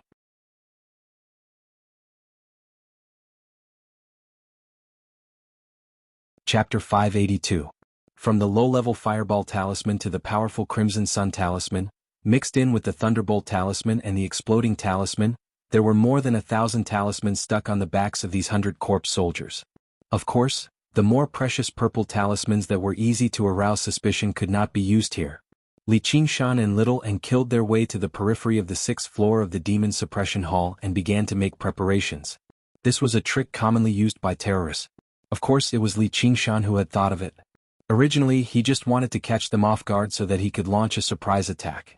But from the moment he stuck the first talisman, Li Qingshan was like a child who wanted to test the power of firecrackers. He took out all the destructive talismans of the thunder and fire attribute. Then, under Little An's order, the 100 self-destructing corpse soldiers rushed in together. The reaction of the devil generals was not slow, and they each used their own defensive methods. But there were only 9 doors in this circular square, and not all the corpse soldiers that Little N had arranged rushed in. There were 9 left behind to be responsible for closing the doors. The 9 gilded doors opened and closed in the blink of an eye. Rumble, rumble, rumble. All the corpse soldiers were first torn apart and burned by the thunder and fire. The flames surged wildly, and the lightning moved like dragons and snakes, engulfing the group of devil generals and slamming them into the 4 walls. However, they were firmly blocked, rebounded, and then became more and more violent. In an instant, this process was repeated countless times, and the power of the explosion was completely released. The entire demon suppression hall shook violently, and then after a long time, the shaking completely subsided. Li Qingshan squatted outside the door with 2 index fingers stuck in his ears. He shook his head hard, stood up, and whistled. He did not expect the power of the explosion of these talismans to be so great, and the shock made him a little dizzy. Li Qingshan gave Little N a thumbs up. The guys inside are probably all dead. Li Qingshan estimated that if he was blocked in such a place and exploded like this, he would definitely not come out unscathed. No matter how strong the devil generals inside were, they would probably not be able to escape death. Little Ann, however, shook her head. She could clearly sense that there was another powerful life force behind the door. Then I'd like to see who has such a tough life. It can't be the demon commander, right? Li Qingshan was secretly on guard as he pushed open the gilded door. The moment he touched the door, he felt a trace of surprise in his heart. This was because the door was still as cold as before, not even a trace of heat could be felt, let alone being deformed by the explosion. It was unknown what material this demon suppression hall was made of, but it was actually so sturdy. Little N pulled on Li Qingshan, and a few corpse generals leaped out from behind him, taking the lead in rushing through the door. An extremely sharp light flashed past, and several corpse generals that were charging forward suddenly fell backwards. However, their lower bodies still maintained their forward charging posture. Like wheat that had been cut by a sickle, they were split in 2 down the middle. Li Qingshan looked over and saw a male demon standing in front of the demon suppression statue. He held a strange-looking sword in his hand, and a streak of light flowed around the blade. The hollow eyeball on the hilt stared fixedly at Li Qingshan. Although his clothes were tattered and charred, his aura did not weaken at all. His eyes were filled with fury and killing intent. Anyone who had been tricked like this would feel the same way. If it were not for the sword in his hand, he definitely would have suffered even more severe injuries. Beneath his feet was a pile of charred corpses. Some of them were still wriggling slightly, possessing a sliver of life that could be extinguished at any time. Lietu growled, "Do you think you can kill me with something like this? Use your blood as a sacrifice to the sword." "What's your name? Your life is pretty tough, huh?" Li Qingshan pulled out the heavy water sword. With a clang, the tip of the sword fell to the ground, and he stood with both hands supporting the sword. However, he thought to himself, that was close. To be able to react so quickly under those circumstances, this guy's definitely not a regular demon general. The strike definitely won't pose any life-threatening threat to me, so the spirit turtle didn't give any warnings. However, if I step into it first and then try to dodge, I'll definitely have to use power beyond Foundation Establishment cultivators, which will raise suspicion. Though that sword sure is interesting. The moment Li Qingshan saw the strange sword, his gaze was firmly drawn away. It was not just because of the strange, great power it radiated with, but also because the sword's design suited his taste very well. He's no regular demon general. The demon chi on him is extraordinarily pure. Even among demon commanders, there aren't many who can reach this level. Lietu studied Li Qingshan too. More accurately, he was using the evil eye in his hand. The evil eye's gaze directly passed through Li Qingshan's body, allowing him to see the location of his dark red demon heart. Demon hearts were not like hearts. They could condense on any part of demon folk, making them extremely difficult to target as vital points. Lietu had relied on this ability of the demon eye to pluck the demon heart that just now held the violent demon general in a single strike. He could sense the pulse of the evil eye in his hand, desiring the other party's demon heart. This rarely happened. In the past, in order to strengthen the power of the evil eye, he had killed many demon commanders, but not every demon heart could satisfy the evil eye. If he could obtain this demon general's demon heart, he would be able to unleash the power of the evil eye, and he could return to the 7th floor right now. "That sword of yours is mine. Your demonic heart is mine." The two of them spoke at the same time. Even their tones were the same. Unfortunately, this was not the tacit understanding between friends, but the determination to kill between enemies. There was another flash of sharp light. Lietu shot through the air, straightening his back and swinging his sword. Li Qingshan dared not be careless. He had personally witnessed how little and killed the corpse commander. He knew just what kind of terrifying power a sharp sword could unleash in the hands of a master. With an explosive bellow, he raised the heavy water sword high into the air, turning it into a siege breaker sword and swinging down loudly. Clang. With a gentle hum, the broken sword flew out as it spun, striking the ceiling before landing on the ground. Sparks flew everywhere. The heavy water sword returned to its original size, having lost a third of its original length. Lietu sneered. "I'll cut you in half with my next strike." Li Qingshan remained composed. He switched to a single hand and gripped the broken sword firmly, swinging it out diagonally. He freed up his hand and wrapped it around Lietu. Chains of demon suppression. With a clatter of metal, the black chains pierced through the air, crisscrossing around Lietu. "What?" Lietu was taken aback. He felt the demon chi in his body begin to churn uncontrollably, just in the moment he was about to swing his sword. The chains of demon suppression wrapped around him tightly, binding him where he was. The demon chi in his body seemed to freeze, and the broken sword had already reached the side of his face. Who knew how many demon generals with various abilities Li Qingshan had used this move to kill? It was basically unstoppable. However, the broken sword did not feel the pleasure of a slash. Instead, it felt like it was stuck. Lietu's mouth protruded forward like a canine's, biting down firmly on the sword. He bit down hard and his sharp teeth stabbed into the sword. Cracks rapidly spread, and with a shattering sound, the heavy water sword had actually been forcefully bitten to pieces. He smiled viciously at Li Qingshan.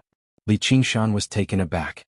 He glanced at the empty hilt and stabbed it viciously into Lietu's head. "Do you really think you don't have to pay up, you idiot?" He extended his hand to snatch the strange sword in Lietu's hand. The eyeball in the center of the hilt suddenly pulsed, and the thumb-thick, vein-like objects wrapped around it suddenly sprang to life. They surged up and stabbed into Lietu's hand, completely fusing with it. The light that flowed endlessly on the sword flowed back to the hilt before being transferred to Lietu's hand through the pipes. All of this happened in the blink of an eye. When he became one with the sword, Lietu's entire body suddenly erupted with hundreds of strands of sword chi, shattering the chains of demon suppression. Several dozen strands of sword chi directly shot towards Li Qingshan. It was too late to dodge. Li Qingshan had lost his weapon as well, so he was unable to block it. If he really were a regular mid-foundation establishment cultivator, he would have been dismembered by now. A streak of golden light pierced between the two of them. The golden sword in Little Anne's hand was like a huge, golden brush. He swung it about, and the brush danced wildly as he wrote a huge sword character. Blood sprayed from Lietu's body. He took a few steps back and said in surprise and doubt, "Golden body of Buddhism." At that moment, Little Anne was like a gilded statue that had just been completed in a temple. However, although the craftsman was extremely skilled, he had misunderstood the monk's request, turning a furious guardian deity into a goddess of great beauty. She wore a golden crown on her head and a golden sash around her. There was a red mole on her forehead and she stood barefoot. She seemed peaceful, graceful, magnificent, and dignified, but her dignified aura did not diminish at all. Lietu felt an intense threat, but he still had a choice. He could retreat to the 7th floor. If they were bold enough to pursue him, he would be doomed. "I'll leave this guy to you," Li Qingshan suddenly said. He just made his way around Lietu and arrived before the demon suppression statue. He studied the statue, sealing off Lietu's path of escape. "It's rare for us to encounter such a suitable opponent, so we'll let Little Anne perform. We've killed our way here. Those two damned peeping monks should be satisfied." The dauntless monk and the unraging monk were not just satisfied. They were even rather overjoyed. In the cultivation community, accepting a master and joining a large sect was not easy, but accepting a genius disciple was very difficult too. However, not only did the two of them have a deep affinity with the Buddha, but they were also skilled in attacks. They were the perfect candidates in these chaotic times. They would definitely be able to strengthen the Chan monastery of Devanaga's reputation.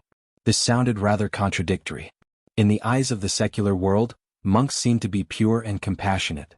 However, if the monks of the Chan monastery of Devanaga were really just like that, then the current Chan monastery of Devanaga would not exist, much less use a brutal land of slaughter like the demon suppression hall to train their disciples. Even the Buddha needed to roar like a lion and subdue the demons of the heretic path. Even his statue had to be gilded and worshipped by all living beings, let alone his disciples and grand-disciples. However, while the dauntless monk was satisfied with Little Anne, the unraging monk instead focused on Li Qingshan.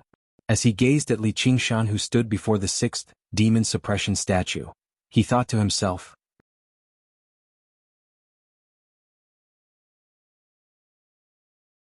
Chapter 583. The 6th layer of the Vajra realm. Little Anne obviously understood what he meant.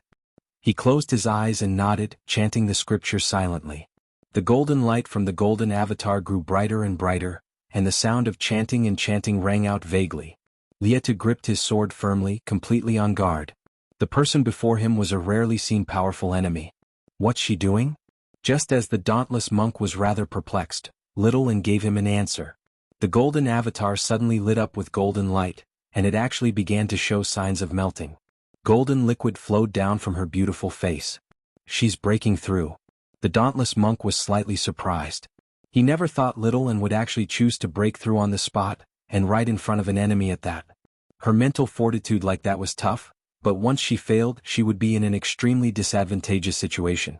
The golden avatar was like a wax figure roasted by fire, melting into a blurry humanoid shape. Little Anne silently practiced the Guardian King's scripture of demon subdual, and gradually the golden avatar began to condense again, stabilizing once more. The golden avatar became even finer and finer, breaking through to the 5th layer of the Guardian King's scripture of demon subdual and reaching mid-foundation establishment. The dauntless monk smiled. This child had basically brought him endless surprises. If this continued, she would be able to reach peak foundation establishment before the age of 20. Even in the entire history of the Chan monastery of Devanaga, there were only a handful of peerless prodigies like that who had the opportunity to become the leader of an entire monastery before the age of 30. By now he had already completely made up his mind. He would cast aside his misgivings and properly guide her so that she could accept the benevolence of the Buddha. The golden avatar was reflected in Lietu's eyes, and his pupils narrowed. He felt even more threatened, also realizing that she was just now breaking through. He secretly regretted being too careful earlier. If he had known earlier, he would have used the opportunity to attack and catch her off guard.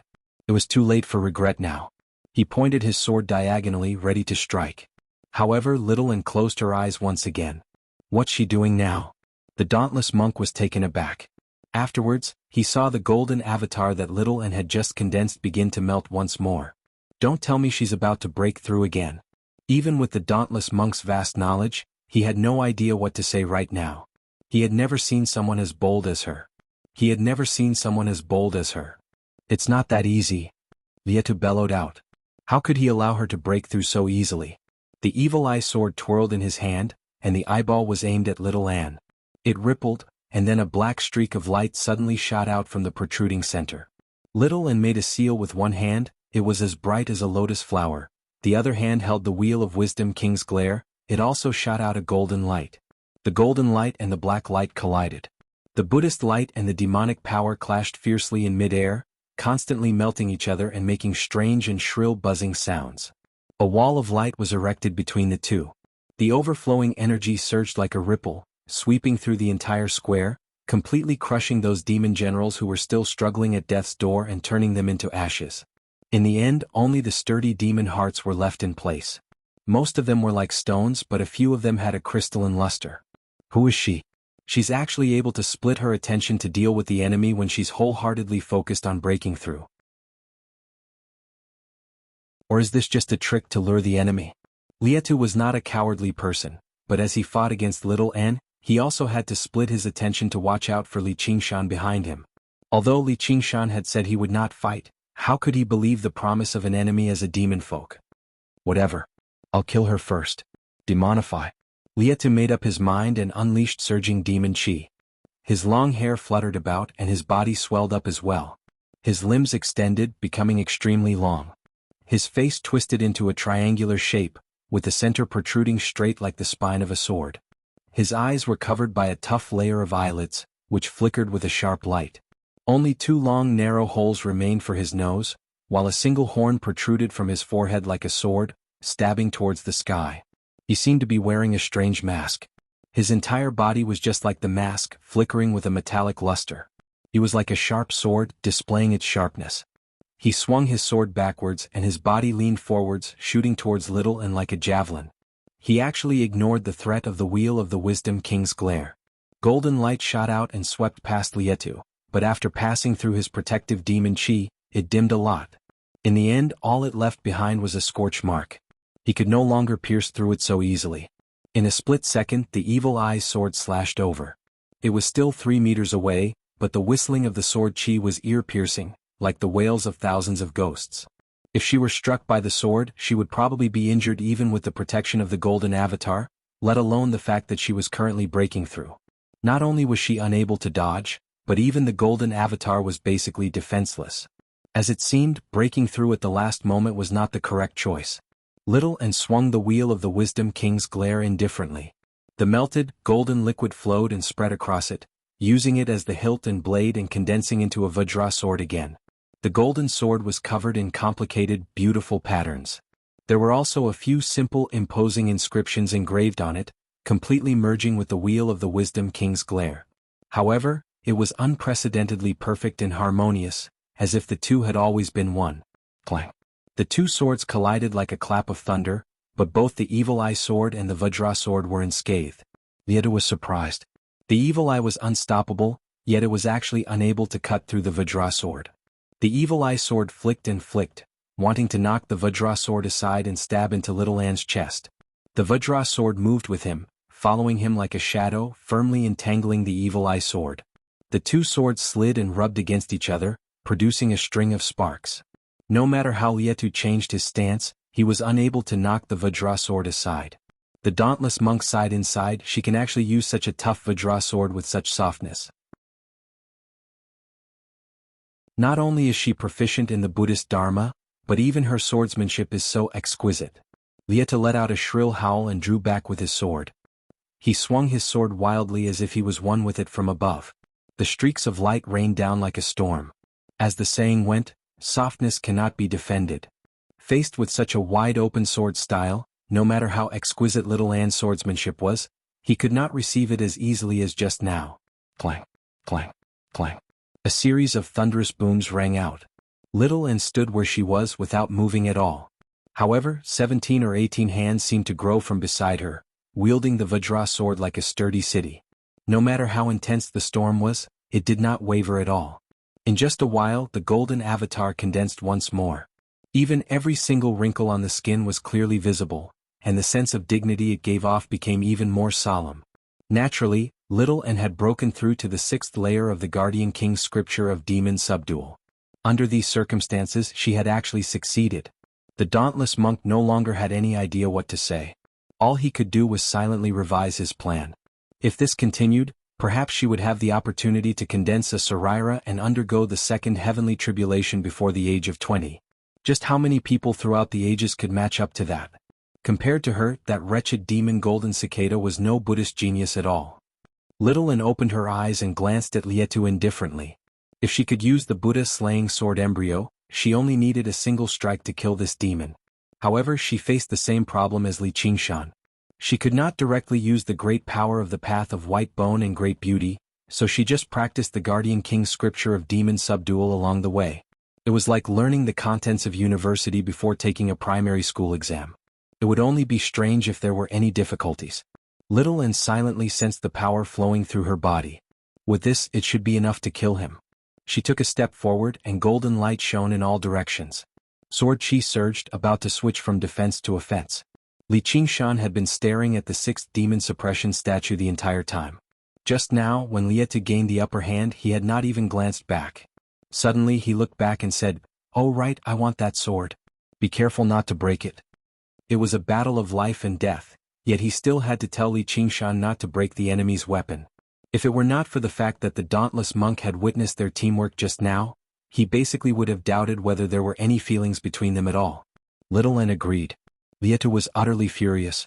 She was basically treating him like a lamb waiting to be slaughtered. Li Qingshan said, "Oh right you. If you put down the sword, I can let you leave this place alive." Before Lietu could say anything, Little Anne said, "You can't." What? Li Qingshan was confused. Little Anne rarely objected to his suggestions. Little Anne said, "He said he wanted your demon heart earlier. Looks like that sword needs a suitable demon heart to unleash its power. We're not too suited for the 7th floor, so his demon heart is the best choice." "I see. Alright then, let's kill him." Li Qingshan passed down the instructions easily before turning around and looking at the demon suppression statue again. Before long, the statue lit up. Little Anne leapt up gently and turned into a streak of golden light. She swung her sword through the air and landed on the golden light. Little Anne raised her hand and grabbed the edge of the sword, forcing herself into Lietu's bosom. The Vajra sword stabbed straight in, and Lietu also extended his hand to grab the Vajra sword in surprise.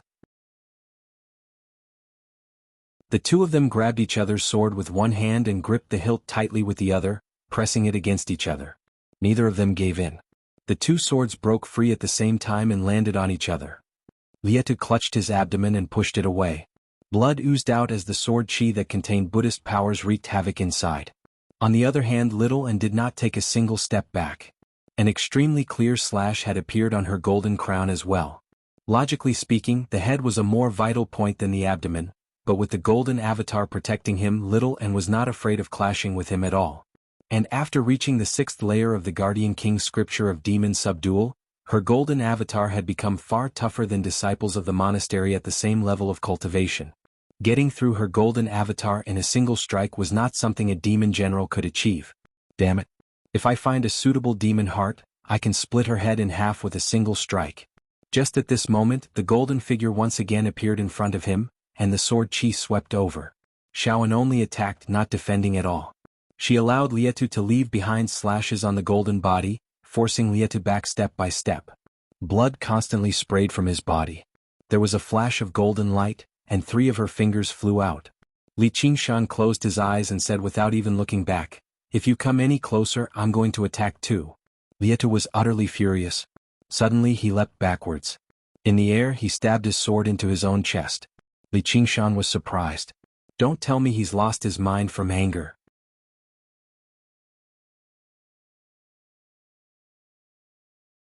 Chapter 584.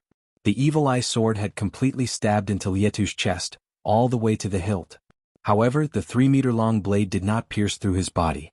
Instead, it emerged from his back as if it had fused with his body. Thump, thump, thump, thump. There was the sound of swords piercing through flesh.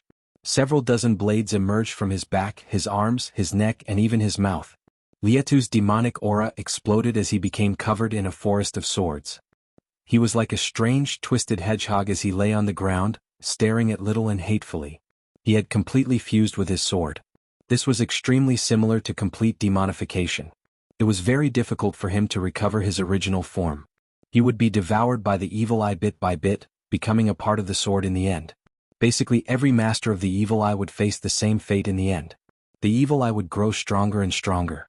However, before he was devoured, the great power he would obtain was enough to kill them. Even if I die, I'll take you down with me. The eyeball was completely embedded in Lietu's chest. It spun around, and a speck of azure light suddenly appeared in its center. It turned into an azure pupil and stared at little Anne with the same gaze. The pupil was Lietu's demon heart. His hands and feet had become long, sharp swords as well. He pushed off from the ground and suddenly vanished from where he was. Little Anne swung down.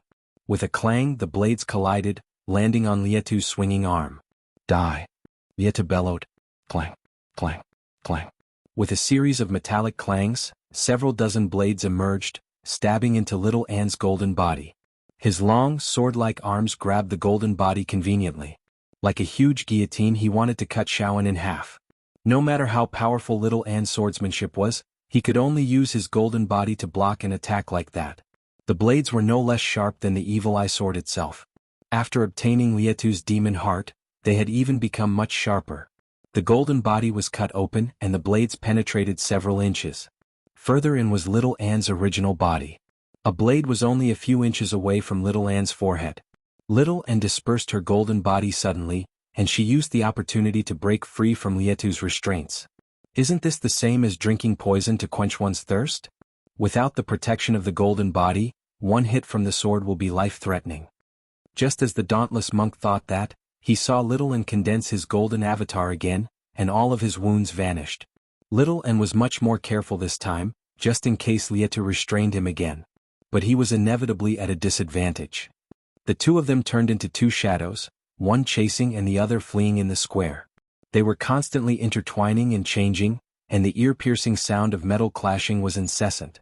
Even if little Anne's Vajra sword landed on Lietu, it would be blocked by the blade. It was useless.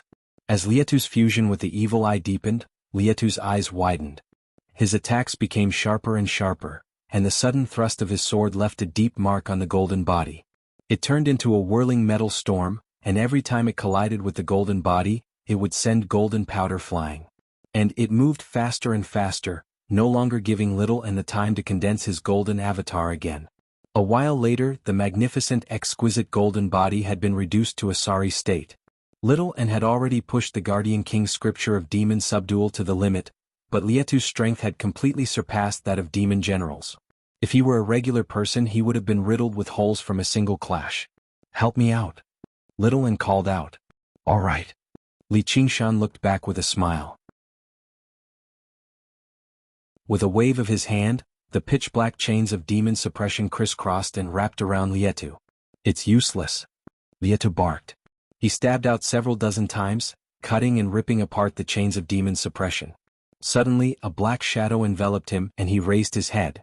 A 9-storied tower that was pitch-black like ink appeared out of nowhere. It was majestic, dignified, and unstoppable. The second move of the demon suppression statuary.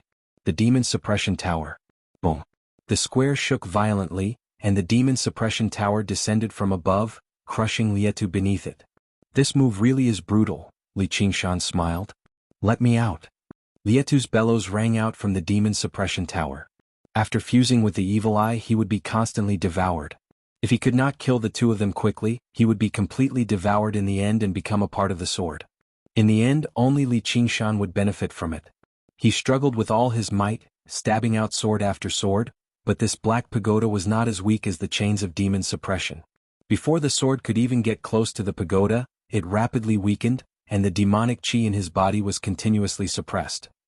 Lietu was also ferocious, ramming about madly in the tower. The demon suppression tower shook and shook as if it could topple over at any time. Li Qingshan waved his hand again, and the 9 chains of demon suppression flew over with a clatter, wrapping around the demon suppression tower before nailing it to the ground and pulling it taut. The demon suppression tower immediately stopped shaking. Only a series of bangs rang out, but the demon suppression tower did not budge at all. I've done it. So this is the true use of the chains of demon suppression. With the demon suppression tower's suppression, just how many people can escape? Having mastered another powerful new move, Li Qingshan was overjoyed. The only flaw was that the moves in the demon suppression statuary focused on suppression. They did not aim to kill in a single strike. At least the chains of demon suppression can trap him before killing him, but the demon suppression tower has isolated me. If Lietu doesn't die by himself, I'll have to move the demon suppression tower and find a way to kill him. How troublesome. Li Qingshan studied the black demon suppression tower and suddenly thought, it also has 9 floors. Is this the original form of the demon suppression hall? If this demon suppression hall was actually a demon suppression tower, then how big would this tower be? It's probably even larger than Great Buddha Mountain. Suddenly, a tyrannical aura smashed open a gilded door and barged into the plaza. The huge figure seemed to have squeezed in through the door. Each of its fangs was sharper than a spear, and it spat out gusts of foul wind. Another one. Are you Duoj?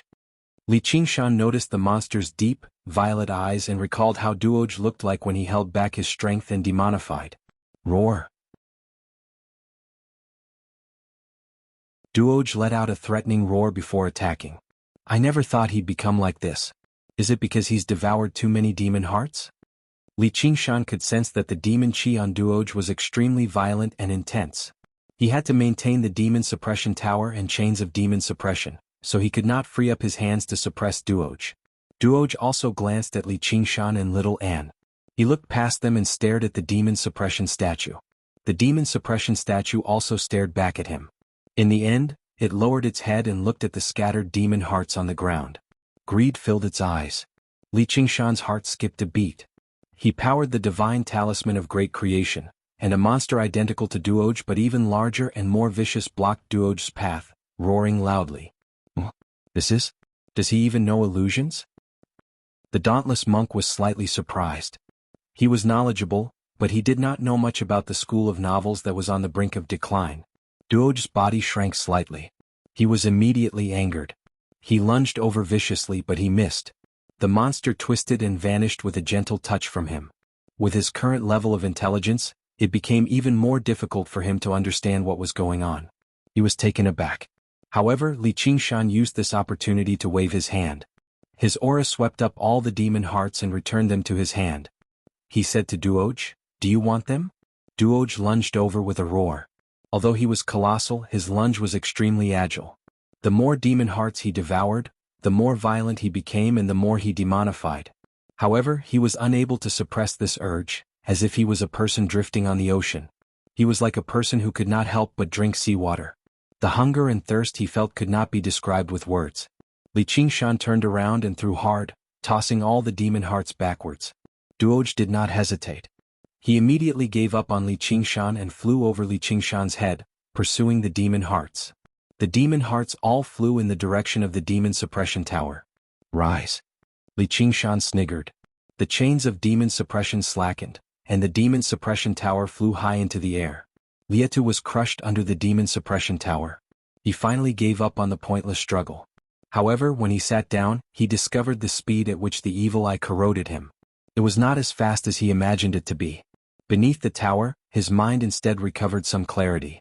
He came to a slight understanding. This tower can suppress demonic nature and demon chi. It's not just mine but also the evil eye's.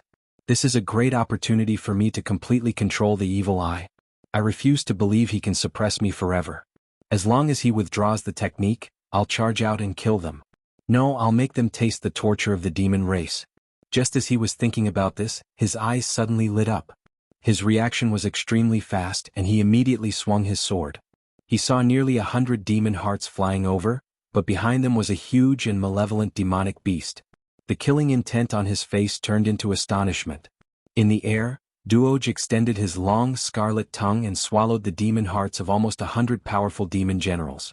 However, his colossal body lunged towards Lietu with the momentum. His 2 large, deep purple eyes suddenly saw the eyeball on Lietu's chest, as well as the demon heart in it. Immediately he was like a dog that had seen a bone. His lunge became even more determined. He pushed Lietu to the ground. Boom. The demon suppression tower became even larger and more dignified in the air. It crushed down once again, crushing both Duoj and Lietu.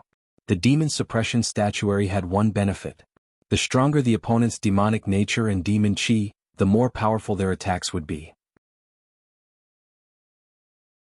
After suppressing the two of them at the same time, it instead became more and more stable, as they were not working together to destroy the tower. Instead, they were locked in an intense internal battle.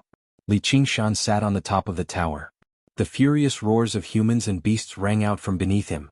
Lietu was extremely powerful when he became one with the sword, while Duoj had become extremely crazy after completely demonifying. He had just devoured 100 demon hearts, so he was definitely not a weakling either. Lietu could no longer calm down and slowly control the evil eye, or he would only be devoured. He could only beg for power from the evil eye while it devoured him bit by bit. The sliver of clarity in his heart vanished, and he gradually became crazy. In the narrow space, man and beast engaged in a melee where they could not dodge, biting and stabbing madly. Once they're almost done fighting, I'll open the tower. We'll kill the swordsman first and take the sword for ourselves. Li Qingshan sat on the top of the tower and instructed Little and asked, then what about Duoj? If we can help him recover his consciousness, that would be for the best. If not, Li Qingshan paused, kill him. A while later, the sounds of battle in the demon suppression tower did not weaken at all. Instead, they became even more shrill and loud. After the time it took to brew a cup of tea, it gradually weakened. Li Qingshan and Little exchanged glances. They called out, rise?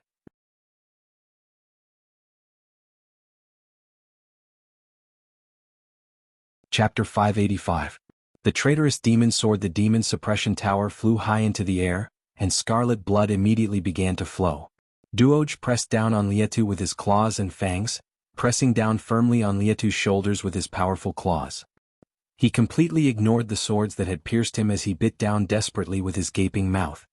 His scarlet tongue constantly flickered, wanting to devour the demon heart in Lietu's chest. Lietu no longer seemed human at all.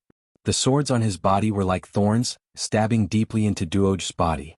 However, they were unable to stop his fanged mouth, constantly pressing down. Duoj was attracted by the smell of the demon heart. He completely ignored how many wounds he had received.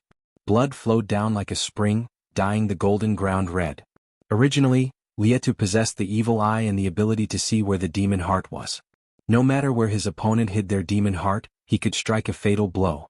However, who knew how many demon hearts Duoj had devoured along the way with Li Qingshan and Little Anne?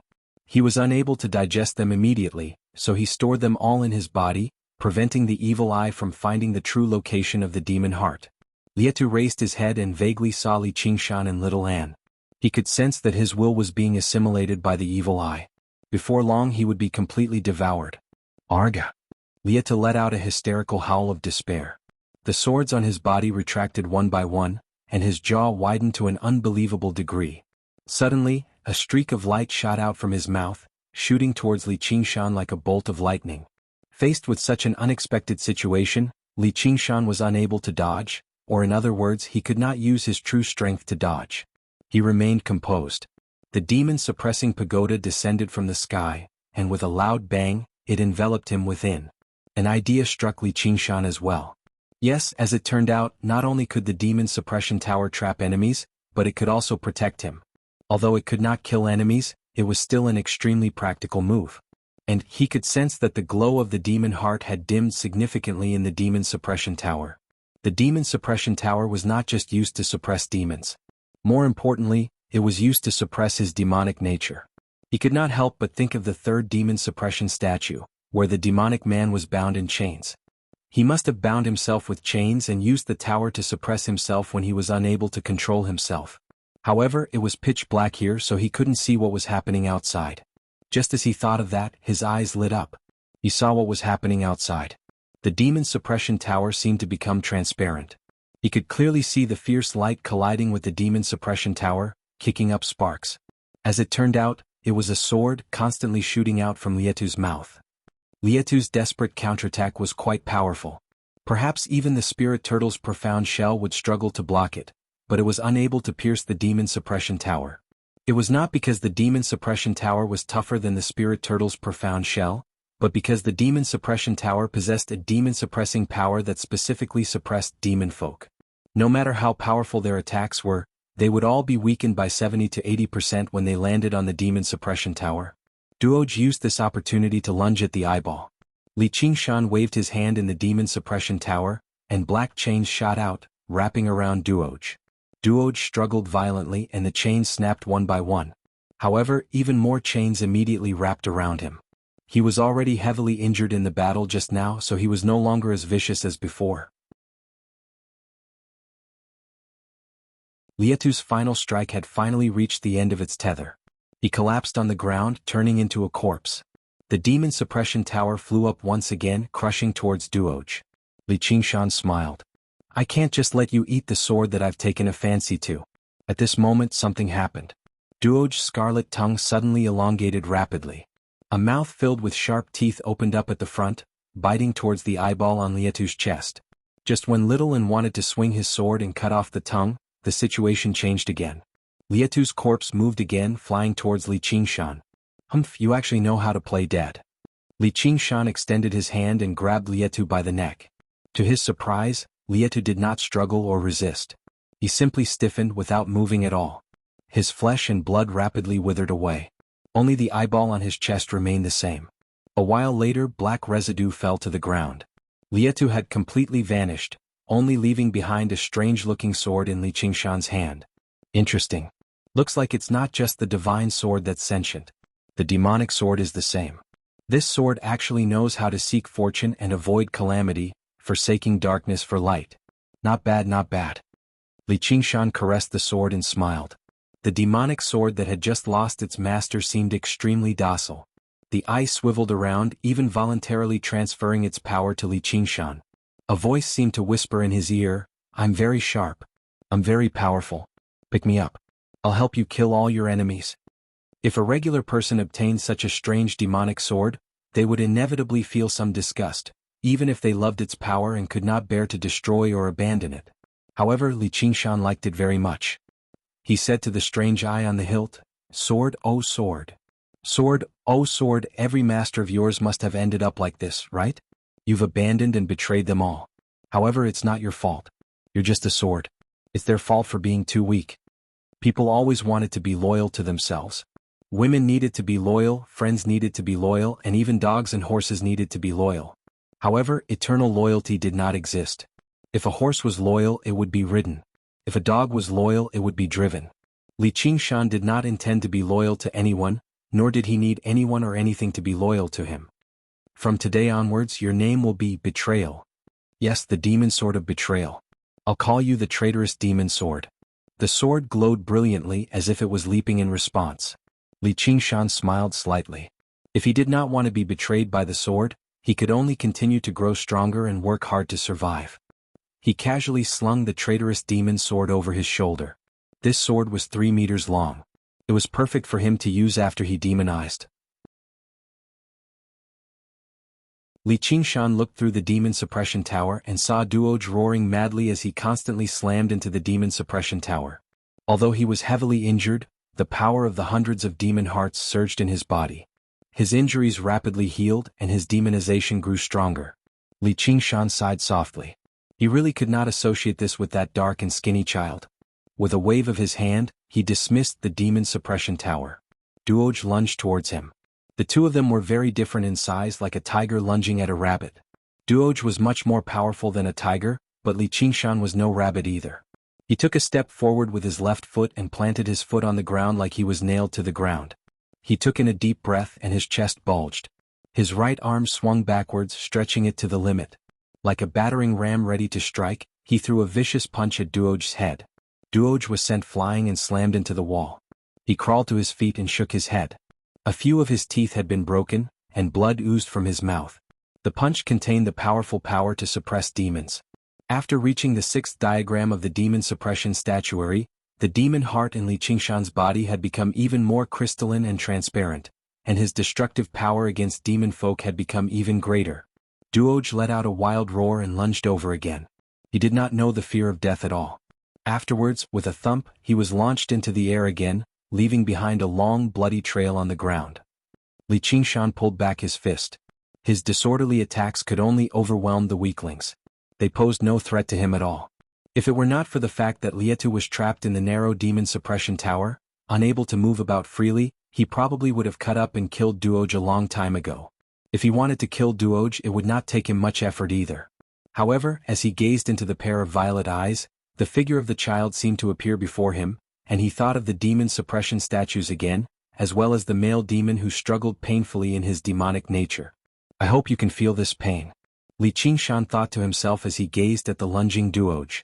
His eyes flashed, and he suddenly saw the specks of demon heart that twinkled like stars in Duoj's body. He could even clearly sense the quality of these demon hearts and whether the demonic nature they contained was pure or not. Glancing at the traitorous demon sword behind him, Li Qingshan opened his fist and extended his index and middle fingers, pressing them against Duoj's head viciously. The power of demon suppression penetrated his body, and one of the demon hearts in Duoj's head immediately dimmed, no longer glowing. His demonic nature had been suppressed. It seems to be working. Li Qingshan tilted his body and allowed a huge claw to sweep past him. A hook sent Duoj into the air, and the two demon hearts in his lower jaw dimmed as well. Li Qingshan's legs parted and he punched out with both fists. In that moment he seemed to have grown 100 arms, and his fists rained down on Duoj's abdomen like a storm. Duoj constantly trembled in the air, roaring and roaring furiously. He wanted to fight back, but Li Qingshan's final punch sent him flying. Duoj flipped over before climbing to his feet. The demon chi on his body decreased sharply, and a sliver of clarity appeared in the depths of his violet eyes. Every single punch from Li Qingshan poured the power of demon suppression into his body, extinguishing several dozen demon hearts. With a flash, Li Qingshan arrived beside Duoj. His feet moved and his figure flickered as he punched Duoj again and again.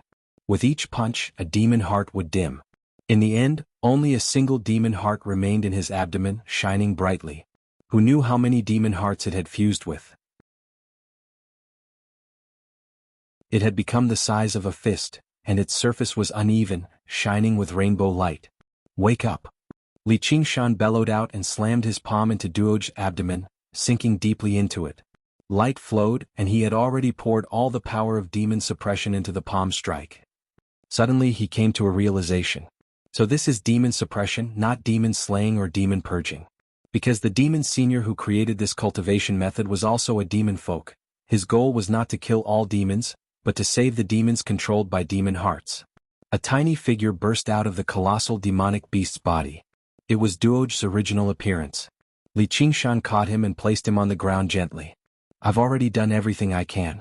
As for whether you can wake up or not, that'll be up to you. The dauntless monk saw this and thought, this child seems vicious, but he possesses a great Buddhist nature, possessing a benevolent heart. Duoj frowned firmly. His eyelashes trembled and his expression changed. The demon suppression statues appeared in his head, gradually blurring before turning into his appearance in the end.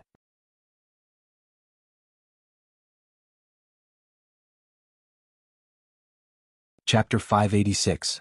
Acknowledging a master, Duoj still wanted to say something, but a feeling he had never experienced before welled up in his heart. Many matters of the past rushed over like a tsunami. His distant home, his dead parents.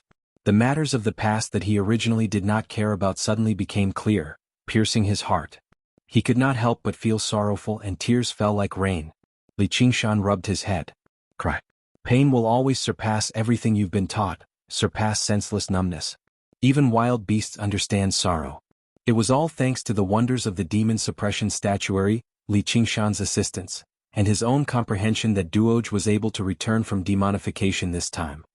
He immediately broke through the restraints of his demon heart and sensed the emotions of ordinary people.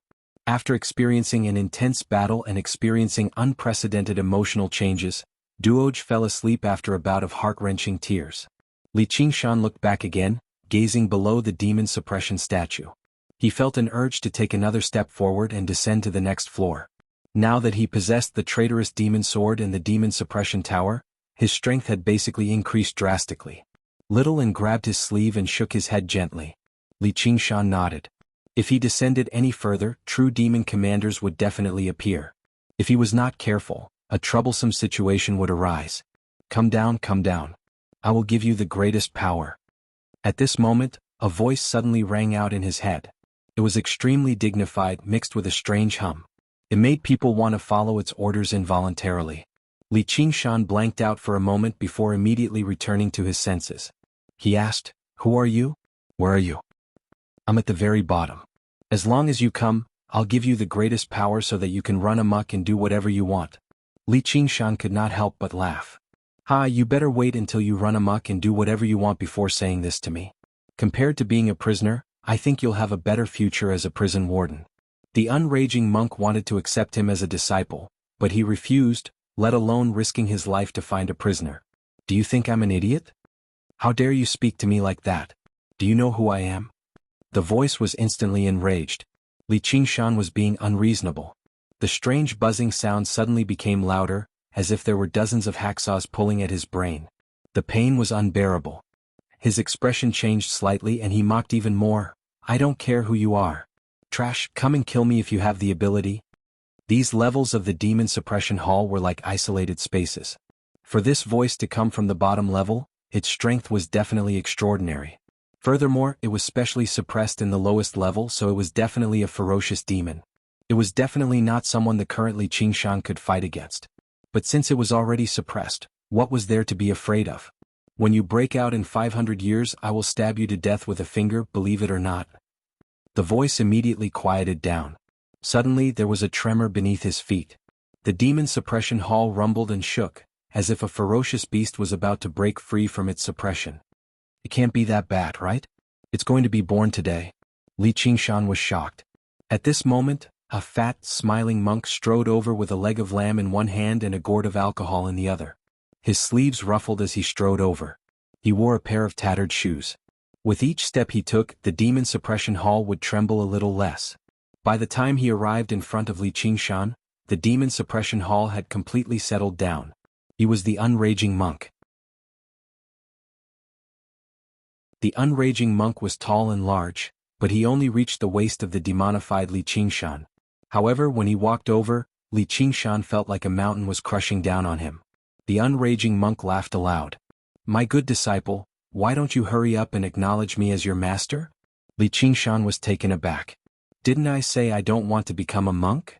You and the Buddha have we have a destiny."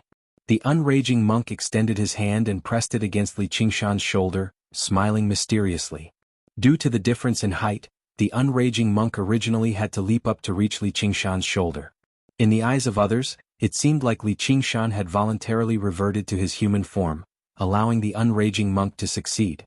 However, when Li Qingshan glanced at the fat hand on his shoulder, he understood it extremely well. When the hand extended over, it possessed a tremendous yet extremely familiar power, suppressing all of his demonic nature and demon chi. He suddenly understood what the unraging monk meant when he said, "We have a destiny." This was the power of demon suppression from the demon suppression statuary. And it was clearly much more skilled and powerful than him. Perhaps it had already completely comprehended the demon suppression statuary. As it turned out, the unraging monk was the first person to practice the demon suppression statuary in the Chan monastery of Devanaga. Li Qingshan could not help but study the smiling, kind, chubby face in front of him. Who would have thought the unraging monk who was equivalent to a monk king in the Chan monastery of Devanaga would actually possess such a powerful demonic nature? He did not know that over a century ago, the unraging monk was known for being easily angered and bloodthirsty. Only later on did his personality change drastically, becoming so easygoing and smiling. However, he could vaguely guess that the unraging monk might be even more dangerous than the dauntless monk. Li Qingshan cursed inside, "Sure enough, if you're not bald, you're not venomous. If you're not venomous, you're not bald. There's nothing good about monks." Afterwards, he deliberated over his words. "Master, I'm about to return to my hometown to get married very soon. I really can't convert to Buddhism, so please spare me." No matter how powerful the voice earlier was, it was still suppressed under the demon suppression statuary. It was equivalent to a vicious beast trapped in a cage. However, the vicious beast before him stood outside the cage, with a claw on his shoulder.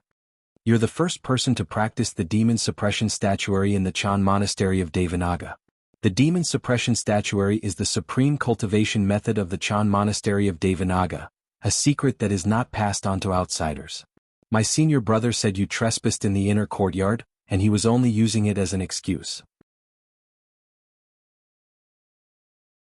He won't do anything to you in the end, but when it comes to a cultivation method like this, do you think he'll spare you even if I spare you? This? If you don't agree to it, all I can do is cripple your demon heart and destroy your demon suppression statuary. Everything you've obtained along the way will be for naught. Then do it, master. That woman is deeply in love with me. I really can't turn my back on her. Li Qingshan exhaled deeply. I didn't think you'd be so infatuated looking at how heartless you are. The unraging monk shot him a glance and clicked his tongue in wonder. You're the infatuated one. Your entire family is infatuated one. I'm a heartless, true man, Li Qingshan said. He felt like he was becoming closer to a demon for some reason. Was it because he had condensed a demon heart? Forget it. There's no need for you to be a monk. The unraging monk swung his sleeve. Thank you for your generosity, master. Li Qingshan clasped his hands. Though, you still have to accept me as your master. Secular disciples aren't prohibited from marrying. Eating meat and drinking alcohol are all fine too. You don't have anything to say about that, do you? The unraging monk scratched his bald head and smiled bitterly. With his cultivation, the number of people who wanted to accept him as their master could line up all the way from the Chan Monastery of Devanaga to South Hub City. He had taken the initiative to accept this kid as his disciple, yet he was extremely reluctant. Then I have another question, Li Qingshan said sternly. Ask away. Are there any benefits? What benefits do you want? The unraging monk chuckled. Li Qingshan felt his shoulder tighten. The unraging monk's voice exploded in Li Qingshan's head. If you still don't agree, I'll destroy you. Master, please accept the bow from your disciple. Li Qingshan did not try to be unreasonable. It was not like he had to remain in the Chan Monastery of Devanaga as a monk. He could even have a powerful figure who had undergone the third heavenly tribulation as his master, so why not? Though monk, oh monk, if you force me to become your disciple now, you better not regret it in the future. The unraging monk smiled. Very good. From today onwards you're my first disciple. You can naturally inherit my legacy in the future. Li Qingshan snickered and said nothing more. The unraging monk stroked Duoj's face gently and Duoj woke up. He saw a large round face that resembled a full moon, and he was alarmed. Was the person before him the most terrifying existence among humans? A monk? Legend had it that humans were already extremely stupid, and monks were the worst of them all. They believed in the head monk, yet he had actually done something as unbelievably stupid as cutting off his own flesh to feed eagles. If anyone was not as stupid as them, they would kill them. Duoj hid behind Li Qingshan in a hurry out of fright. Although he had broken free of the demon heart's restraints on his thoughts, certain fixed thoughts could not be changed so easily. The unraging monk asked with a smile, "Do you want to leave the demon suppression hall?" "I do," Duoj said immediately. After breaking free of the restraints of the demon heart, he immediately sensed just how unfortunate it was to be trapped here and have to kill his own clansmen. As long as there was even the slightest chance, he would try it. "As long as you accept me as your master, you can leave here," said the unraging monk. The unraging monk said. This little demon folk had returned to his original state from absolute demonification. Although he himself had yet to fully recover, he had actually gained some comprehension over the demon suppression statuary already. If he could be properly trained, perhaps he would be the best candidate to cultivate the demon suppression statuary given his origins as a demon. Duoj immediately hesitated. Asking him to accept a monk as his master was like asking a devout Buddhist to accept a demon folk as his master. It was truly difficult to accept. This was also proof that he had broken free from the restraints of the demon heart, beginning to possess his own will and judgment. In the past, as long as there were benefits to him, he probably would have agreed to it in a hurry, no matter what was right or wrong. "Accept me as your master." Li Qingshan extended his hand and grabbed Duoj by the neck, lifting him out from behind and placing him in front of him. They had already reached this point, so what else was there to say? "Venerable." Duoj looked back in surprise. He glanced at Li Qingshan before looking at the smiling, unraging monk before him. He knelt on the ground and kowtowed a few times obediently. He thought, since even the Venerable has said that, then it's obviously very reasonable. The Venerable won't harm me. Even when he demonified and went berserk, he still retained some memories. He knew that Li Qingshan had saved him again, which filled his heart with a strange feeling he had never experienced before. It was gratitude and trust. Demon folk did not possess these feelings. Right now, I only have the two of you as my disciples. In the future, you seniors and juniors need to help each other. Whatever, it's all nonsense. Do you have any alcohol cups? Li Qingshan took out a few cups. The unraging monk filled 3 cups before picking up one for himself. He chuckled. Come, let me offer you a cup. With that, he downed it all.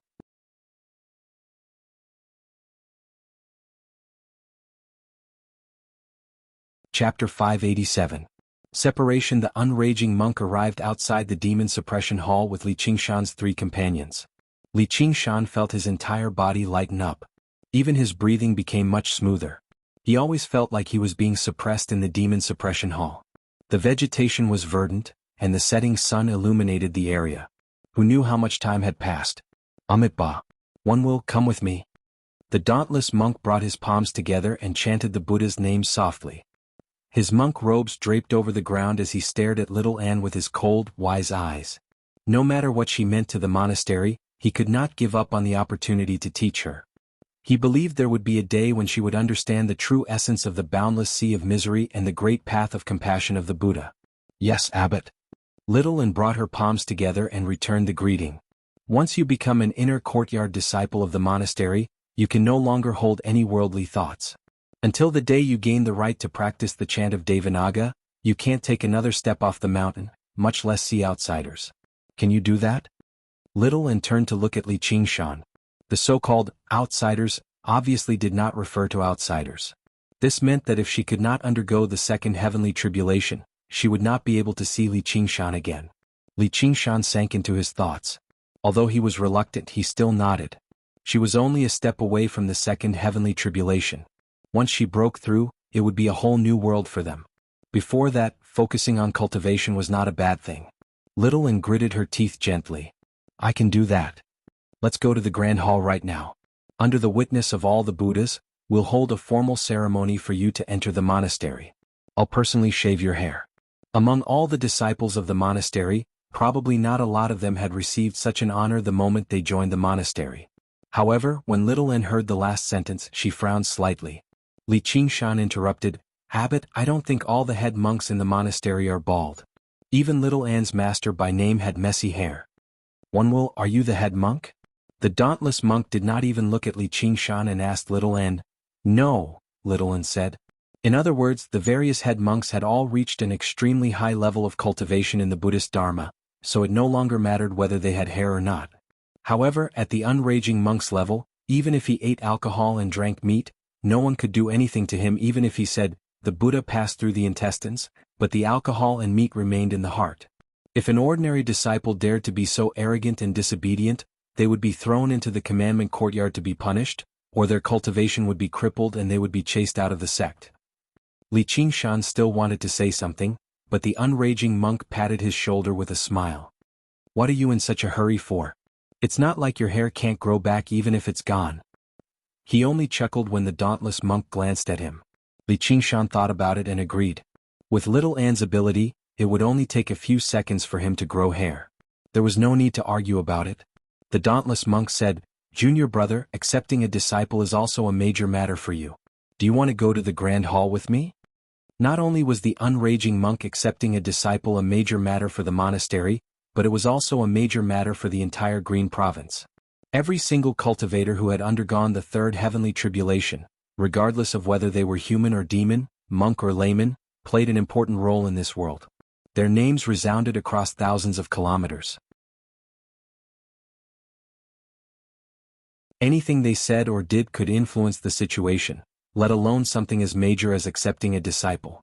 The unraging monk raised his head and glanced at the golden hall on top of Great Buddha Mountain. He smiled. I'm an unworldly person, so there's no need for me to do something like this. My 2 disciples probably don't like these things either. Not to mention we've already gone through the ceremony of accepting a disciple. That was exactly what the dauntless monk wanted. Although the unraging monk's 2 disciples possessed great potential, one was a demon, while the other was a so-called secular disciple, who refused to become a monk. It would bring no benefit to the monastery's reputation if it became public. Let's go. The dauntless monk turned around and left. Little Anne followed closely behind. Li Qingshan accompanied Shaoan all the way to the Chan monastery of Devanaga. The dauntless monk walked at the front, crossing over a tall doorsill. Suddenly he said, Idlers, stop. Any further ahead was the inner courtyard of the Chan monastery of Devanaga, and Li Qingshan was only a secular disciple. All Li Qingshan could do was stop and watch Little and cross over the tall threshold before turning around. Their eyes met and he opened his mouth wanting to say something. The sun was setting right now. The afterglow of the setting sun landed on Little Anne, making her seem even more beautiful and otherworldly. Li Qingshan stood with his back to the light. The light outlined his tall figure. The dauntless monk's eyes flickered, and the vermilion door slammed shut loudly, cutting off their vision. The only color in Little Anne's eyes vanished. The world turned into a half-transparent, pale white color. Color was emptiness. From today onwards, there would only be candles and Buddhas, morning bells and evening drums as companions. She did not dislike a life like this, but she wanted to be by his side even more. Li Qingshan extended his hand and clenched his fist. He felt an urge to smash the door with a single punch and pull her back through it. The door was not particularly sturdy, but no one had ever been bold enough to do that throughout the ages, as this was the monastery's entrance. It represented an inviolable authority. He was not afraid of authority. He believed that only strength could decide everything. He believed that as long as he constantly grew stronger, there would be a day when he could see her whenever he wanted and no one could stop him.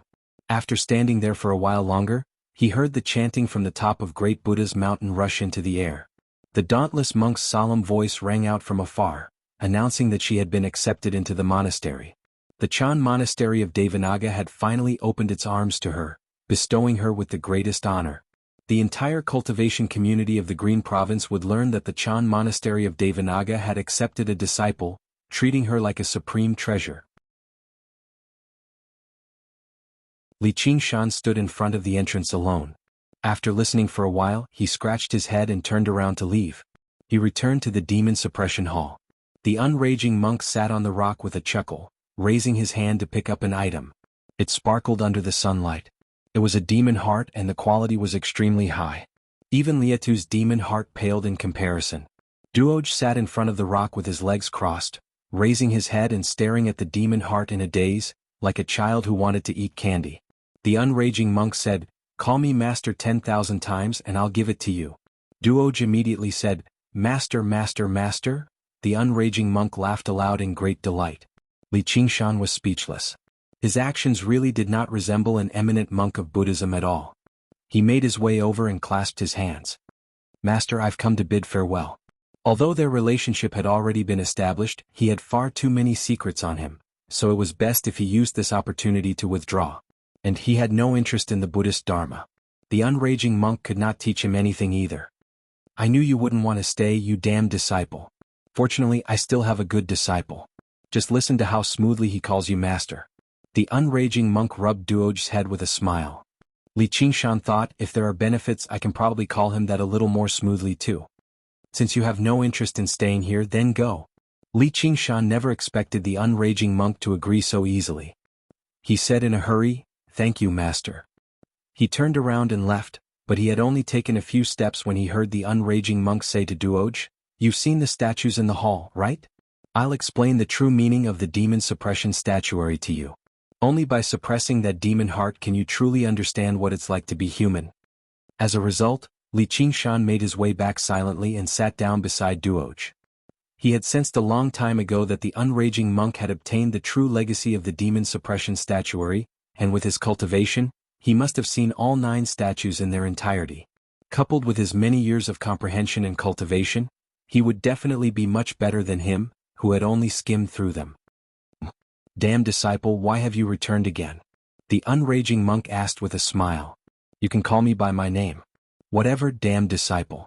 Since you want to listen, then you can listen along the way. Don't say I'm not loyal." Li Qingshan rolled his eyes. "What the hell? Is there loyalty between a master and a disciple? Do you think this is the Jianghu? Whatever, as long as I can learn something." But a while later, the unraging monk only smiled without saying anything. Li Qingshan asked in confusion, "Master?" The unraging monk pointed at Duoj with a smile. As it turned out, Duoj had not finished calling him Master 10,000 times. Finally, Duoj finished calling him Master 10,000 times. Under Duoj's eager gaze, the unraging monk stowed the demon heart away slowly and said kindly, "You're still too young right now. I'll help you put it away for now. I'll give it to you in the future." Duoj pouted, but he dared not say anything. He only felt that monks were not as stupid as they were rumored to be.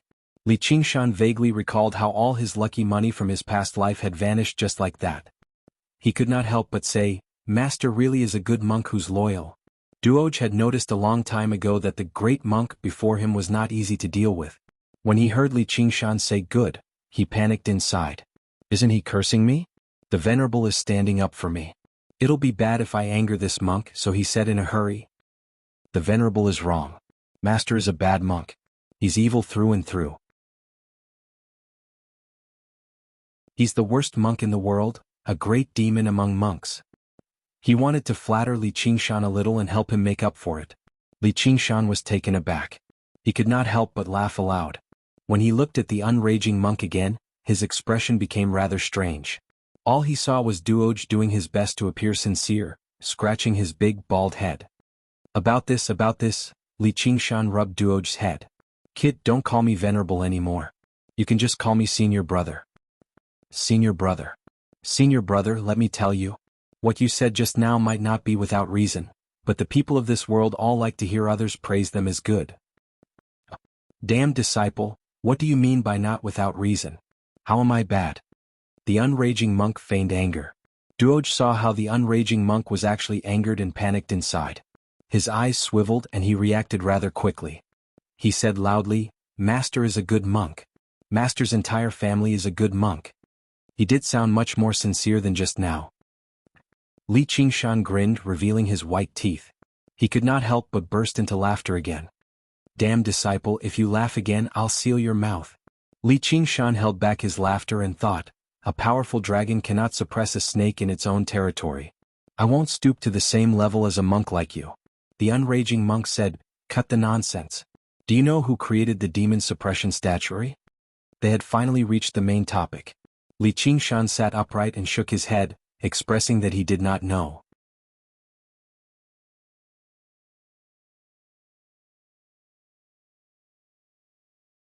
Chapter 588. A string of prayer beads. The unraging monk paused. I don't know either. Right double quotation mark. Li Qingshan cursed inside. The unraging monk continued with a smile. Actually, it doesn't matter who created a cultivation method. What matters is what it can bring me. Damn disciple, you've already reached the 6th fragment of the demon suppression statuary.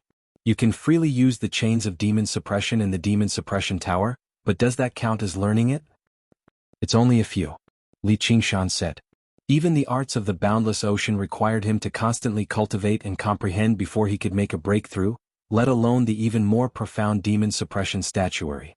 He was just taking advantage of the powerful demonic nature and the fact that he did not have to worry about it losing control. At least you still have some self-awareness. Although the two of you have entered my tutelage, I presume that the two of you won't be interested in the true Buddhist scriptures. Listen to the profundities of this demon suppression statuary from your master. Yes, master. Li Qingshan brought his palms together and lowered his head, saying politely. No matter how arrogant he usually was, he obviously had to accept the teachings humbly and listen attentively after receiving free guidance. Duoj also followed suit in a hurry, bringing his palms together. Yes, master. The unraging monk smiled. A century ago, I was once known as the Monk of Fury. I couldn't stand any injustice in the world. Instead, whenever I saw people oppressing the kind-hearted, I would kill them as soon as possible, regardless of their identity or cultivation. I wandered the world for many years and who knows how many lives I've taken. The fury in my heart burned more and more fiercely, and I lost my mind, violating the precepts of anger. Before I knew it, I'd already entered the demonic path. The unraging monk sat on the rock and told him about his past experiences, such as why he was punished to watch over the demon suppression statuary, and why he learnt the demon suppression statuary. Li Qingshan listened quietly. He sighed over the unraging monk's mental journey, but he also gained quite a lot of enlightenment from his experiences comprehending the demon suppression statuary. Before he knew it, the sun had set and the sky was filled with stars. Time passed. Before he knew it, a month had passed. In front of the demon suppression hall, the grass grew long and the nightingales flew. The scenery was just like before. Under the slanting sunlight, Li Qingshan slept on the stone tablet in front of the demon suppression hall. Alcohol jars of various sizes filled his left and right, and the heavy fragrance of alcohol lingered in the air. He yawned and stretched, waking up from his dream. He rubbed his face. I didn't think I'd actually lose to that old baldy in drinking. He must have secretly used his powers, bullying me because my cultivation is lower than his. The sound of a wooden fish rang out by his ear. Turning around, he saw the unraging monk sitting in the shade of the mountain, on a tall patch of grass. He struck the wooden fish with one hand and held prayer beads with the other. Li Qingshan rolled over and laid on his side on the stone tablet. He asked in surprise, Master, you chant scriptures too? Of technique. Li of Tao is.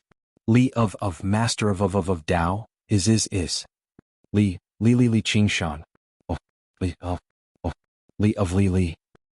Qingshan. Li smiled. If I were master of Tao, I'd cleave you in half right now. That's why you're not master of Tao. That's why you're not master of Tao. The unraging monk smiled.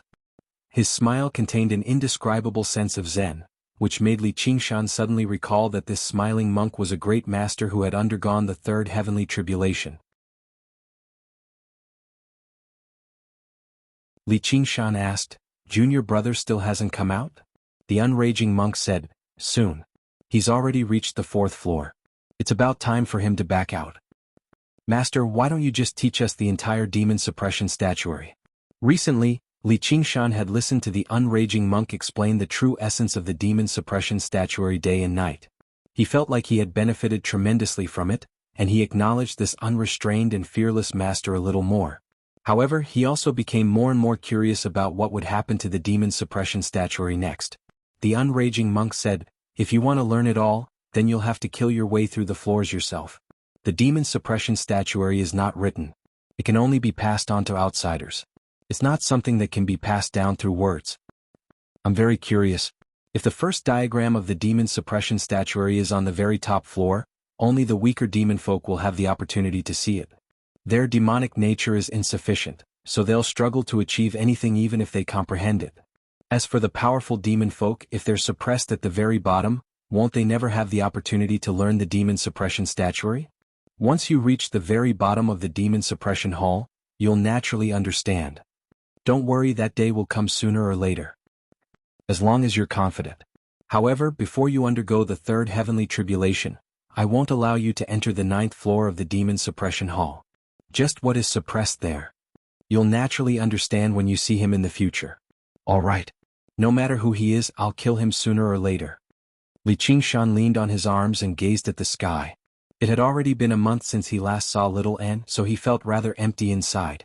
Only when he thought about how close they were now did he feel slightly at ease.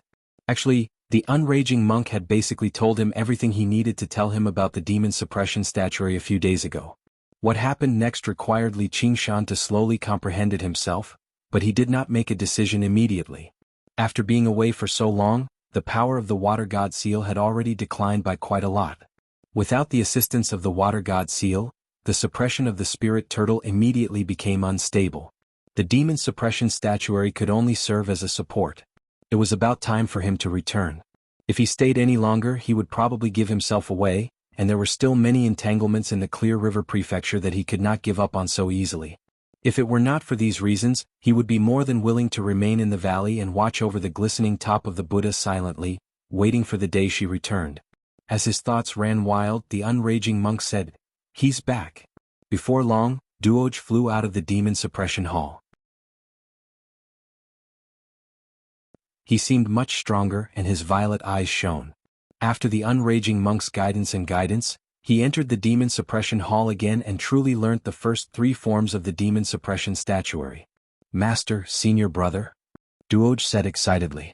Because he had suppressed his demon heart, he now seemed a little more spirited than a regular child. You've done well. I'll treat you to some alcohol. Li Qingshan leapt to his feet and tossed over a jar of alcohol. Duoj caught the jar and gulped it all down. Looking at the jars and jars on the ground, he said unhappily, Master, senior brother, you've been drinking so much behind my back. Who told you to come back so slowly? If you were a little later, you wouldn't be able to see me anymore. Duoj was slightly surprised. Senior brother, you're leaving? Li Qingshan said, I've basically learned everything I need to learn. If I don't go home and spend time with my wife, am I supposed to spend time with monks here? Spending time with monks is pretty good too. Duoj said reluctantly. During this period of time he had also experienced unprecedented warmth in the human world, and understood the warmth between people. He was no longer that little demon folk who was completely unaware of his father's death. You're still young. Li Qingshan sniggered and bowed towards the unraging monk. Master, I finally waited for little junior brother to come out. I still have many mundane affairs to attend to, so I'll be bidding farewell to Master right now. If Master has anything to say, please say it quickly. Both of you come here. The unraging monk chased Li Qingshan off the rock and sat down with his legs crossed, rubbing his ankles. He did not care about his posture at all. When the two of them arrived before him, he said, "You've become my disciple, so you should receive a gift for your first meeting. However, the time wasn't right in the past. If my traitorous disciple wants to leave today, I won't be able to stop him, so I have something for each of you." Li Qingshan's face lit up. The gift he had been waiting for was finally here. With his master's cultivation, the gift definitely wouldn't be shabby. Though there's no need to call me a traitorous disciple at a time like this. Duoj, you're the most obedient, 10 times better than this traitorous disciple. I'll give it to you first. Li Qingshan twitched his lips and snorted, but when he saw the gift the unraging monk had taken out, he could not help but become stunned. The unraging monk had taken out a great string of prayer beads. There were 108 of them in total. Every single one of them was a different color and they varied in size too, but they were translucent and glowed with rainbow light. If they were just regular gems, then so be it, but the issue was that every single prayer bead was a demon heart. The demon heart that the unraging monk had used to make Duoj call him master was among them. These were not 108 prayer beads, but 108 demon hearts from demon commanders.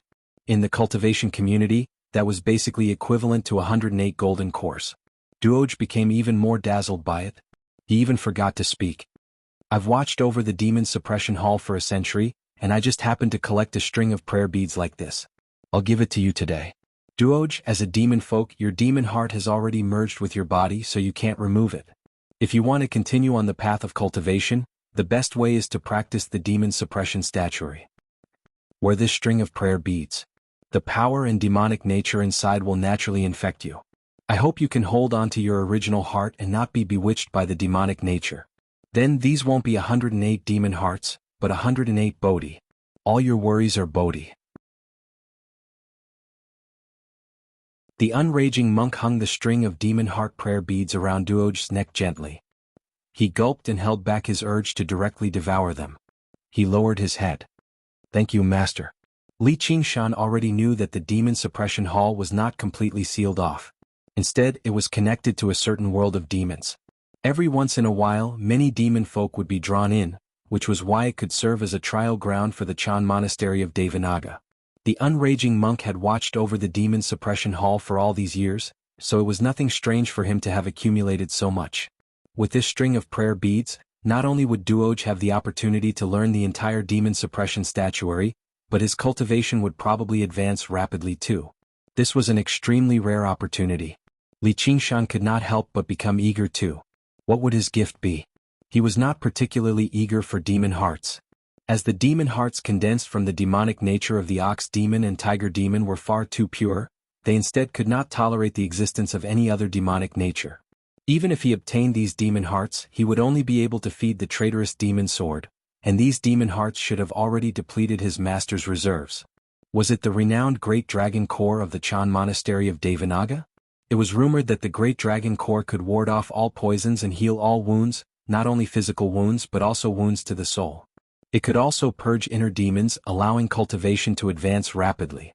It was known as the Pill of Vigor, that could cure all illnesses in the cultivation world.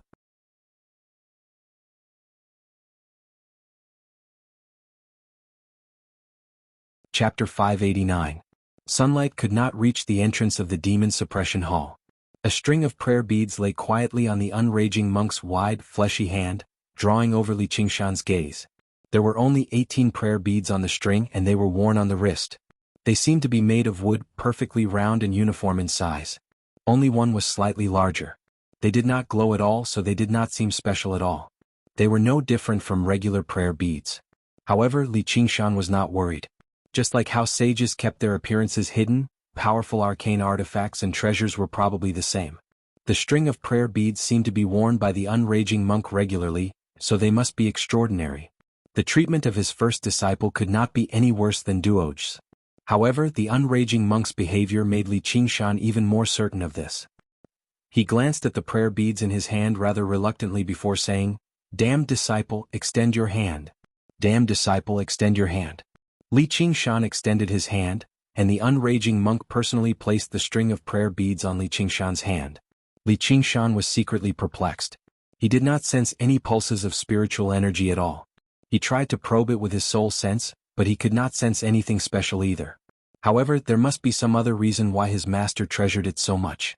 The unraging monk explained, "This string of prayer beads itself isn't some powerful arcane artifact, but my master personally handed it to me, so it holds extraordinary significance.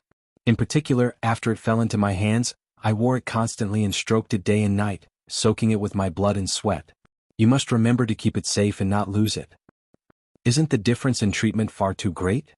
Li Qingshan glanced at the demon heart prayer beads on Duoj's neck again. He was tempted to remove the prayer beads and throw them viciously at the unraging monk's smiling, chubby face. "Damned Baldy, are you looking down on me? Apart from blood and sweat, there's also lard, goat oil and butter. I've personally seen you drink and eat meat with this thing." Just like that, he viciously imagined it in his head. Obviously, he could not actually put it into practice.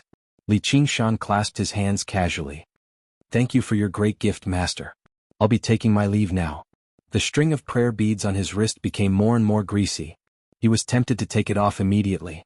If the unraging monk had only given Li Qingshan a string of prayer beads as a souvenir, the unraging monk would have given Li Qingshan a string of prayer beads. Li Qingshan didn't think there was anything wrong with it. However, he had given Duoj a priceless demon heart prayer beads earlier, and now he had given him such an ordinary thing.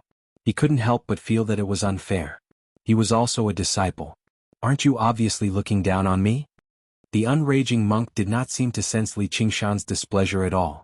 Chuckling, he said, "Before you leave, go to the courtyard of secular affairs and collect a set of clothes for a layman disciple." "Yes," Li Qingshan replied lazily. "Once you're outside you can't run amok under my name. If I find out, I'll never spare you." "All right." Li Qingshan grew impatient. "Am I the type of person who likes to borrow someone else's might? Before inner courtyard disciples leave the mountain, you can imbue a strand of the chant of Devanaga into your body. However, you're only a layman disciple, so you don't have the right to do that either." Li Qingshan shot a glance at him. "Since I don't have the right, why did you have to mention it?" He said, "I got it. I'm leaving." Before turning around and making his way out of the valley. However, he heard the unraging monk say from behind him, "As a result, if you encounter any danger, just report my Dharma name. I think I'll give you some face. If it's useless, then crush the largest bead in the prayer beads. I'll rush over immediately and help you explain." Li Qingshan paused. Suddenly he looked back only to see the unraging monk still sitting there with a chuckle. With a wave of his sleeve he said, "Go, you damned disciple." The unraging monk did not just have some face. In the territory of the Green Province, even if Li Qingshan had offended the governor of the Green Province, the Dragon King of the Sea, the unraging monk would still have the right to give him some face. If it were someone slightly inferior, even they would have to show some respect to Li Qingshan when they heard his name. The string of prayer beads was basically a life-saving talisman. Li Qingshan glanced at the string of prayer beads on his wrist. His words and actions earlier had come off as too stingy. He sucked in a deep breath and turned around, bowing deeply. "Yes, master. I'll be going right now." Li Qingshan made his way out of the valley and remembered the unraging monk's instructions. He climbed up Great Buddha Mountain again and arrived before the Chan Monastery of Devanaga. He saw a young novice monk sweeping the fallen leaves. He went up and asked, "Little master, may I ask where the courtyard of secular affairs is?" The young novice monk pointed at the foot of the mountain. "There, it's all there. The main hall is on the other side of the mountain." Li Qingshan had noticed a long time ago that there was a great swathe of buildings at the foot of Great Buddha Mountain. They were row upon row, resplendent and like palaces. They basically circled around Great Buddha Mountain, like the hem of the Great Buddha's clothes that draped over the ground. Only special places like the Demon Suppression Hall just now were separated from them. As it turned out, these were all properties of the courtyard of secular affairs. However, in terms of size, none of the courtyards on Great Buddha Mountain could rival it. Not only was the courtyard of secular affairs the largest in the Chan Monastery of Devanaga, but it was also the courtyard with the most monks. It was responsible for many duties. One of them was receiving the worshippers who had traveled great distances, providing them with food and lodging.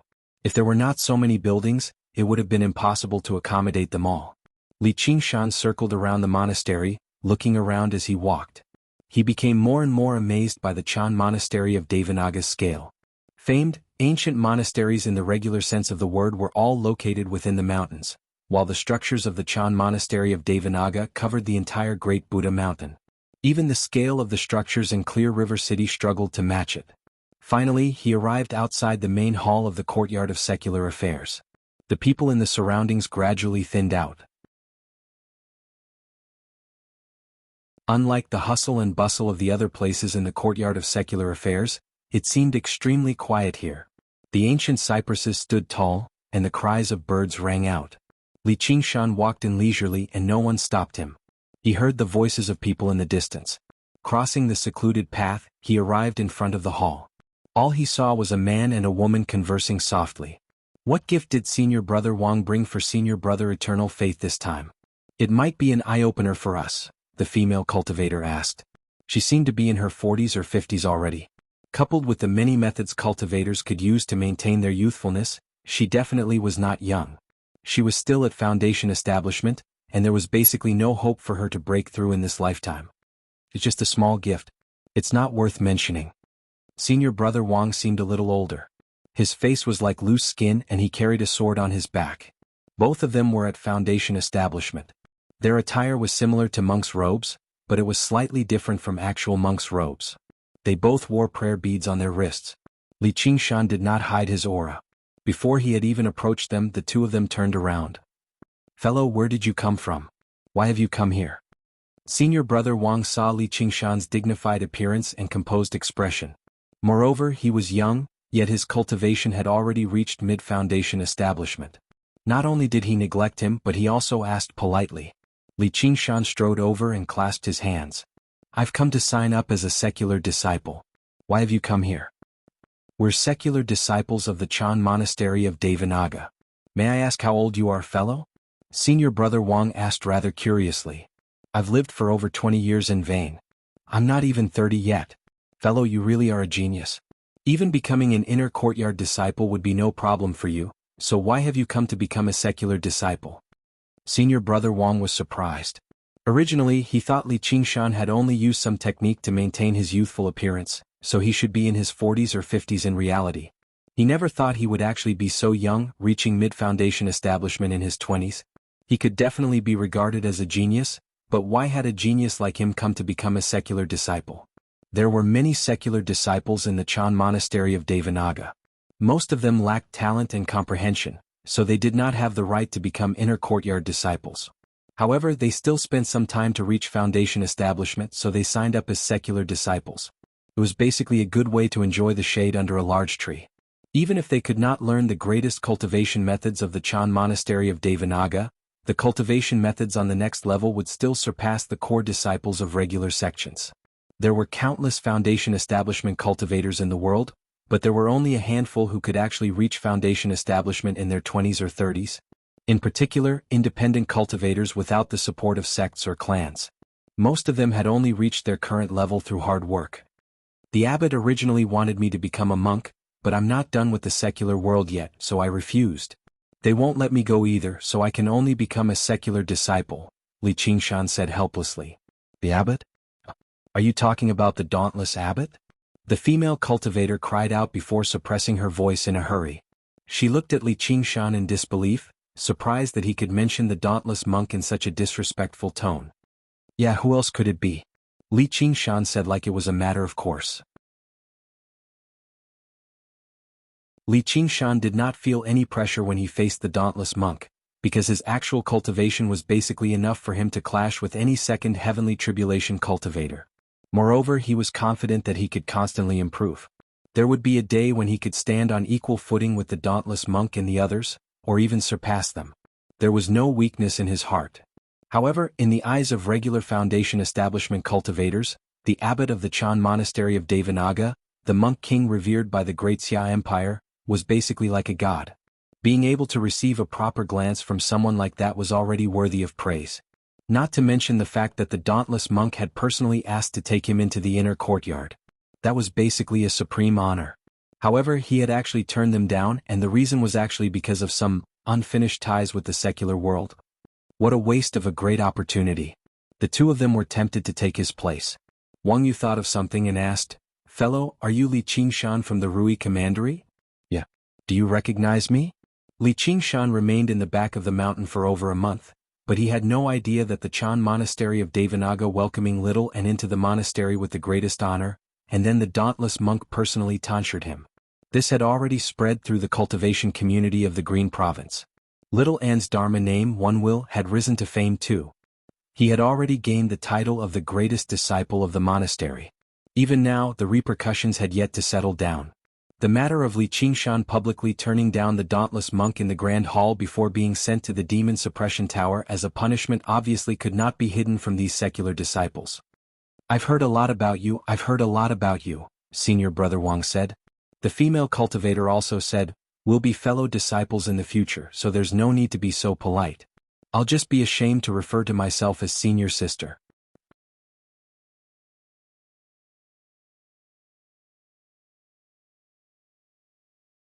Chapter 590. Why? Senior Brother Wang said, "Senior Brother Eternal Faith is currently receiving another Senior Brother. Once that Senior Brother comes out, we'll let you line up before him." "That won't be necessary. Just follow the rules." "May I ask what Senior Brother Eternal Faith's identity is, for him to put on such a grand show, even using the word receiving? Since Junior Brother wants to become a secular disciple, you have to know about this. Senior Brother Eternal Faith is the head monk of the Courtyard of Secular Affairs, the primary disciple under the distant Enlightenment Chan Master. He's basically our first Senior Brother. Normally, the distant Enlightenment Chan Master studies the Buddhist Dharma, so Senior Brother Eternal Faith handles the matters of the Courtyard of Secular Affairs." That's very impressive. Senior Brother Wang saw how disapproving Li Qingshan was, so he suppressed his voice and said, "Don't look down on Senior Brother Eternal Faith. Our merits and demerits, rewards and punishments are all on Senior Brother Eternal Faith. The dauntless abbot is a mighty monk king. Even if you speak rudely to him, Junior Brother, he won't stoop to your level, but this..." He stopped talking. Li Qingshan smiled and also suppressed his voice. "I understand. It's easy to deal with the King of Hell, but the little ghosts are difficult. That's often the case. If he doesn't provoke me, there's no need for me to provoke him either.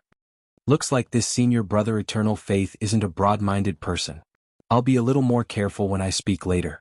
I might not be afraid of him, but it's best if I avoid any trouble. I still need to consider the influence I'll have on Great Buddha Mountain." Seeing how Li Qingshan listened to his advice, Senior Brother Wang seemed rather relieved.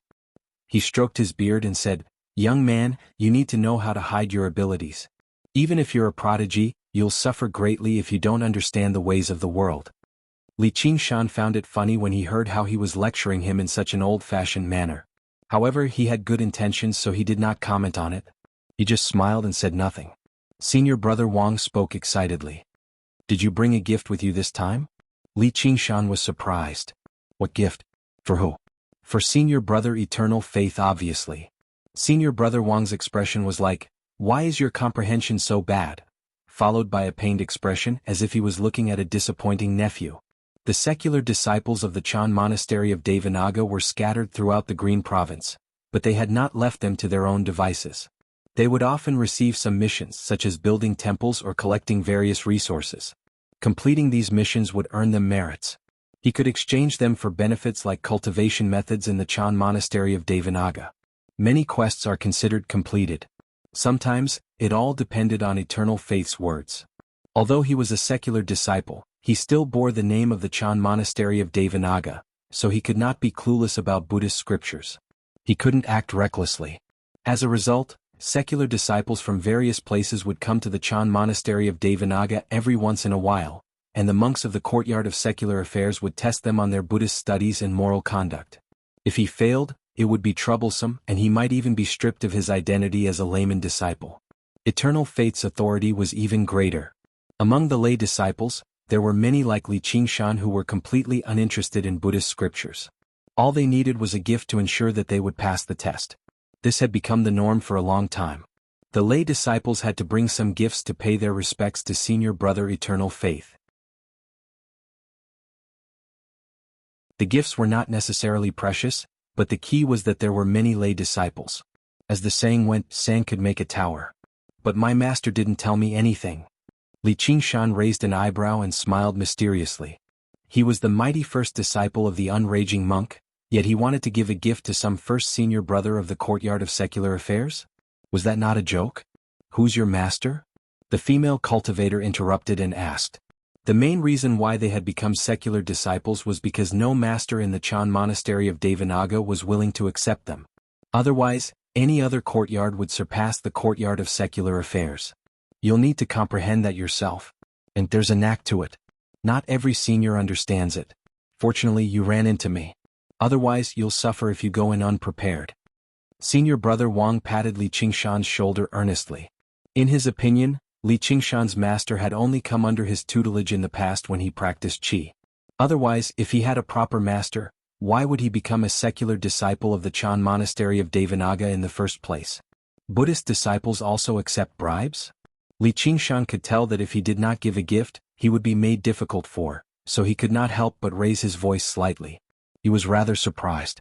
Senior brother Wang said in surprise, "You can't say that carelessly. This is our brotherhood. How can it be considered a bribe?" The blessed land of Buddhism. Who's making a racket outside? A middle-aged monk walked out of the hall.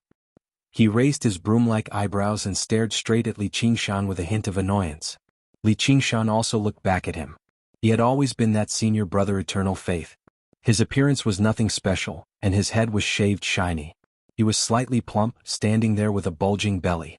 He really did seem rather impressive.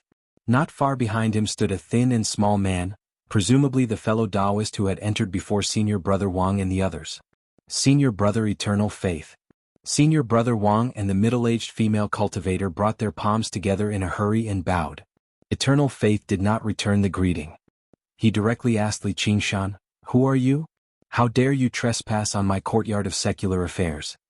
He thought, "Bastard, this is your first time here, so you don't know the rules. If you don't give a gift, then so be it, but you're bold enough to say I'm accepting bribes. You really don't know what's good for you. I need to teach you a lesson." Li Qingshan clasped his hands. "I'm Li Qingshan. I've come to become a secular disciple." Secular disciple? Is what you're doing right now a Buddhist greeting? You can't become a secular disciple just because you want to. Eternal Faith's expression changed. As an inner courtyard disciple of the Chan monastery of Devanaga, he had obviously heard of Li Qingshan's name before. This kid is arrogant and rude, actually daring to defy the abbot's orders. He deserves to be thrown into the demon suppression hall. After being taught a lesson, doesn't he still end up running off to become a secular disciple with his tail between his legs? Now that he's in my hands, I need to properly make fun of him and make him learn what it means to respect his seniors. Senior brother is right. You can tell with a single glance that such a crude and rude person comes from a small place. How can he have the right to be our senior brother? The skinny man behind Eternal Faith chimed in as well. His face was filled with flattery. "Kid, why don't you apologize to Master Eternal Faith?" Senior brother Wang urged loudly. The female cultivator also shot him a glance from the side. Bullshit. Li Qingshan furrowed his thick eyebrows and bared his teeth. A vicious aura naturally radiated out, making everyone's hearts leap. Even their auras were suppressed. They felt like the surroundings had dimmed. His bellow was even more like the roar of a tiger in the forest. The chirping of insects and chirping of birds immediately ceased. The surroundings were frighteningly quiet. Normally, the spirit turtle kept the tiger demon and ox demon suppressed, but ever since he condensed a demon heart, he seemed to have found a vent. Although he practiced the demon suppression statuary, the first form was the remorseless demon heart. He had never thought about suppressing and restraining the demonic nature in his heart. As soon as his emotions stirred, it naturally manifested on his face. What kind of vicious, savage madman is he bold enough to roar in the Chan monastery of Devanaga? Eternal Faith pointed at Li Qingshan. Just now, he had actually become infuriated from humiliation over how he had actually been intimidated by a guy whose cultivation was even lower than his own. He felt even more surprised. He had also trained in the demon suppression tower before. Even demon folk or even demon generals could not give him so much pressure. Li Qingshan took a step forward. Originally he wanted to mention the unraging monk's name, but he thought of something. Master has specially told me not to use his reputation. I've only just come from the back of the mountain to the front, so breaking this rule is rather inappropriate. He doesn't want me to be a secular disciple, so that's perfect. I'll just not be one. As a result, he smiled. Do you think I want to be some nuisance of a secular disciple? I'm not going to stoop to the level of a scumbag like you who accepts bribes. He directly turned around and left. The most important thing was that he had established a master-disciple relationship with the unraging monk anyway. Whether he became a secular disciple or not really did not matter. Who are you calling a scumbag? Eternal Faith barked. As the primary disciple of the courtyard of secular affairs, all he saw were the fawning faces of secular disciples. Who was bold enough to insult him to his face? Originally, he wanted to properly make things difficult for Li Qingshan, but he never expected Li Qingshan to not care about the identity of a secular disciple at all, leaving just like that. He had nowhere to vent his anger. Li Qingshan could not be bothered with answering him. Senior brother Wang wanted to say something, but he was afraid of offending Eternal Faith, so he ended up shutting his mouth. He thought this kid is far too reckless. He's actually bold enough to offend senior brother Eternal Faith below Great Buddha Mountain. Does he think the Chan Monastery of Devanaga is a vegetarian? No, the Chan Monastery of Devanaga really is a vegetarian. Stop. Eternal Faith raised his sleeve and a wooden fish flew out. It swelled in the wind, directly turning into the size of a carriage and whistling towards Li Qingshan. Sure enough, Li Qingshan stopped and turned around, gazing at the whistling wooden fish. He asked without changing his expression, "What else do you have to say?" He was about to be struck by the wooden fish.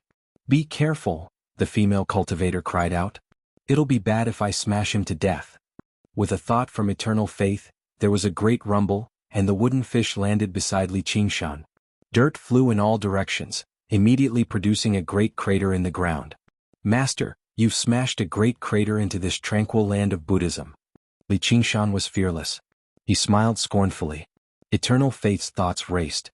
If he wants to leave, I really have no excuse to make him stay. If I attack him forcefully, I probably won't be able to explain myself to Master. Oh right, I almost forgot why he was sent to the Demon Suppression Hall in the first place. Eternal Faith said confidently, "Since you're not a secular disciple, you've already broken the rules of our Chan Monastery of Devanaga by trespassing on our courtyard of secular affairs, and you've done it again. You must be punished." One of the great responsibilities of the courtyard of secular affairs was to receive believers and secular disciples, which was why Li Qingshan was able to barge right in, making his way all the way to the front of the hall. However, he could always find a way to pin a crime on him. Li Qingshan, that sounds a little familiar. Don't tell me you want to pay a visit to the Demon Suppression Hall? Eternal Faith was complacent inside. I've basically borrowed the dauntless abbot's wisdom.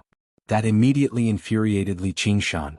He had been sent to the Demon Suppression Hall for no good reason. Although it was a blessing in disguise and he benefited quite a lot in the end, he still felt rather displeased inside. However, he was forced to lower his head when he was under someone else's roof. Now, someone was actually bold enough to use that to threaten him. That was basically messing with the dauntless monk. Who do you think you are? How dare you imitate the dauntless monk's words? Li Qingshan sneered and strode towards Eternal Faith, radiating with viciousness.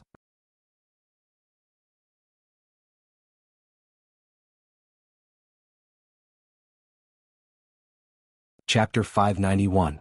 Save me. Senior brother Wang and the other two were taken aback. They never thought things would actually end up like this. They were about to start fighting over a single disagreement. Even though they dared not offend senior brother Eternal Faith, the person before them did not seem to be a pushover either. He was a genius in the first place, and it was rumored that he had an extremely close relationship with the One Will. Even the skinny man who had spoken up for Eternal Faith just now dared not strike recklessly right now, afraid of provoking some kind of trouble. With this hesitation, Li Qingshan had already arrived before the steps. His tall figure directly approached Eternal Faith. "You damn thief. Eat my severe warning." Eternal Faith was both surprised and furious. The wooden fish mace in his hand suddenly transformed into a huge club that resembled a beam, smashing down towards Li Qingshan's head. Li Qingshan felt his head ring as if he had been struck. His mind went blank. Faced with this club, he actually felt like he could not dodge it. This move was not as simple as a simple swing of an arcane artifact. Instead, it was a special technique of the Chan monastery of Devanaga, called severe warning. It used a weapon like a club. Before the club had even smashed down, the attack had already been launched. At the same time, the wind whistled behind his head, and the wooden fish that had fallen to the ground rose up. The crack in the middle of the wooden fish's head suddenly opened up, like a colossal beast opening its mouth to swallow Li Qingshan. It gave off a great suction force. The wooden fish mace and the wooden fish were both arcane artifacts. Assembled as a set, they possessed great power, which only demonstrated the Chan monastery of Devanaga's heritage and eternal faith's wealth. Basically, he could defeat regular Foundation establishment cultivators with a single strike. This kid is only at mid-Foundation establishment. How can I be frightened by him? The three secular disciples on the side instead let out a sigh of relief. With how impressive Senior Brother Eternal Faith was, there was obviously no need for them to go out of their way to assist him. Senior Brother Wang thought, this kid won't listen to the advice of the elders, and he'll suffer right before his eyes. Now that Senior Brother Eternal Faith has taught him a lesson, he deserves it. There was no way to dodge. Li Qingshan clasped his hands together and formed a seal. A thin screen of water rose up, water curtain of heavenly splendor. This brat can actually withstand my severe warning. Humph, the speed at which you cast the spell is quite fast. However, do you think that a mere defensive spell can withstand the might of a magic tool? Eternal Faith sneered. The wooden fish opened its mouth and fiercely sucked at the water curtain. The wooden fish hammer struck down fiercely, but the water curtain's flexibility was beyond imagination. No matter how hard it tried, it couldn't be torn apart. The wooden fish hammer created waves of ripples on the water curtain's surface, but the force it contained was all absorbed and dissolved by the water curtain. How can a spell be so powerful? Eternal Faith wasn't the only one who was shocked. The three monk disciples watching from the side also widened their eyes. Li Qingshan rarely used spells in battle. Now that he used it, the effects were extraordinarily good. Having cultivated to the peak of the fourth layer of the spirit turtle transformation, he seemed to possess the innate bloodline of the spirit turtle. Every water spell he cast seemed to be aided by the gods, and he had the enhancement of the water god seal. Blocking Eternal Faith's two arcane artifacts, Li Qingshan pushed forward with a simple palm strike. Faint blue water spiritual chi layered on top of one another, constantly accumulating like the waves of the ocean. In the end, it turned into a great tsunami. Ocean wielding? Tsunami style. His palm struck the wooden fish hammer. With a loud bang, the wooden fish hammer broke free from Eternal Faith's control. It smashed through the eaves of the hall and spun away. Just as the force of Li Qingshan's palm strike was about to run out, he circulated the arts of the boundless ocean. The spiritual chi in his body surged like the tides of the ocean, endlessly growing and multiplying. Before the first wave had even subsided, another wave rose up. He slammed his palm towards Eternal Faith. Eternal Faith retreated again and again. He actually used his bare hands to send the magic tools flying. Could he be a dual cultivator of chi and body? He vaguely felt like he had kicked a metal plate today. Sure enough, a madman bold enough to roar in the grand hall had some skill. However, he immediately gathered his courage. This was the Chan monastery of Devanaga on Great Buddha Mountain. How could they allow outsiders to act so impudently here? And with his skill, that was not all. Clang.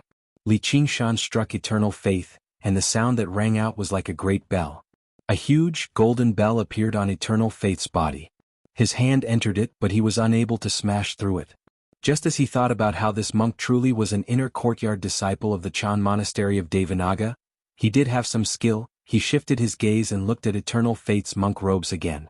They shone with golden light, and a hand seal appeared on them as well. He came to a realization. As it turned out, the monk's robes were also an arcane artifact. Fortunately, I've always been cautious, wearing the protective robes of the Golden Bell. Eternal Faith rejoiced inside. Over the past few years, he had been handling the mundane matters of the courtyard of secular affairs. It had even been quite some time since he had gone to the Demon Suppression Hall, so he did not have the opportunity to fight anyone at all. Just now, Li Qingshan's sudden palm strike had almost caught him off guard. The courtyard of secular affairs held an extremely special position in the Chan monastery of Devanaga. Most of the time, only disciples with insufficient talent and insufficient passion for Buddhism would come to the courtyard of secular affairs. They were also tied down by many mundane matters, so their true strength was the weakest among the various courtyards. If it were other inner courtyard disciples, even if they did not possess so many arcane artifacts, they would not have been forced into such a horrible shape by just a few moves from Li Qingshan with their own cultivation. Li Qingshan smiled. Looks like you've accepted quite a lot of bribes in the past few years, you damned baldy. Don't you dare speak nonsense. Eternal Faith bellowed out and golden light surged from him. Another golden avatar appeared. With a golden bell on the outside and a golden avatar on the inside, he was truly impregnable, standing in an undefeatable position. He stood before the hall and stared at Li Qingshan with a gaze that seemed to say, "What can you do to me?" Li Qingshan pulled his palm back and retreated. He could kill demon commanders as a demon general, but as a Foundation establishment cultivator, it was impossible for him to do anything to a golden core cultivator. Even Eternal Faith, who was covered in arcane artifacts, was quite troublesome to deal with. Of course, if they engaged in a great battle, Li Qingshan believed he would still be the one to emerge victorious. However, he was below Great Buddha Mountain right now. Figures flickered between the walls. The other disciples of the courtyard of secular affairs heard the disturbance and hurried over as well. They asked, "Senior brother, what's happened?" Eternal Faith stowed away the wooden fish and wooden fish mallet, striking them gently a few times. With a solemn expression, he pointed the wooden fish mallet at Li Qingshan. "This person slandered me for accepting bribes, made a ruckus in the temple, and trespassed on my courtyard of secular affairs. I spoke out to correct him, but he actually attacked me violently, trying to harm me. Our Chan Monastery of Devanaga is benevolent, but we can't tolerate such a madman. Junior brothers, capture him with me and send him to the disciplinary courtyard." The monks answered loudly and surrounded Li Qingshan. They all flickered with golden light, conjuring golden avatars. They were all Foundation establishment cultivators, and basically every single one of them wielded an arcane artifact. With so many arcane artifacts attacking him together, he would struggle to fend them off no matter how powerful his techniques were. If he were a regular Foundation establishment cultivator, he probably would have been crushed to a pulp in a single stroke. Eternal Faith smiled. Victory was within his grasp. He said to Li Qingshan, "If you surrender now, you'll still be able to live. Otherwise, you'll probably stain this blessed land of Buddhism with your blood." Li Qingshan laughed aloud and glanced at Eternal Faith. "I said I wanted to teach you a lesson. Even if you have 1,000 more people, it'll still be useless." Eternal Faith shook his head. "You're still bold enough to spout nonsense even in such dire straits. It's especially lamentable that you're so insane. If you don't believe me, then come and try me." Water splashed under Li Qingshan's feet. He leapt up and spread his arms, lunging over like a vicious tiger. Eternal Faith's heart skipped a beat, and he became a little timid. However, how could he retreat in front of so many senior and junior brothers? In any case, he had the golden avatar and the golden bell to protect him, so Li Qingshan wouldn't be able to do anything to him. He ordered, "Attack." At the same time, he knocked the wooden fish in his hand. Every sound seemed to be knocking on Li Qingshan's heart, directly attacking his spirit. This was the most powerful way to use this set of arcane artifacts. At the same time, the monks pounced on Li Qingshan at the same time, suppressing him to the ground in the blink of an eye. Li Qingshan smiled. His spirit was so powerful that he completely ignored the knocking sounds of the wooden fish. This most powerful way to use it was actually the most useless against him. He crossed his arms forcefully. Clatter, clatter, clatter. The black chains crisscrossed. Eternal Faith's expression changed. That sound seemed to be directly ringing in his heart. The golden avatar wielded the wooden fish hammer and fiercely struck at Li Qingshan's forehead. Out of the corner of his eye, he saw that the monks all had shocked expressions. They looked at the top of his head and shouted, "Senior brother, watch out." A 9-floored pagoda appeared above Eternal Faith's head. It was shaped like a pagoda, but it had a great might that could suppress everything. It descended from the sky. Boom. The demon suppression pagoda enveloped Li Qingshan and Eternal Faith at the same time. It shook half of the front of the courtyard of secular affairs, and cracks appeared on the ground, spreading in all directions. The last scene that the monk saw was Eternal Faith's wooden fish hammer about to strike Li Qingshan's head. However, Li Qingshan's lips were curled up in a confident smile. A monk raised his hands and attracted everyone's attention. He said, "Everyone, don't worry. With senior brother Eternal Faith's cultivation and so many arcane artifacts, why would he be afraid of this scoundrel? In just a moment he'll capture that scoundrel. Save me." As soon as he finished speaking, Eternal Faith's terrified cries and screams came from within the demon suppression pagoda. The monk's expression changed and he shouted, "Everyone quickly save senior brother." A dozen or so arcane artifacts flew out at the same time, smashing ruthlessly onto the demon suppression pagoda. The monks were full of confidence. With such power, even a small mountain would be smashed, but the result was shocking. The demon suppression pagoda stood firmly on the ground, not moving at all. There wasn't even a scratch on its surface. What arcane artifact was this? It was actually so sturdy. Inside the demon suppression pagoda, eternal faith screams rose and fell continuously. Someone else suggested, "Dig a path from below to the pagoda and save senior brother." The group of people immediately moved, and in the blink of an eye, they had dug a path.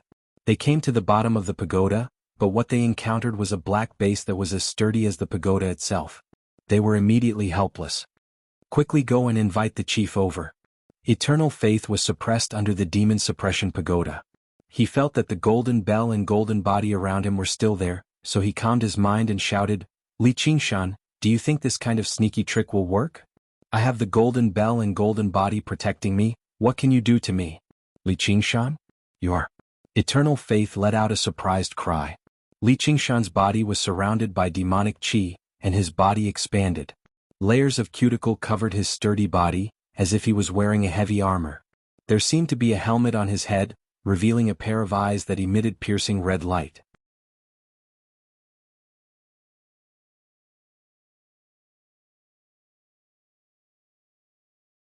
Chapter 592. The Eye of the Sword. Eternal faith leaned against the icy cold wall of the tower.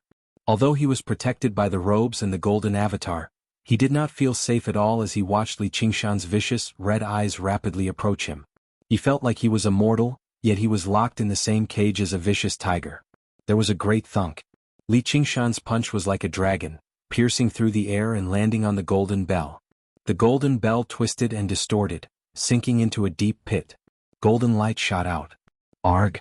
Eternal faith cried out. A fist mark appeared on his robes as well, lingering for a very long time. His protective robes of the golden bell was an arcane artifact. Although it was just an inferior arcane artifact, it should not have been so fragile, having been damaged to such a degree by a single punch. If it had directly landed on him, would he still be alive? Li Qingshan glanced at his fist. From the expression on his face, he seemed rather dissatisfied with the power of the punch.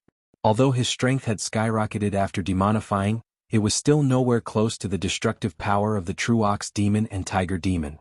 Otherwise, a casual punch from him would have been enough to crush eternal faith and his robes to smithereens. However, he was at the foot of Great Buddha Mountain. Even in the demon suppression tower, he dared not use his demon powers carelessly. Who knew whether the dauntless monk's senior and junior brother were watching over here or not? If he could not destroy eternal faith's defenses as soon as possible, the powerful figures of the monastery would probably come to his rescue, and he would not be able to teach him a vicious lesson. Suddenly, a gust of wind blew over. The wooden fish opened its mouth again, trying to swallow Li Qingshan. At the same time, the wooden fish mallet silently circled around behind him, flying towards the back of his head. It was only the same size as a regular wooden fish mallet. If he were careless, it would be extremely easy for him to fall for it. Li Qingshan leapt up and dodged the wooden fish's bite. He reached backwards without even looking back, and the wooden fish mallet landed in his hand. Then he swiftly descended, trampling on the wooden fish viciously. The two arcane artifacts trembled desperately, but they were unable to break free from his restraint. After demonifying, these two arcane artifacts could no longer pose any threat to him. Li Qingshan smiled and pulled out a strange-looking sword from his 100 treasures pouch.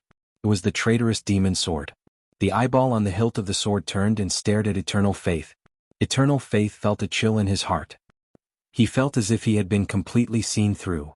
In Li Qingshan's vision he saw a different scene. He felt that his vision had passed through the golden bell, the golden body, and even the skin, flesh, and bones. He saw something even more fundamental.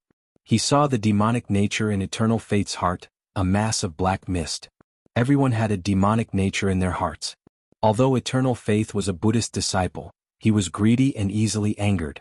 His Buddhist nature was above that of ordinary people. Then he retracted his gaze and stopped at Eternal Faith's layer of golden bell. The strange eyeball on the traitorous demon sword's hilt trembled. Suddenly, Li Qingshan saw a faint black line on the golden bell. However, he could not see anything with his naked eye, nor could he detect anything with his divine sense. What's that? With a thought, Li Qingshan swung the traitorous demon sword and tried to slash down along the black line. There was a flash of light.